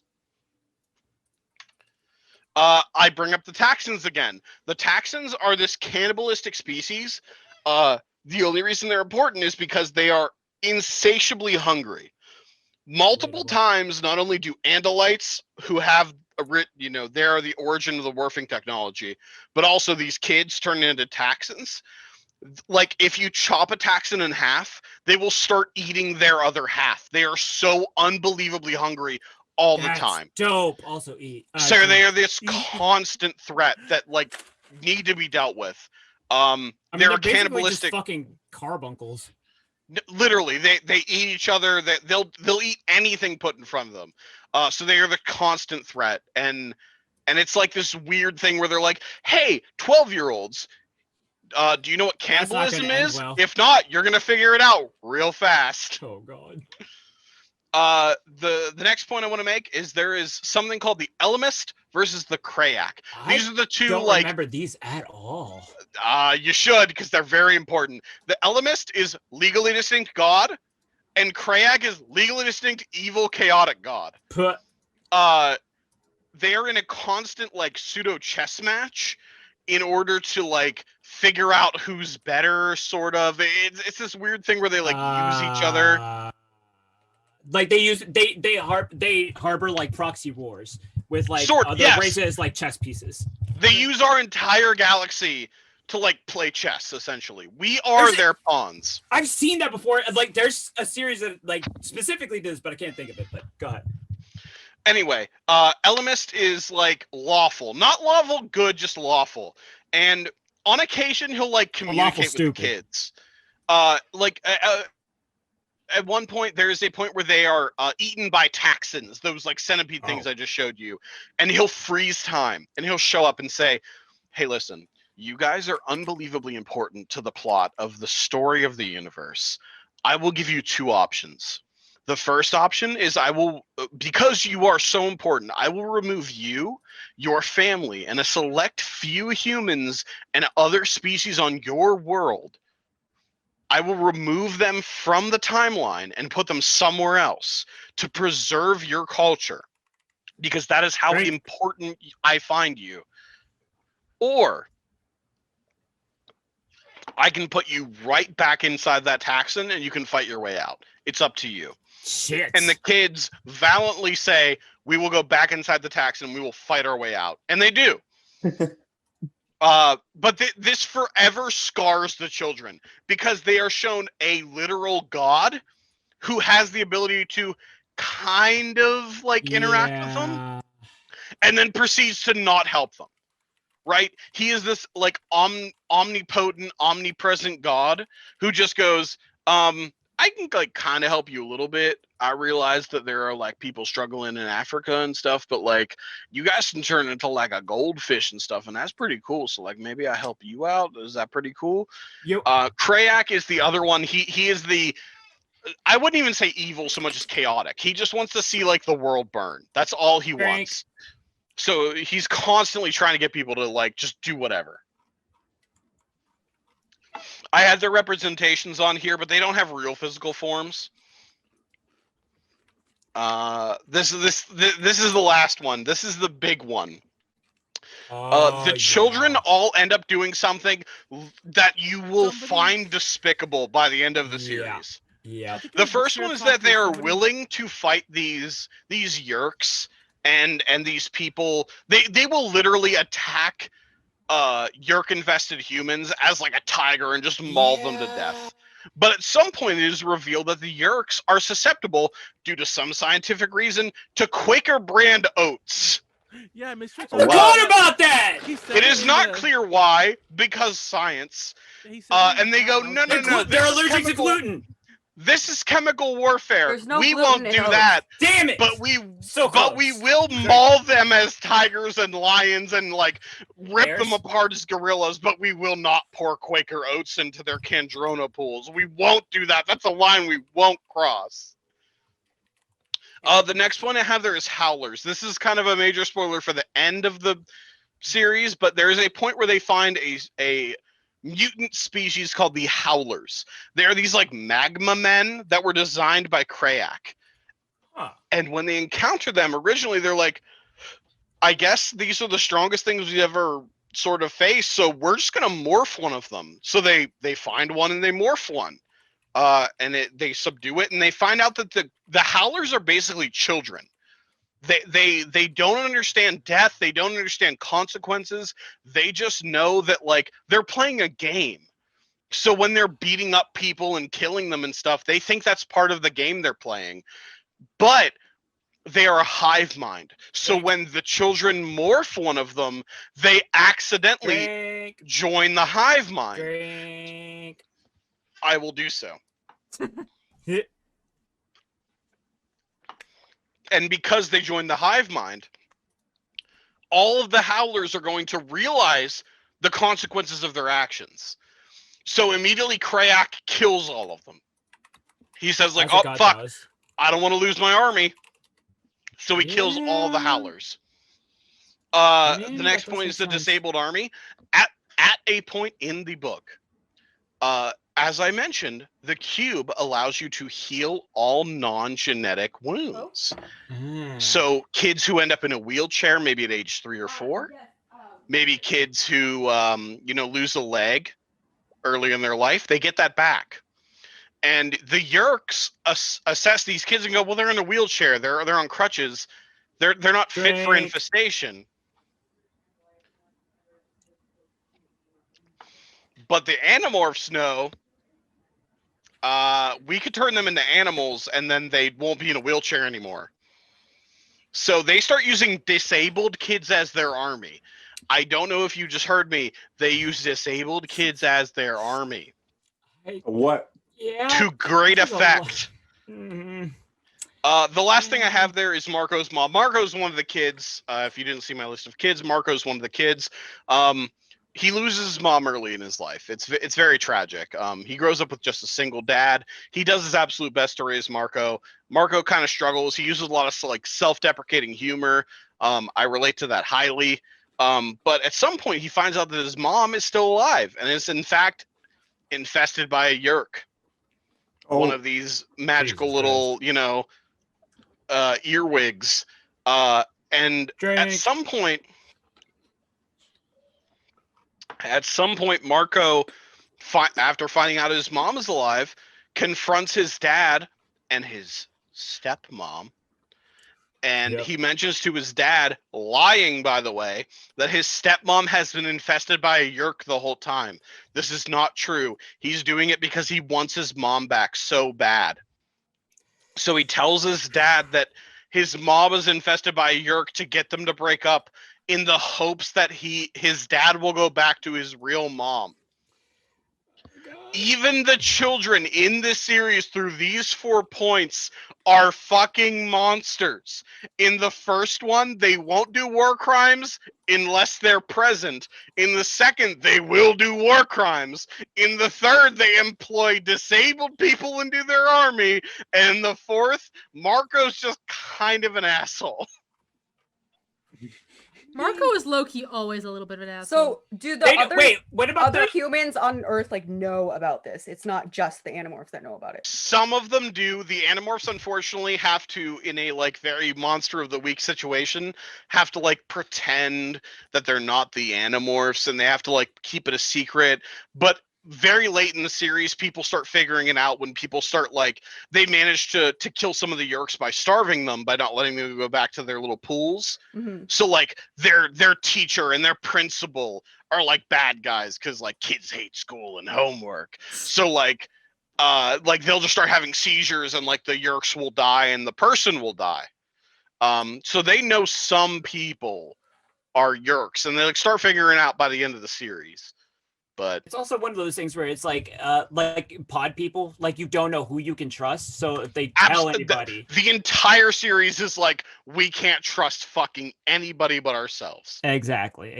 Drake. And I intentionally left so much out of my explanation to get you to to either watch it or read it. It's so fucking good. It is the Scholastic Book Fair Evangelion. I'm surprised you didn't mention the one Animorph who went bad. Oh no, I don't talk about David. What, really? Like at all? He's the or best like part. I just okay for watchers on like maybe Twitch or maybe people who haven't read Animorphs, there is a kid named David. He inevitably finds the cube, the morphing cube I mentioned earlier, which originally the crew had thought destroyed. That's not what I'm talking about. No, they showed it. They're like, we'll make one more or something like that. We need help. The only person I can think of that they intentionally make that's like really named is David. There was because he was like he was an asshole and he tried to kill Rachel. Yeah, that's David. Okay, yeah, 100%. I thought they like gave him the cube. They were like, hey, like, no. Help. He finds it at the construction site where they originally got the morphing ability because they thought it was destroyed because Elfangor, the person I mentioned earlier, the like main Andalite, he gets eaten by Visser 3. Yeah. And they think like, oh fuck, they got the cube, like, well fuck. But David finds it and he learns how to use it. He becomes an Animorph, and eventually he does a bunch of asshole-ish stuff. He's kind of a huge dick, and they end up turning him into a ratnotholid. Yeah, I remember the Notholids can still turn into humans for 2 hours at a time, right? No. They can If you turn into a anything. Notholid, you are just that. But you can hypothetically, much like Tobias, reacquire the morphing ability. So Tobias, for a lot of the end of the series, like the last fourth of the series, is debating whether or not to like turn back into David and just let it be permanent, or like still help the Animorphs. Right? I mean, but David is on like currently right now in real life in 2021. David is on an island somewhere as a rat. Fuck David. Stupid. He was a fucking sociopath. He was an actual fucking sociopath. Just like fucking psychopath, crazy motherfucker. Like no, he was literally a psychopath. He's like, I want to use the cube to get rich and awesome. I mean, to be fair, that is what most normal people would think of automatically. But that is my presentation. Thank you for coming to my TED Talk. If you have any other questions, I'm happy to answer them. Did you actually read all of it? Pleiades, I read all of it. Good shit. I love you. I like how he's looking down. He looks like he's ashamed. No, he was about to say it. It was like the one thing I was like, fuck it. If it happens, it happens. I'm not really upset about it. I don't actually care that much. I just want to make it harder for people if it ever comes up. I have read the whole series. That might be a little fuzzy. There might be some Twitch viewers who were like, actually, well, I think Rachel like was not this kind of Animorph or something like that. But to be clear, I genuinely think you would all really enjoy reading Animorphs. I can't express to you how much cool fucking shit I left out of it intentionally, so that if you were to go read it, even hearing all that you've heard, you'd be like, holy You left shit. out my favorite part, so I'm not surprised. I think I saw what part did I leave out? Just with what's his name? David? Joining that them. Could be anything. It doesn't matter. Axe? I think the prince? I saw wait, no, the axe is the prince. What the fuck? I saw the like Vegeta recently situation. The redemption arcs. Wow, I missed that part. I'm not gonna lie. I read up to like 10 books, and then like I read like the last like 2, because they actually mentioned there's like, yeah, it's the last 6 or whatever, and I'm like, oh, sick. I don't have to. Is the reading level still kids though? That's my problem. That's my problem. Kind of. That's my problem with it. It's clearly intended for children, like at the reading level, but realistically, the themes of like, hey, aren't animals cool? Juxtapositioned with like, no decision is right during war. Ultimately, are like my issue with two really different things. Which is a really hard thing to try and like convey to kids. Ultimately, my issue with reading the books is that the kids are insufferably annoying. Yeah. Most of the time, yeah, but they're kids. Here's the thing: they're written from an adult's perspective of what they think a kid is like. I know. Yeah. It's annoying. It's like as a kid, I thought it was annoying. Oh, but what I was gonna say, I don't think I've ever actually read any of the Animorph books, but I did see an article that was like, here's all the ways that Animorphs was really fucked up, and that's how I knew that like he became like it was painful for them to morph, and like he became a non-jokingly. When I was doing research for this video, I saw that there was a video posted by someone literally yesterday, and I was like, "Fuck you, dude! This is my thing." Yeah. And he touched on several points that I touched on, and I was like, "Come on, guy!" Like, but I still think it is worth reiterating that Animorphs is an amazing series and genuinely worth the read. Even if you don't like read typically, it's so accessible. Well, yes, that's true. Honestly, I'm surprised there's not more attention. Have you ever around read it, just in Animorphs? general, like. I'm shocked that you feel like there's not that much attention on it. No, like more Considering attention. when I looked up to find the name of the Animorphs podcast I was talking about, turns out there are dozens of Animorphs podcasts. Well, honestly, I guess like because there's not like Netflix shit around it, maybe. Isn't Netflix?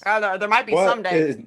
I feel like that's a really easy like money shot. Didn't I hear this information, or was it just there was people talking about wanting it? I don't know. Netflix. I wouldn't mind Look it. what Netflix did to Winx. Netflix, if you're seeing Wait, this, can we would you talk probably about something? I please. remember what I want to talk about. Okay. Is it the bad Winx adaptation? No, it's because I'll talk about it. No, what I was gonna say is like, so why they make Katara older? Because different. They're making a new Animorphs movie. That's what it is. There's an old Animorphs movie. Well, there's a TV. There's an old series. Yeah, I know that. I will say it definitely makes sense that they aged it up for TV though, because like. I honestly just don't think they can have kids actors because like usually they're not. To be fair, they're not very experienced. So they probably. Aang is not 12 acting in that show. He is 12 in age, but he is not 12 acting. If he was 12 acting, you'd be like, "Ha, Fortnite, the floss dance! Like, look at my gaming computer!" Like, you know what I mean? That would be a. Well, that's why they oftentimes cast like adults that look, because there are adults that look like 12. I know. Every high school sitcom, every high school show is like 20-year-olds. Hell yeah! All right, so what is this about the fucking Winx Club? What did they fucking do with it? Okay. I actually enjoyed watching it. I haven't seen it, but I will say enjoyed that watching they just it. like aesthetically it looks very different. It's just not bad. It's not. You must continue to drink until the Q&A but it's is not over. bad. Callie, fucking stop the thing. We're not even talking about Animorphs anymore. Too bad. You have to watch that Winx Club. Manuel, you should watch that shit. Watch it, Manuel. No mercy. I was more of a witch girl myself than Winx, personally. Yes! Yes! Witch is better than Winx. Please talk about I this. saw commercials about that, but I never actually watched it. Well, I feel like Witch was more like... Winx was like...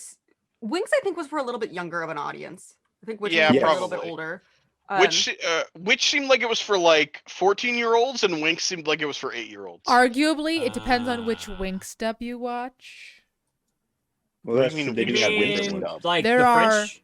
4 English There are Winx dubs. What? I'm sorry. From where? That's like, too is one from many. Singapore or something? No, it's originally from it's America. originally Italian, right? Or is that just Witch? It's originally Italian. It's originally Italian. Oh shit! Okay. By the way, okay, I would like to preface this the fact that the reason I know this information is because my friend was insanely obsessed with Winx as a child and is now having a Winx resurgence because of the spurred on by the Netflix series, and so she's been nonstop talking to me about fucking Winx. Okay, not gonna lie, they didn't need to put Winx into that because it was definitely nothing to do with Winx. Yeah. But it was, like I say, it's not bad. It is not great.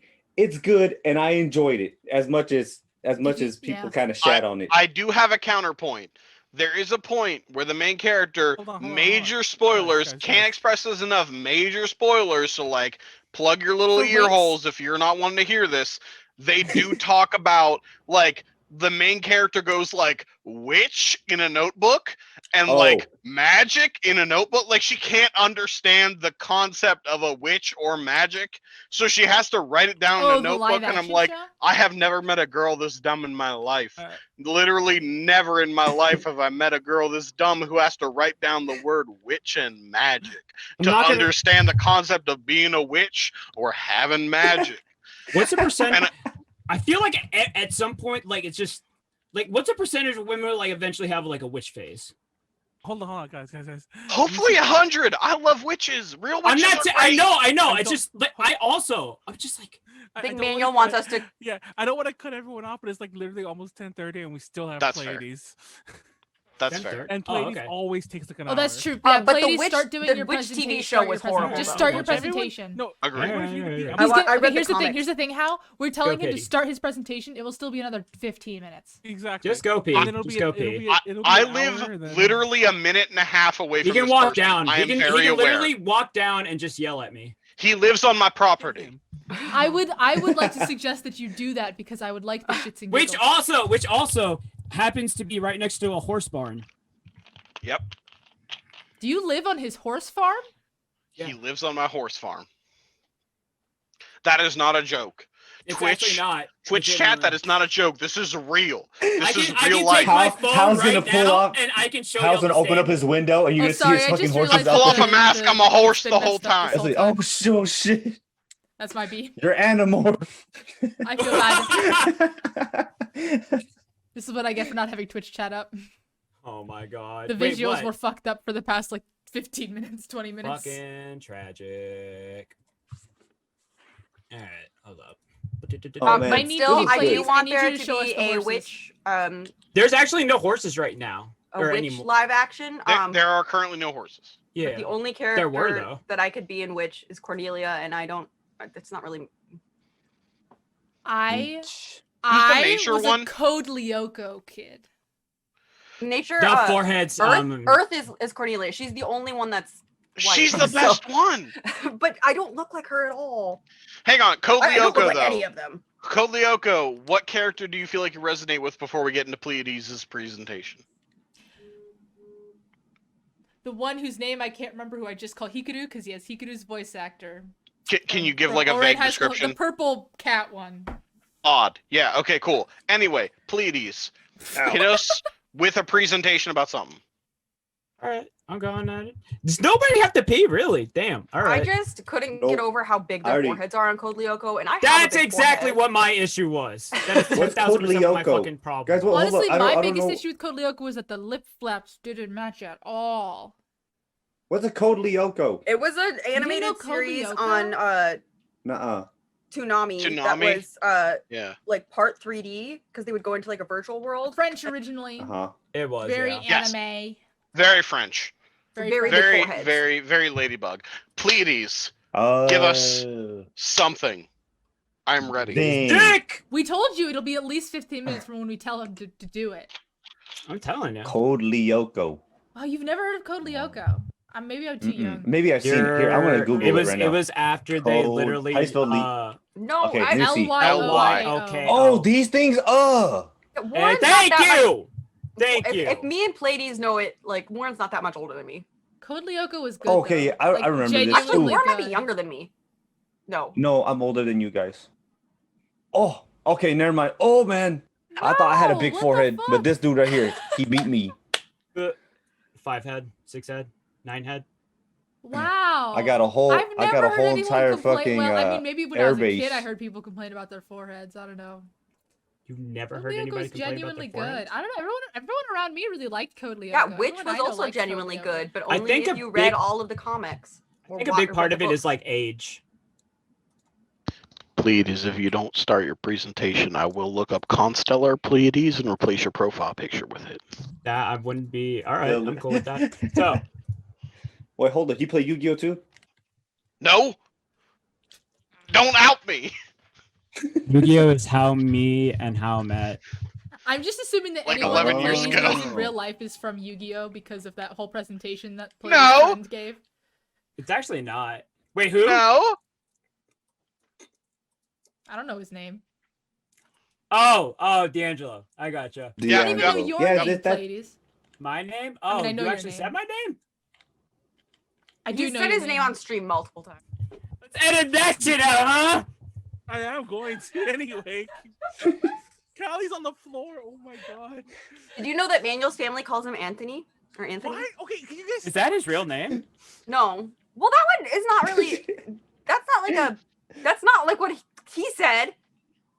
Wait, what does that mean? Wait, hold on. What does that mean? Wait, what I miss? Callie. Callie, are you alright?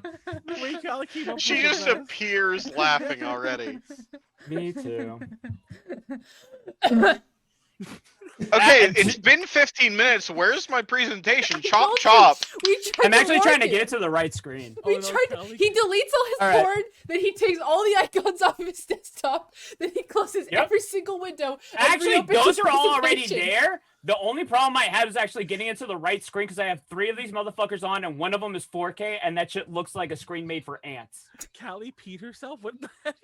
Probably. I'll have you know that I employ the who was it, Jack Donaghy method, where you just pee yourself a little bit, let it dry, and then you pee yourself a little bit again. Yes. That's not a bad way. Let to it go about evaporate and reset. Reset. Exactly. I can't even remember who said that, but you got it. Brandon Rogers. Brandon Rogers? Oh, did Brandon Rogers say that? Yes. Pee a little bit. Let it evaporate and start over. The red-haired teacher said it. Yep. What is this? Oh my god. I have no fucking idea. I am lost at this point. I need to go pee. Okay, but real talk though, why did I dox Pleiades? I don't remember why I was doing that. I just Who's heard to say, Do really? anything! No, I literally, because I was trying to fix something and set something up, and then I heard And then everyone, you like, just started dox. talking. But what did I miss? Why did you bring up his name? Callie was like, Why I don't is even know Guts- your real name. why and is then Guts it was like, on- we were like, yeah, you do. Manuel There's says it all the Guts on a time, and then you fucking like Viking ship came with in and said it again. Kenshiro. Wait, hold up. Because I Is that actually... Jotaro? About Valheim? What are you talking about? I've never heard of any of those series before. Is this about the Viking game that's out on Steam right now? I don't know. Wait, Not is Time Chat sponsored. actually going? Oh yeah, Valheim. Aha, I forgot she's about not. that game. Okay. Wait, you're not even sharing anything. This is like in 2 screens. What are you talking about? It's not there? Oh, it's the wrong I mean, I'm screen. seeing something, but Oh, who's wait, to hold say up. what it is? Hold up. Ba-ba-ba. Da-da-da-da-da. What the fuck is this? Dun, dun, dun, dun, dun, dun. Dun, dun, dun, dun, dun, dun, dun. I'm gonna edit out the part where you said that Uh-huh. the part of Callie coming back up. So Uh-huh. it was so random why she was laughing. She's still laughing. How are you you're still gonna- Comes back, But it- immediately here giggles. See, the funny thing is, you're gonna forget to edit out this part, and then they're gonna be, it's gonna be really obvious that you edited Yeah. something out because you just mentioned it. You're laughing because you already know what's gonna happen. I mean... Ladies, you were literally set up. Now we're back at square one. What did you do? Why are you showing me your fucking desktop, man? I'm actually... Come trying to on, do is this your first time using this program? Yes, it is, actually. Okay, if Oh, wait. if Here we go. Germa, when the imposter is sus, is not mentioned, I'm walking out. The imposter sus? What are you talking about? all I would say is, Yeah. ladies, from now on, and this is a legitimate suggestion. Yeah. The second to last person, start setting up your presentation during their presentation. No, I gotcha. Ladies is always gonna fuck this up, but anyways. I will pose much that time's already I going, was by the ready way? very quickly, Okay, and I I was wondering where immediately the fuck started it my was. presentation. You're not Replaced. And then I try to get mine done the day before, What? but I'm always usually working on it the day of. I swear you're fucking with us, Pleiades. You can say that. Dun, dun, dun, dun, What is dun, dun. this? What is this? What? This is some Yer I'm Days shit right here. did you- What is Some this? what? Did you actually? Yer Days? Your days? What fuck what is Yer yada Days? Days? Like it's clearly some Yer Days. Oh, okay. That's what we're actually talking about. All right. Yeah. So anyways, Wait, were there titties on that thing? Do I need to censor that? I'm actually being serious. actually I no mean, titties. who's to It say was- really? It was there really fast, but I wasn't looking at it. Biddies. Were there Oh, titties there's at the absolutely no censor? titties. Okay. I just- No, Biddies. if there was anything there, it was man titties. Okay. No. What I'm talking about today is old ass fucking meme that I managed to like scrape up. What's that? Black screen, Pleiades. What are you talking about? Yeah. Your screen is blank for us. You know how mad. You know how. There you go. There we go. Oh, okay. All right. So, what I want to scrape up today is an old ass fucking meme called Gar, which literally just rose out of an idiot not looking at his keyboard, but somehow it just took on a life of its own. And it kind of encapsulates something that we already like talk about and like feel a lot of time, or like you see mentioned, but it's not given this name recently. So, best memes are accidents. Usually winds up happening. No one actually like winds up ripping off of something intentional. It's usually just when somebody makes a stupid mistake. Fucking Face Day Night, circa around 2000. Yup, sure is. This is Archer from Face Day Night. This is around 2005 era of anime, which is like about the time when there was like peak moe stuff. Lucky Star was big around this time. Haruhi was really ripping. K-On was, I don't think it was quite at that low, but it was like along the same wave. And because of that, this huge fucking feeling of like, oh my god, get this fucking like moe shit out of my face. Just if for no other reason than I think like a lot of people who would have been watching anime around that time grew up with like a lot of 90s and 80s influence stuff that was a little bit more action oriented or a little bit more like plot intensive. But beyond that, spelling for whatever reason and apostrophes, nothing's consistent on the internet. When is it ever? And beyond even that, thirst is timeless is one of the biggest things you'll ever find out. Because this motherfucker happens to pop up again in an anime that is actually action-oriented with some decent plot in an age where there's a drought. And motherfuckers are like automatically. Dude, one day says something unfortunate to the effect of, I'm Gar for Archer. Of course, everyone's Gar for Archer. What he actually meant was, I'm gay for Archer. Okay. But it just takes on a life of its own. I'm Gar for Warren. Because nobody has any sense of moderation. Lo and behold, Gar back. And again, I blame K-On for all of this. Gar, one of the many definitions, I may get pregnant if I get too close to him. It's essentially a sense of like somebody being so fucking Wait, where's manly. Callie? She's typing. Where is she? I have no idea. She's typing, but I don't see her. Where is everybody? I'm in my living room. What the fuck? Alright, and right here, again, memes, old shit, cringe as fuck, but it goes along this line of like, in this series, homeboy winds up getting into a situation where he has to sacrifice himself, and, but basically he could have just like, it was one of those things where it's like, hey, stay here, stall out this enemy so we can leave, just give us 10 minutes. What does this guy do? Because his enemy has like multiple lives, like 10 lives. He's like, no, I'm gonna kill him 6 times. I'm gonna kill 6 of his lives, and then I'm just gonna fucking die right then and there. So it's this hard-headed, just like very super like macho thing, but it has this sense of like selflessness to it. I don't know if anybody's ever heard of something called a Saimoe, but basically this thing where like once a year 2chan like just sits down and thinks like, hey, who's got the cutest fucking waifu? And then they just like do a massive tournament. It's like, no, fuck that. Who is the most Gar motherfucker out here? Gar being, again, somebody who is so manly, you would willingly crack it open for them. And you wind up having people like, Master Asia, Guts, Roy Fokker, Kenshiro, like Onizuka, Eikichi Onizuka from Great Teacher Onizuka, fucking 10 out of 10. But what's going on with that little guy with the big stick and like the slingshot style stick? For how come he's on there? Because it's Sogeking. Is this all about being Gar for someone? It's the fucking Sogeking. What are you talking about? Yeah, maybe it's Sniper Island. Maybe if like he wasn't there, if I just sort of hang on, let me see if I can just sort of wipe him off my screen. Motherfucker. Just sort of. But hey, but like let's break this down because I thought this was really interesting. It's like, what the fuck actually makes Interesting to see who's attractive to the male gaze. We're getting to that because like I started thinking about this and I started making a lot of connections that I wouldn't normally make. Well, what am I talking about? Of course I wouldn't make these connections.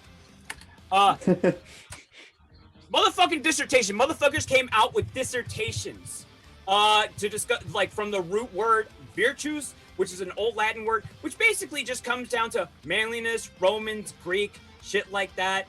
It has some sentiments in samurai, like Bushido code, which is basically like Sniper Island. Sniper Island. Somebody is so like just like enthralled and like boiling blood and just strong and like inspires leadership in people, or like they inspire people to have them follow them because they have like a strong direction.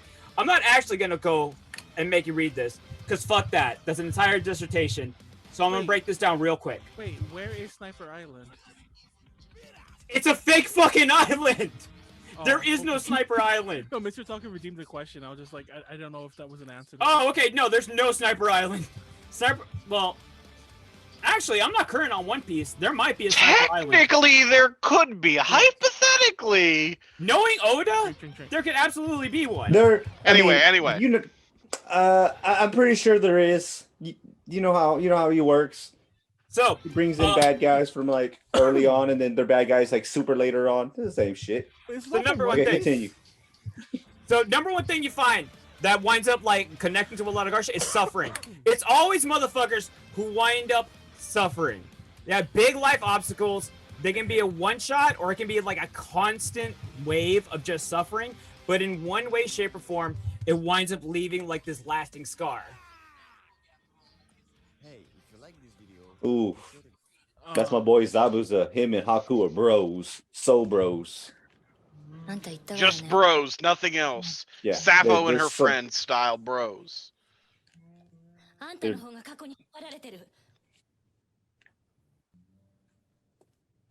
この目を見ろ。事故でなくして片っぽは作り物だ。 Drink. その時から俺は片方の目で過去を見て、もう一方で今を見てた。目に見えてるものだけが現実じゃない。そう思ってた。 I'm a little out. Is there something else playing in the background? Oh yeah, you can hear that. Sorry, my fucking Little phone's bit. watching a video. Hold on a second. いつの間に冷めちまってた。私、記憶戻ったの。でも、いいことなんて何にもなかった。 Thing basically being that it is somebody who has a huge amount, there's always some sort of like baggage there. Something's like this person is fucking fucked, and somehow they're still coming out of it at the end of it. But again, that builds into like, oh, okay, so this is what builds their character, resolve. Yo, it could be stoic, it could be optimistic. Not pictured here, but I technically share the room. Well, not really. So somebody came in and started watching a video. Sorry. I couldn't hear it because I only have my headphones on. Anyways. The alternative to this are like, as a result of having really situations, you wind up having a person who is very like fucked situation, but they still come out of it trying to either be neutral. I didn't picture this, but like Jotaro would be a good example of this. Kenshiro would be a good example of this. Somebody who's like, fuck that situation, but they're still like remaining resolved. But if nothing else, they stand as like something that's like people look at as a beacon. And this winds up feeding into the Gar thing of like, oh, this person's so amazing, I want to follow them. We'll get into like the cheek cracking part, but this is part of this. Oh, drink. The cheek busting. Is that even when somebody's gone, you still leave a lasting impression on them. 兄貴は死んだ。もういない。だけど、俺の背中に、この胸に、一つになって生き続ける。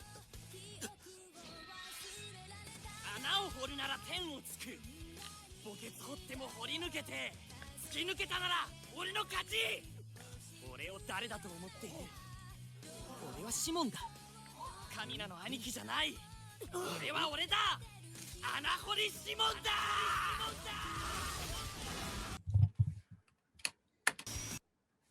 And the biggest step of this that I think winds up inspired, or like where you get the sense of this person's so amazing, is the fact that like, what's up? Drink again, but you missed the drink earlier. Oops. Well, it's a sense of like taking charge of responsibility. Because the biggest thing you wind up seeing is that these people have people that they have dependents. If it's not for like somebody else, it's like they might be stuck in a shitty situation.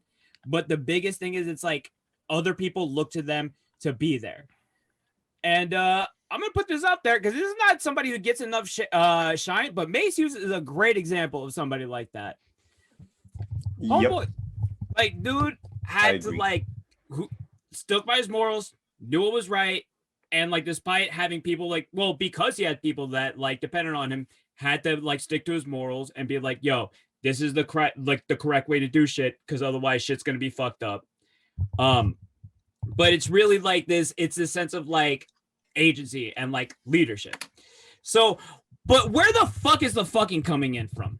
Where is it like this person's so amazing? Like, it's one thing to admire somebody, but why is the fucking involved? And the thing is, I kept tracing it back, and there's some elements to it. See, if you go back, there's actually like this trace of like homosexuality in history, where like part of it isn't just like it's not even just like eroticism, but like say in old like Greek culture, there was pederasty. And it's basically like dudes taking younger boys, and like there was arguments that, and like all this is fucked because this is ancient times and nobody was actually thinking straight. And the idea is like it was some sort of sense of leadership, of like taking somebody under your wing, which is really just Batman and Robin shit, which is just why like I don't know if anybody like remembered back then, but there was like a bunch of jokes about that shit. There's still jokes about that shit. We're just wild. But there's a sense of like even among men, there is like this thing like where you have cultures that it's like dudes with dudes is seen as like not the norm. It is something completely different. There's a level above that where once dudes go with dudes, it means that much more. Back over here to the left. I've been drinking. I've been saying drink. Drink. Yeah, we're on like drink 13, drink 14. Wait, did Molly leave too? Goodbye, Molly. Everybody left. Where is everybody? Callie's in the living room. We're all being Gar together now, boys. I guess Saturday is for the boys to be Gar. It's time to be Gar. He scared all the women away, yeah. Molly Probably. Is the beginning too. The fuck? Molly's sleeping. Oof. Anyways. We're so Gar. Keep going. Look, the other culture, like Freemasonry of a subculture of Cubans, Drink. where at some times there is this point where it's like Drink. there's a sense of masculinity, but there's a hierarchy. But ultimately, what this means is like there's like it's really just a power thing more than anything is what this all comes down to. And like when people see somebody who's like, oh my god, that person is like capable and like they're like have a direction, all that shit, people wind up buckling under that, or like not buckling, but it's like you want to like follow that person, you admire them. And the thing is, it's like, oh shit, god damn it, probably.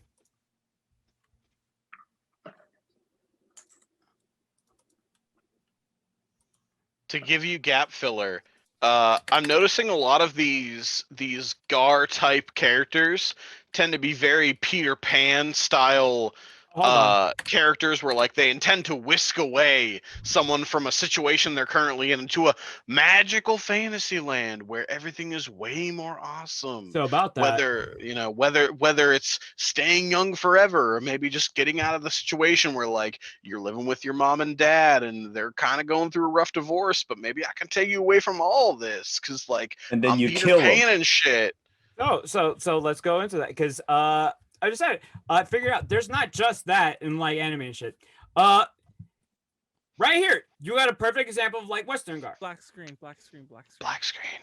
Fucking god damn it. Black I'm here screen. to tell you that all your problems can be solved with. There we go. Yes, my man. Yes. Oh hell yeah! Perfect Uncle example. Iroh. Somebody. This boy who got. Fuck.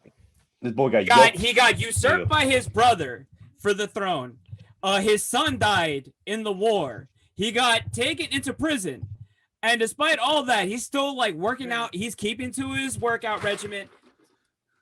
Gets swole as fuck.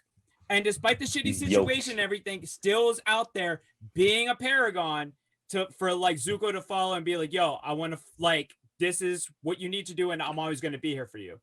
But also, it's not just dudes. Because you also got people who will struggle through endless fucking time loops. Homer Alchemy right here. Where she started out, she sucked. She sucked starting out. She had no competency whatsoever.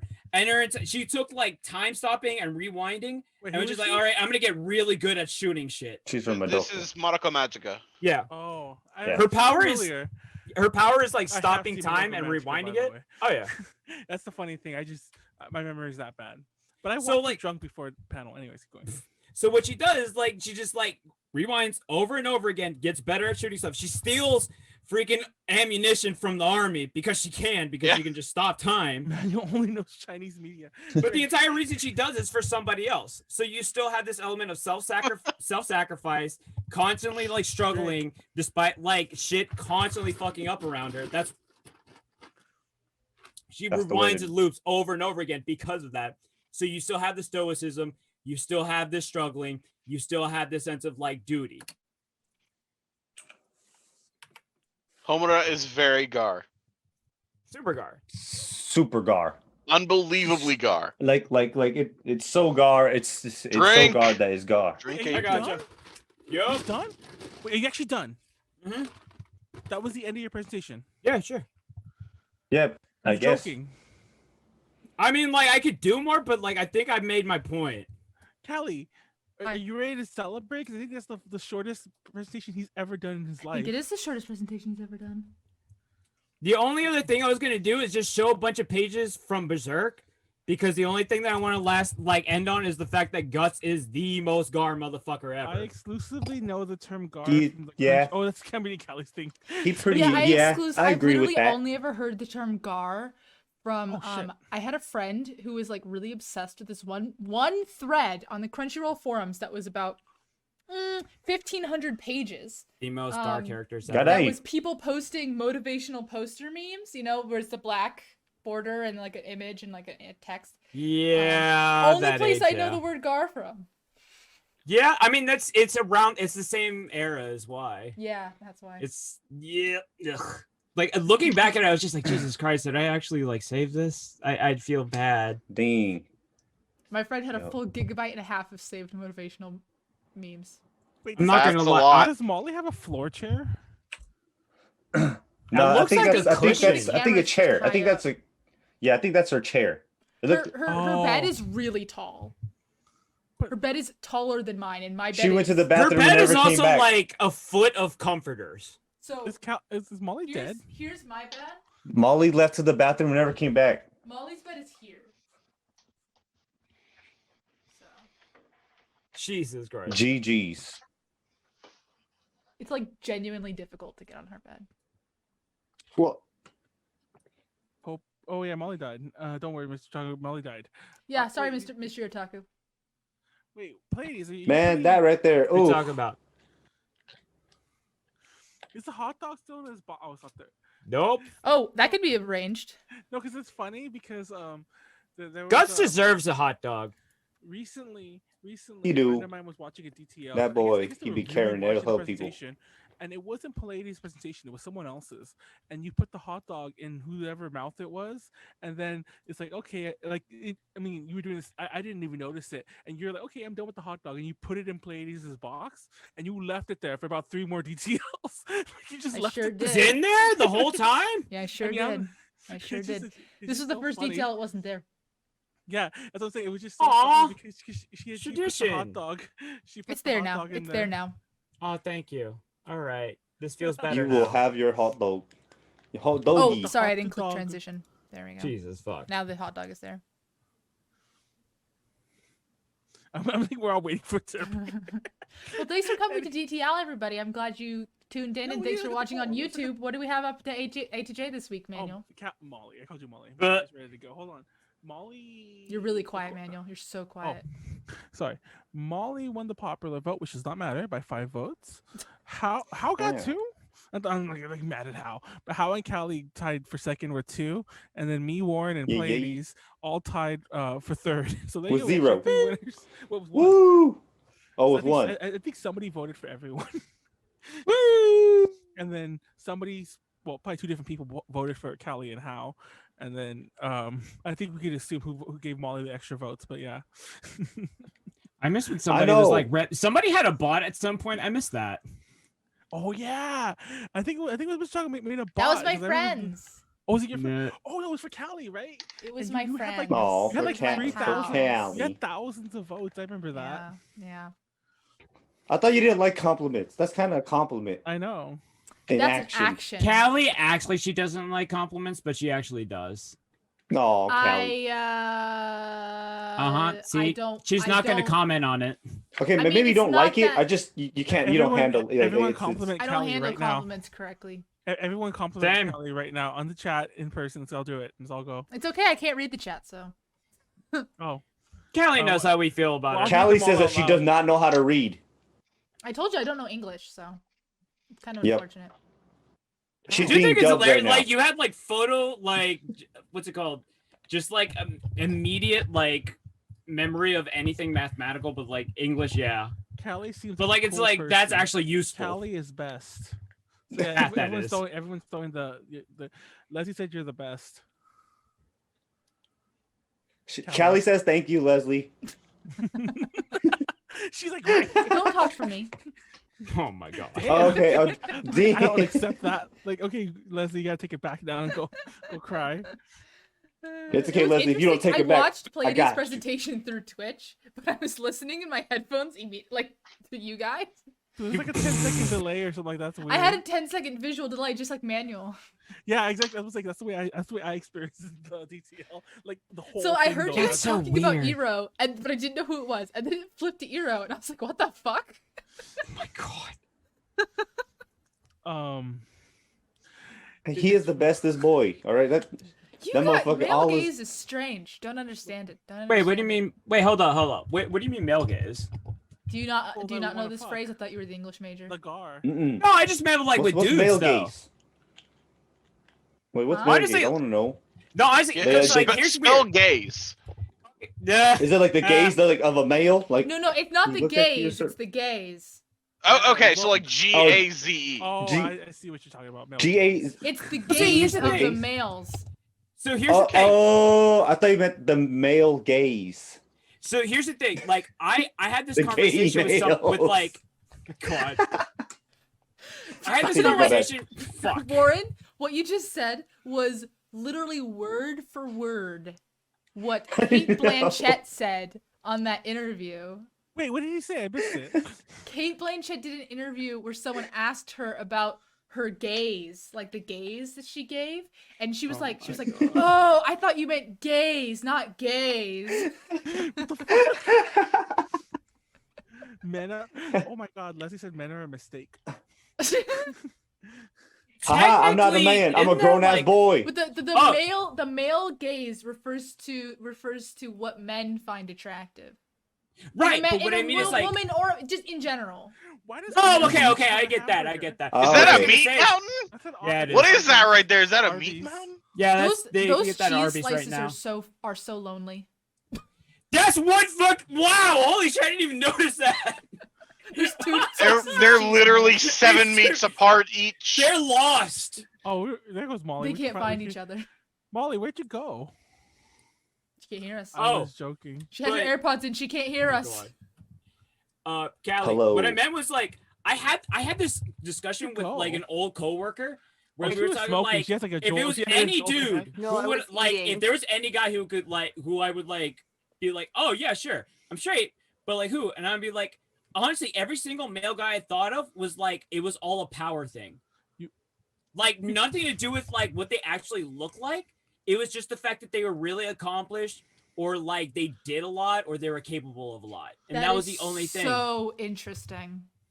Like it had, because like the thing is like dudes don't look attractive to me. Like I don't get it when like people talk about like guy butts. I'm like, what fucking ass? I don't see it.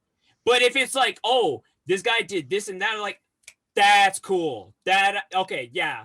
Like if it's LeBron I would challenge James, that. okay, LeBron James. So you just want to be dominated. No, it's like the thing is like if anybody's like, well, I can't even say that America's I would be the ass bottom is great.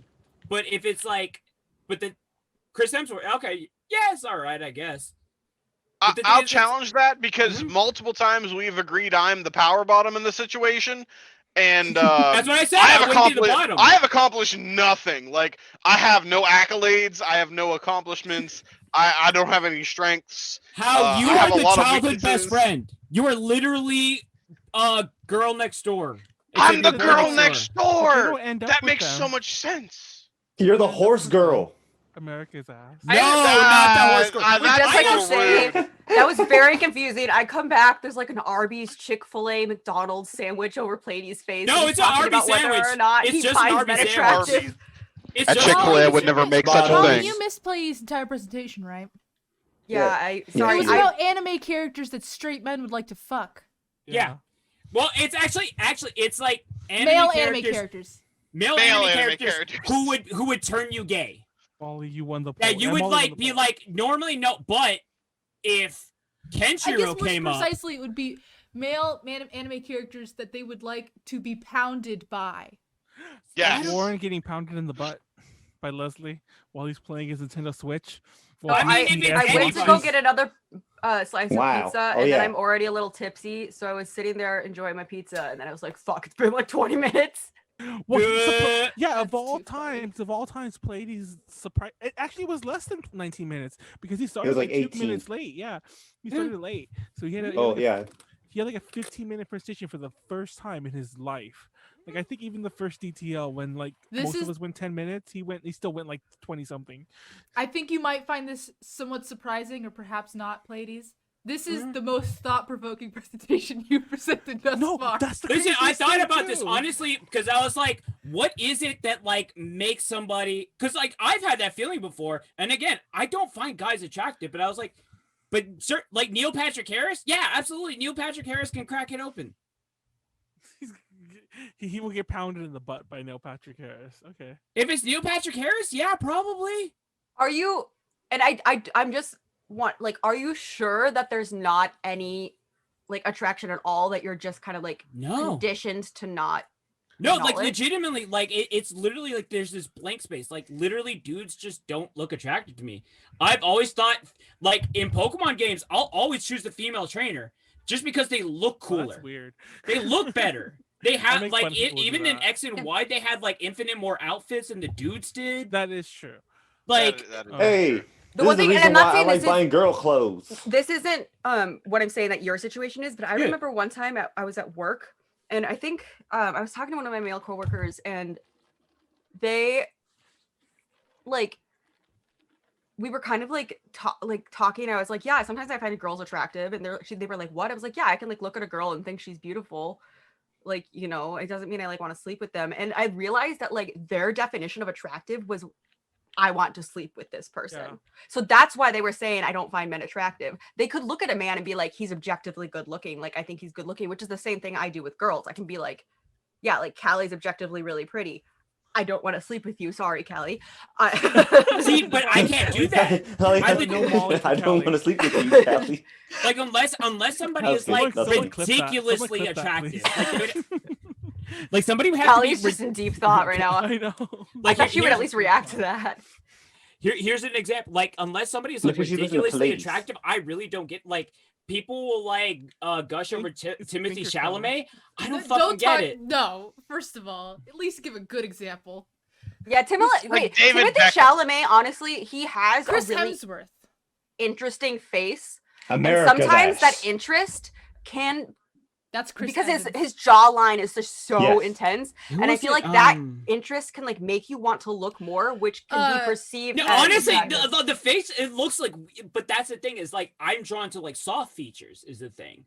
That's why like his face, it just looks like I'm going to get cut if I like lean in at the wrong angle. Well, it could just be like, you know, like a lot of people are attracted to like androgyny. The thing, like, I mean, like, I get that, but like, even in that, like, honestly, it's so. Here's part of it is that, and this kind of like going back to the Pokemon thing, right? You like soft boys.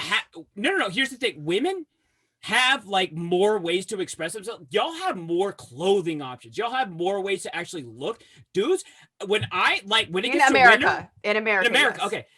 When it gets to winter, I look forward to winter because I get to bust out fucking cardigans, sweaters, shit like that. I actually have more things to wear. In the summer, I'm fucked. In the summer, like I don't have nearly as many options. Just go wear sundress and like, you know, own it. I think it just depends on.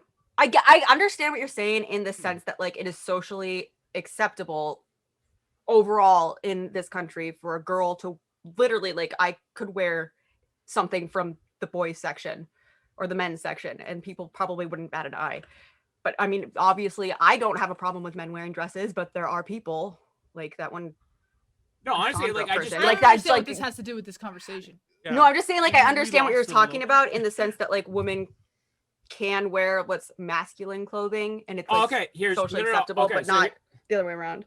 Okay, so here's for me, there's like a very rigid way where like men can dress, where they can do certain things, or like that they have been doing. So like the doors haven't been busted open, so there's not like a lot of creativity there. So even then, most dudes, I'm just like when I see them, like it's just like vanilla. It's like same all across the board. And then like the same thing is like I don't find like male features attractive. So like there's not even like sometimes somebody will be dressed so well that I'm like, oh shit, that is dope as fuck. And there'll be occasionally like during like fashion like inspiration threads and shit like that. I'm like, oh, that's cool as fuck. But you don't see that very often. Well, I don't inspire. So like I don't see men just in generally as attractive in that sense because it's like it's just boring. I will say though, when it comes to like boring clothes, if you take Warren as an example, like whoa, no, listen, like as an example against that. I think she needs to finish. Yeah, Warren is an example against that. Sorry, you didn't let me finish. Okay.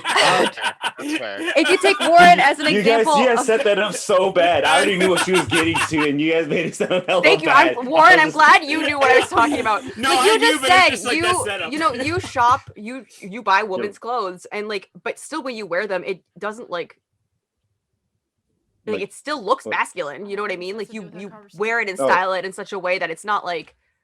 And even if you were just wearing it, like that'd be fine. But like it's you can be creative. I think it's not so much that the clothes aren't available. It's that. Well, hold on. Let me put this thing. How many different The girls do variations have of better skirts stuff than and the dudes, not dresses gonna lie. versus how many differentiation of pants do you guys have? You have cords, maybe. No. And what I'm saying is, I understand that, but what I'm saying is, it's not that like you could still shop in the other sections, like. You know what I mean? It's not like the clothes. There's not like a law saying you can't buy those clothes. No, I wear some of my girl shirts. Like I like have a button up that I've actually worn on stream before. Just because I was like, yo, I can all my wear work this. shirts are men's shirts. Honestly, they fit like, and I like kind of like how it's like tapered, like at the waist. Mm-hmm. Because like I actually like it when shirts like fit better like that. Because otherwise it's just like a block. And it's just like shapeless. Yeah, I was gonna say like I'm the opposite of that. Like you joined the call when you're like coming home from work and stuff like that. So I've seen you in your uniform. Aren't guy shirts just like too blocky? For me? Yeah. I mean, I just want something that's not clinging to me because I have to walk around so much. That is true, I guess. That's especially my main thing. Well, also, my first shirts, it was because I just went to Goodwill and it was like get the cheapest ones. Callie, are you okay? You like having like a moment over Callie's chilling. Callie's still. I'm just like chilling in Cedar Rapids. I'm just Cedar chilling Rapids. in Cedar Rapids. I know that fine. Pokemon, go to the like, comment, and subscribe I'm button. the shape of a potato. Oh, that's what Leslie said, by the way. But yeah, I like how Warren knew what I was getting at, and everyone else thought I was just saying that he was basic. That said, listen, that lead-in was like, yo. Yeah. Because you didn't. My next line was going to be like, "Let me use Warren as an example to go against your point." Oh, I know, but I had to cut in because that's just a great way to cut in. Warren, you dress terribly. That's what she was saying. Anyway, Of course, men. I Are do. held All to a I wear is much more cutoffs. much more narrow fashion standard. But it's also, you have to ridiculous. remember this is specifically America, because you go to other countries, it's not like that. Yep. Yeah, you're true. In a That's- lot of other yeah. countries, men are very fashionable, and they No, wear no, a it lot of different stuff. It's not the fashionable. It's not fashionable. That's not what what he's talking about. He's talking about the fact that, you know, women, I mean, even just like let's consider the bottom half of your body. No, yeah. No, and I was saying that earlier. Like, I do understand, like, we can wear pants, no one bats an eye, but a guy wears a skirt. No, but like you have pants, you have And a like long dress. skirts, mid skirts, pleated skirts. Yes, I understand. skirts, That's yes. dudes. It's like I can't tell you how frustrating it is. It's like I have like either shorts or pants or cords, but like I usually never wear cords because that shit like sometimes you find something to go with it, but like usually it's just jeans. Is for no other reason than it's like, well, I don't have as much of a problem like getting it to look good with something. Something that you might not consider because you are a fashionable lad is that women are held because of this exact thing. There is a much wider spectrum of casual to formal to looking bad and looking good that a woman could be wearing. And they're held to a higher. They have to hit that higher as a person who wears. Oh, I see that. Graphic tees every single day. How many times has a guy approached either the girls who aren't wearing makeup or guys? How many times have you approached a girl not wearing makeup and been like, "Hey, are you feeling okay today? Like, you look a little bit sick." No, what you mean is I just didn't cake on today. I'm not the natural look you had in mind, which is, by the way, a lot of stuff. There was this show on, I think it was MTV, called Girl Code, and one of the people was like, yeah, a guy once told Charlemagne me... the God. Charlemagne the God. One of the girls was like, yeah, a guy once told me he liked natural girls, and I asked him what he meant, and he said, like, Kim Kardashian. And she was like, what the fuck? Didn't we? And like, there are people that'll be like, when they go to ass. school or work without What makeup, is this? people will ask them if they're sick. When they go with like natural looking makeup, they'll be like, oh, you look so good without makeup. And then when you like, Yep. and Ooh, honestly, I was think bad. that honestly, what the fix is that men should just start wearing makeup. I agree. Here. I'm in. I want to still There's be able to been- wear I mean, makeup, first but of all, I don't want to I have to know be the only one to do men it. who wear makeup. There's nothing wrong. Yeah, there's nothing wrong with a little fucking foundation. Some Yeah, No, especially what, like what I was concealer. gonna say is the other day I was actually gonna I actually briefly asked my girlfriend. I was like, yo, what can I put on my face so that like there's not as much reflection like on lights and shit. Powder. See, Powder. and I was There's like, still a I hot don't know if dog. like foundation or anything. I don't know anything like that. So it's just Well, I like, guess a really so matte it'll look foundation, but- better underneath this, right? But obviously, Yeah. like she and I yeah, have like a different light skin foundation pigments. and then a powder. Yeah. Or just a powder, to be honest. Yeah, I don't know. I mean, it depends on the type of skin you have. I think on Yeah. whether it would Yeah. actually. Sorry, burp. Well, for me, I use powder sometimes, like just on like my oily parts, because it's gonna stick there. Yeah. Would that just be like my whole body, like all of this, just Rolling. like Also, I mean, like what I used to use is when you get the compact, the cream, or not cream, but like I think it's called cream, but it's like basically a solid, and then you use like a little pad and you wipe it on your face. That's really matte. And you can get ones that are like a little more powdery, and so like the powder that you're putting on your face is like a very like light foundation, but it will also mattify. Mm-hmm. There's also Those are- just powder foundations. Yeah, powder foundation. There's also a proactive mattifying. powder, There's like that's the word I'm literally, looking for. you can literally just get like the a acne? primer. Yeah, they make a mattifying thing that really works. Also, there's primers that are Smart. mattifying Okay, that you good can just shit. put that on. I think we made up for Pleiades' short presentation. Let's This maybe wrap is- this this up. is really Discussing fun. gender This and is- this is sexuality like- studies here on I mean, DTL. this is a good topic, but I mean, also we actually move forward. I just realized we just started talking about the Gar thing, and now we're just talking about like making I mean, guys that's wear makeup. kind of the It's fine. thing, man. It breaks open Just doors, you know. Makes the But let's discussion. wrap it up. I will say, first wait, time can I I just say walked- one last thing? And that is that I guess I was spoiled in like my perception of like fashion and like taking care of yourself with men, because my dad has always been like super, like he spends like 50 minutes doing his hair every day, and he's like very into what he wears and stuff. And so I kind of like grew up when I was really young. I just thought everyone was like that. And then I got older. I was saying, I'm Brett. My dad spends more time on his hair than I do. Listen, it takes me like I have to like shower and everything and like get my shit like dried like an hour before the fucking pod, just because like. Oh yeah, but I mean, I understand with long hair it takes. Yeah. Forever. I mean, Pretty it's interesting. kind of starting to be me these days, Rip. But as a person who had long hair until a few months ago, Dang. I get it. I'm gonna put the A to J plugs out there so they're out of the way. They probably take us 10 more minutes to actually end. But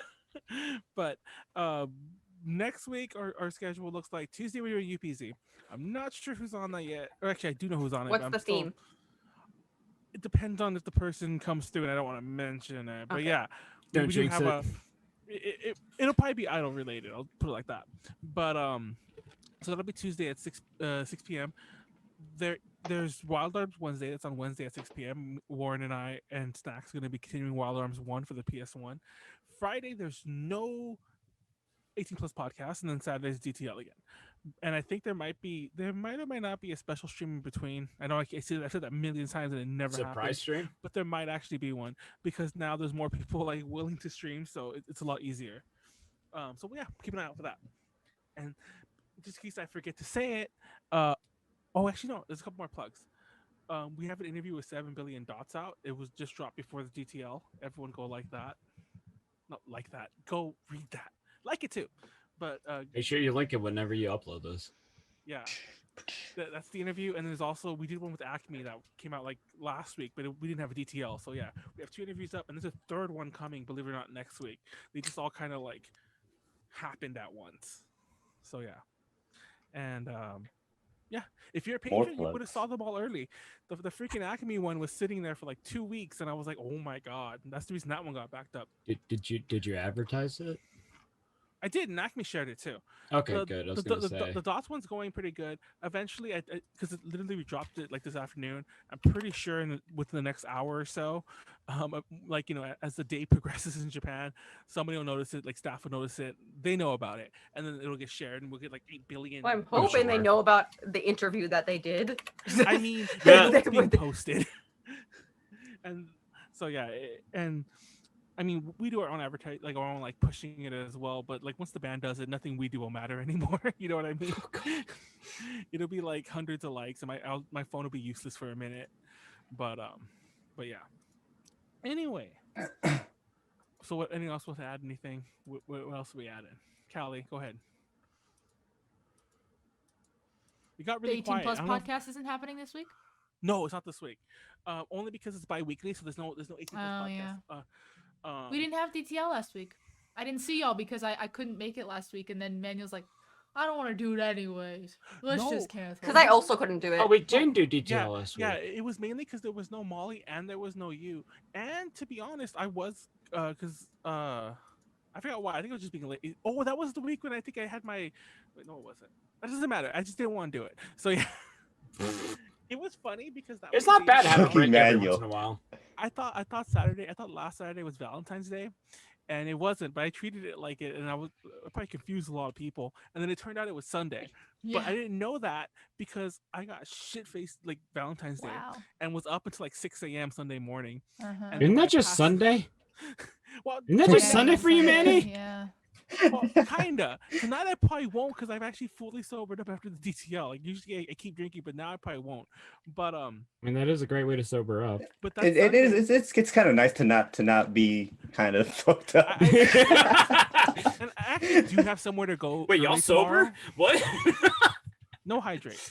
I do have somewhere to go early tomorrow, but I would have done that even if I was up till 3 a.m. It's not like that matters. We've all had a DTL where we've been the one that got really. Well, actually, I don't know if I've seen one where Warren got super drunk.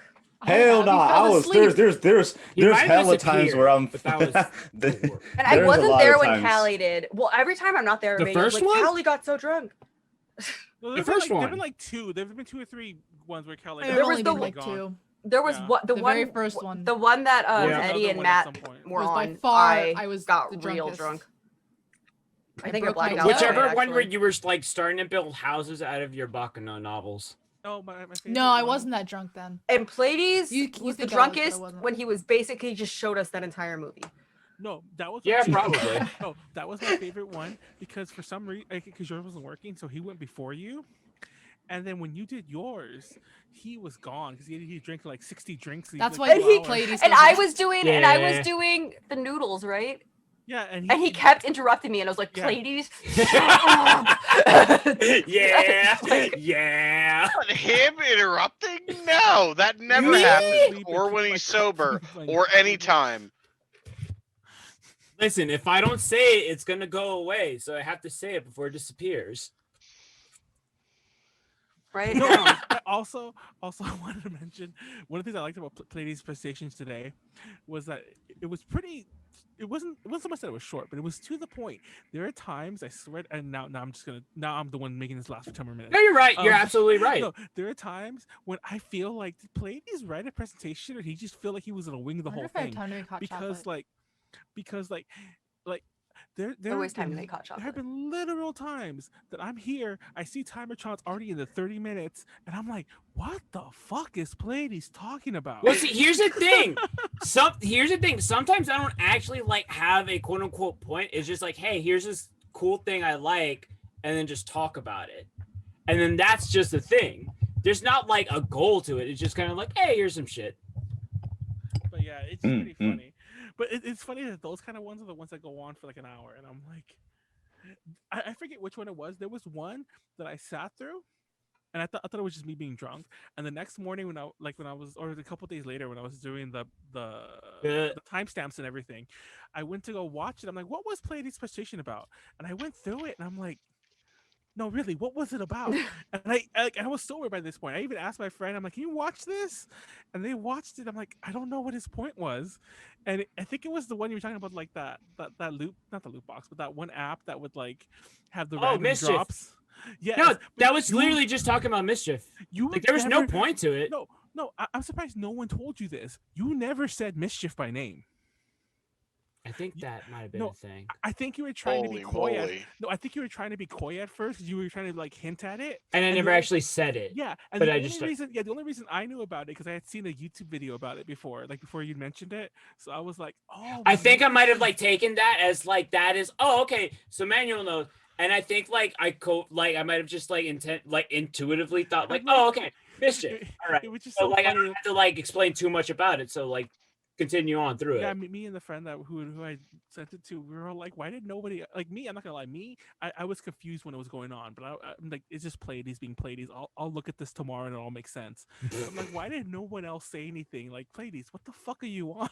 Hey, doesn't that say something if everybody else is able to follow through? Nobody questioned it. It's very possible that we didn't follow it either. Exactly. Also possible. How do you do a 45-minute I very specifically remember asking a lot of questions about what you were talking about. This does sound familiar. Was that the one about like the weird stuff that's in like the subscription boxes? Yes. Okay. It was one. I'm pretty sure, like, I didn't know exactly what it was, but I like he was talking about a weird company that does weird subscription boxes. But how do you do an hour-long presentation-ish on a thing and never mention what it's called? How do you do an hour-long presentation and never ask a question? Anyway, that was the funniest detail to ever mention. And I'm not gonna lie. By the end of it, I'm usually like plastered. No, that's the other so thing. like it's an uphill fight. Yeah, you could tell.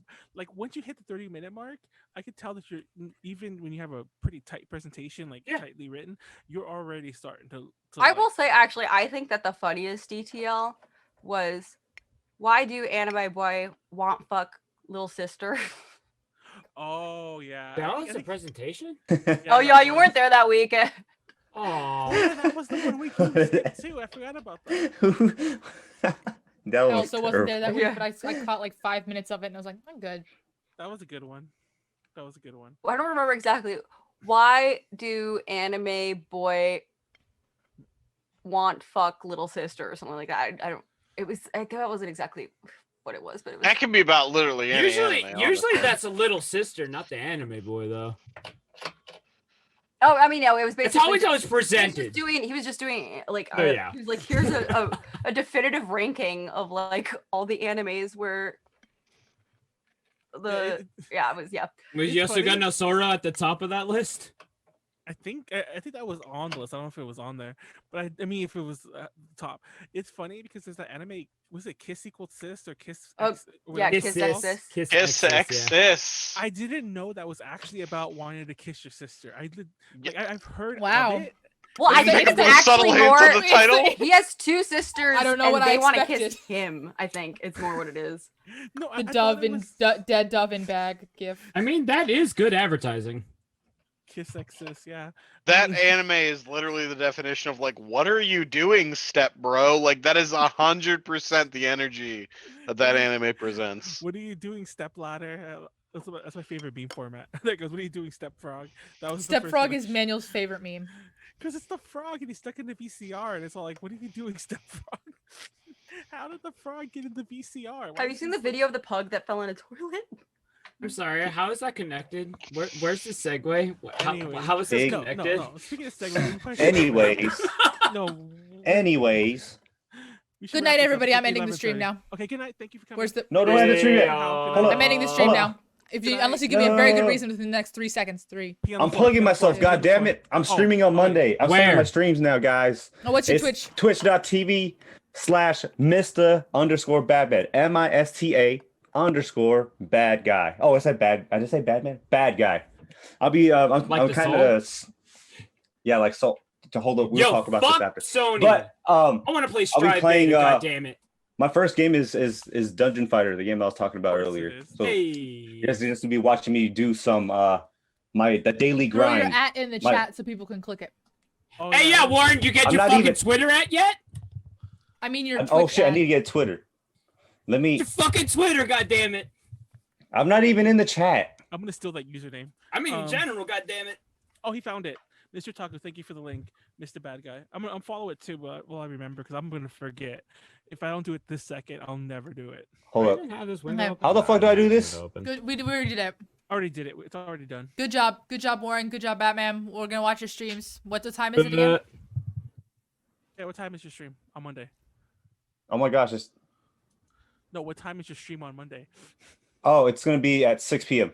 Oh shit. Pacific Standard Time. So our time. Same bat channel. Because 6 is the 6 p.m. PST on Mr. Badman.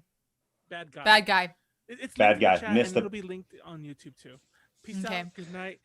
Peace out, guys. Take care. Good night, everybody. Sweet Goodbye. dreams. Goodbye. And we're out.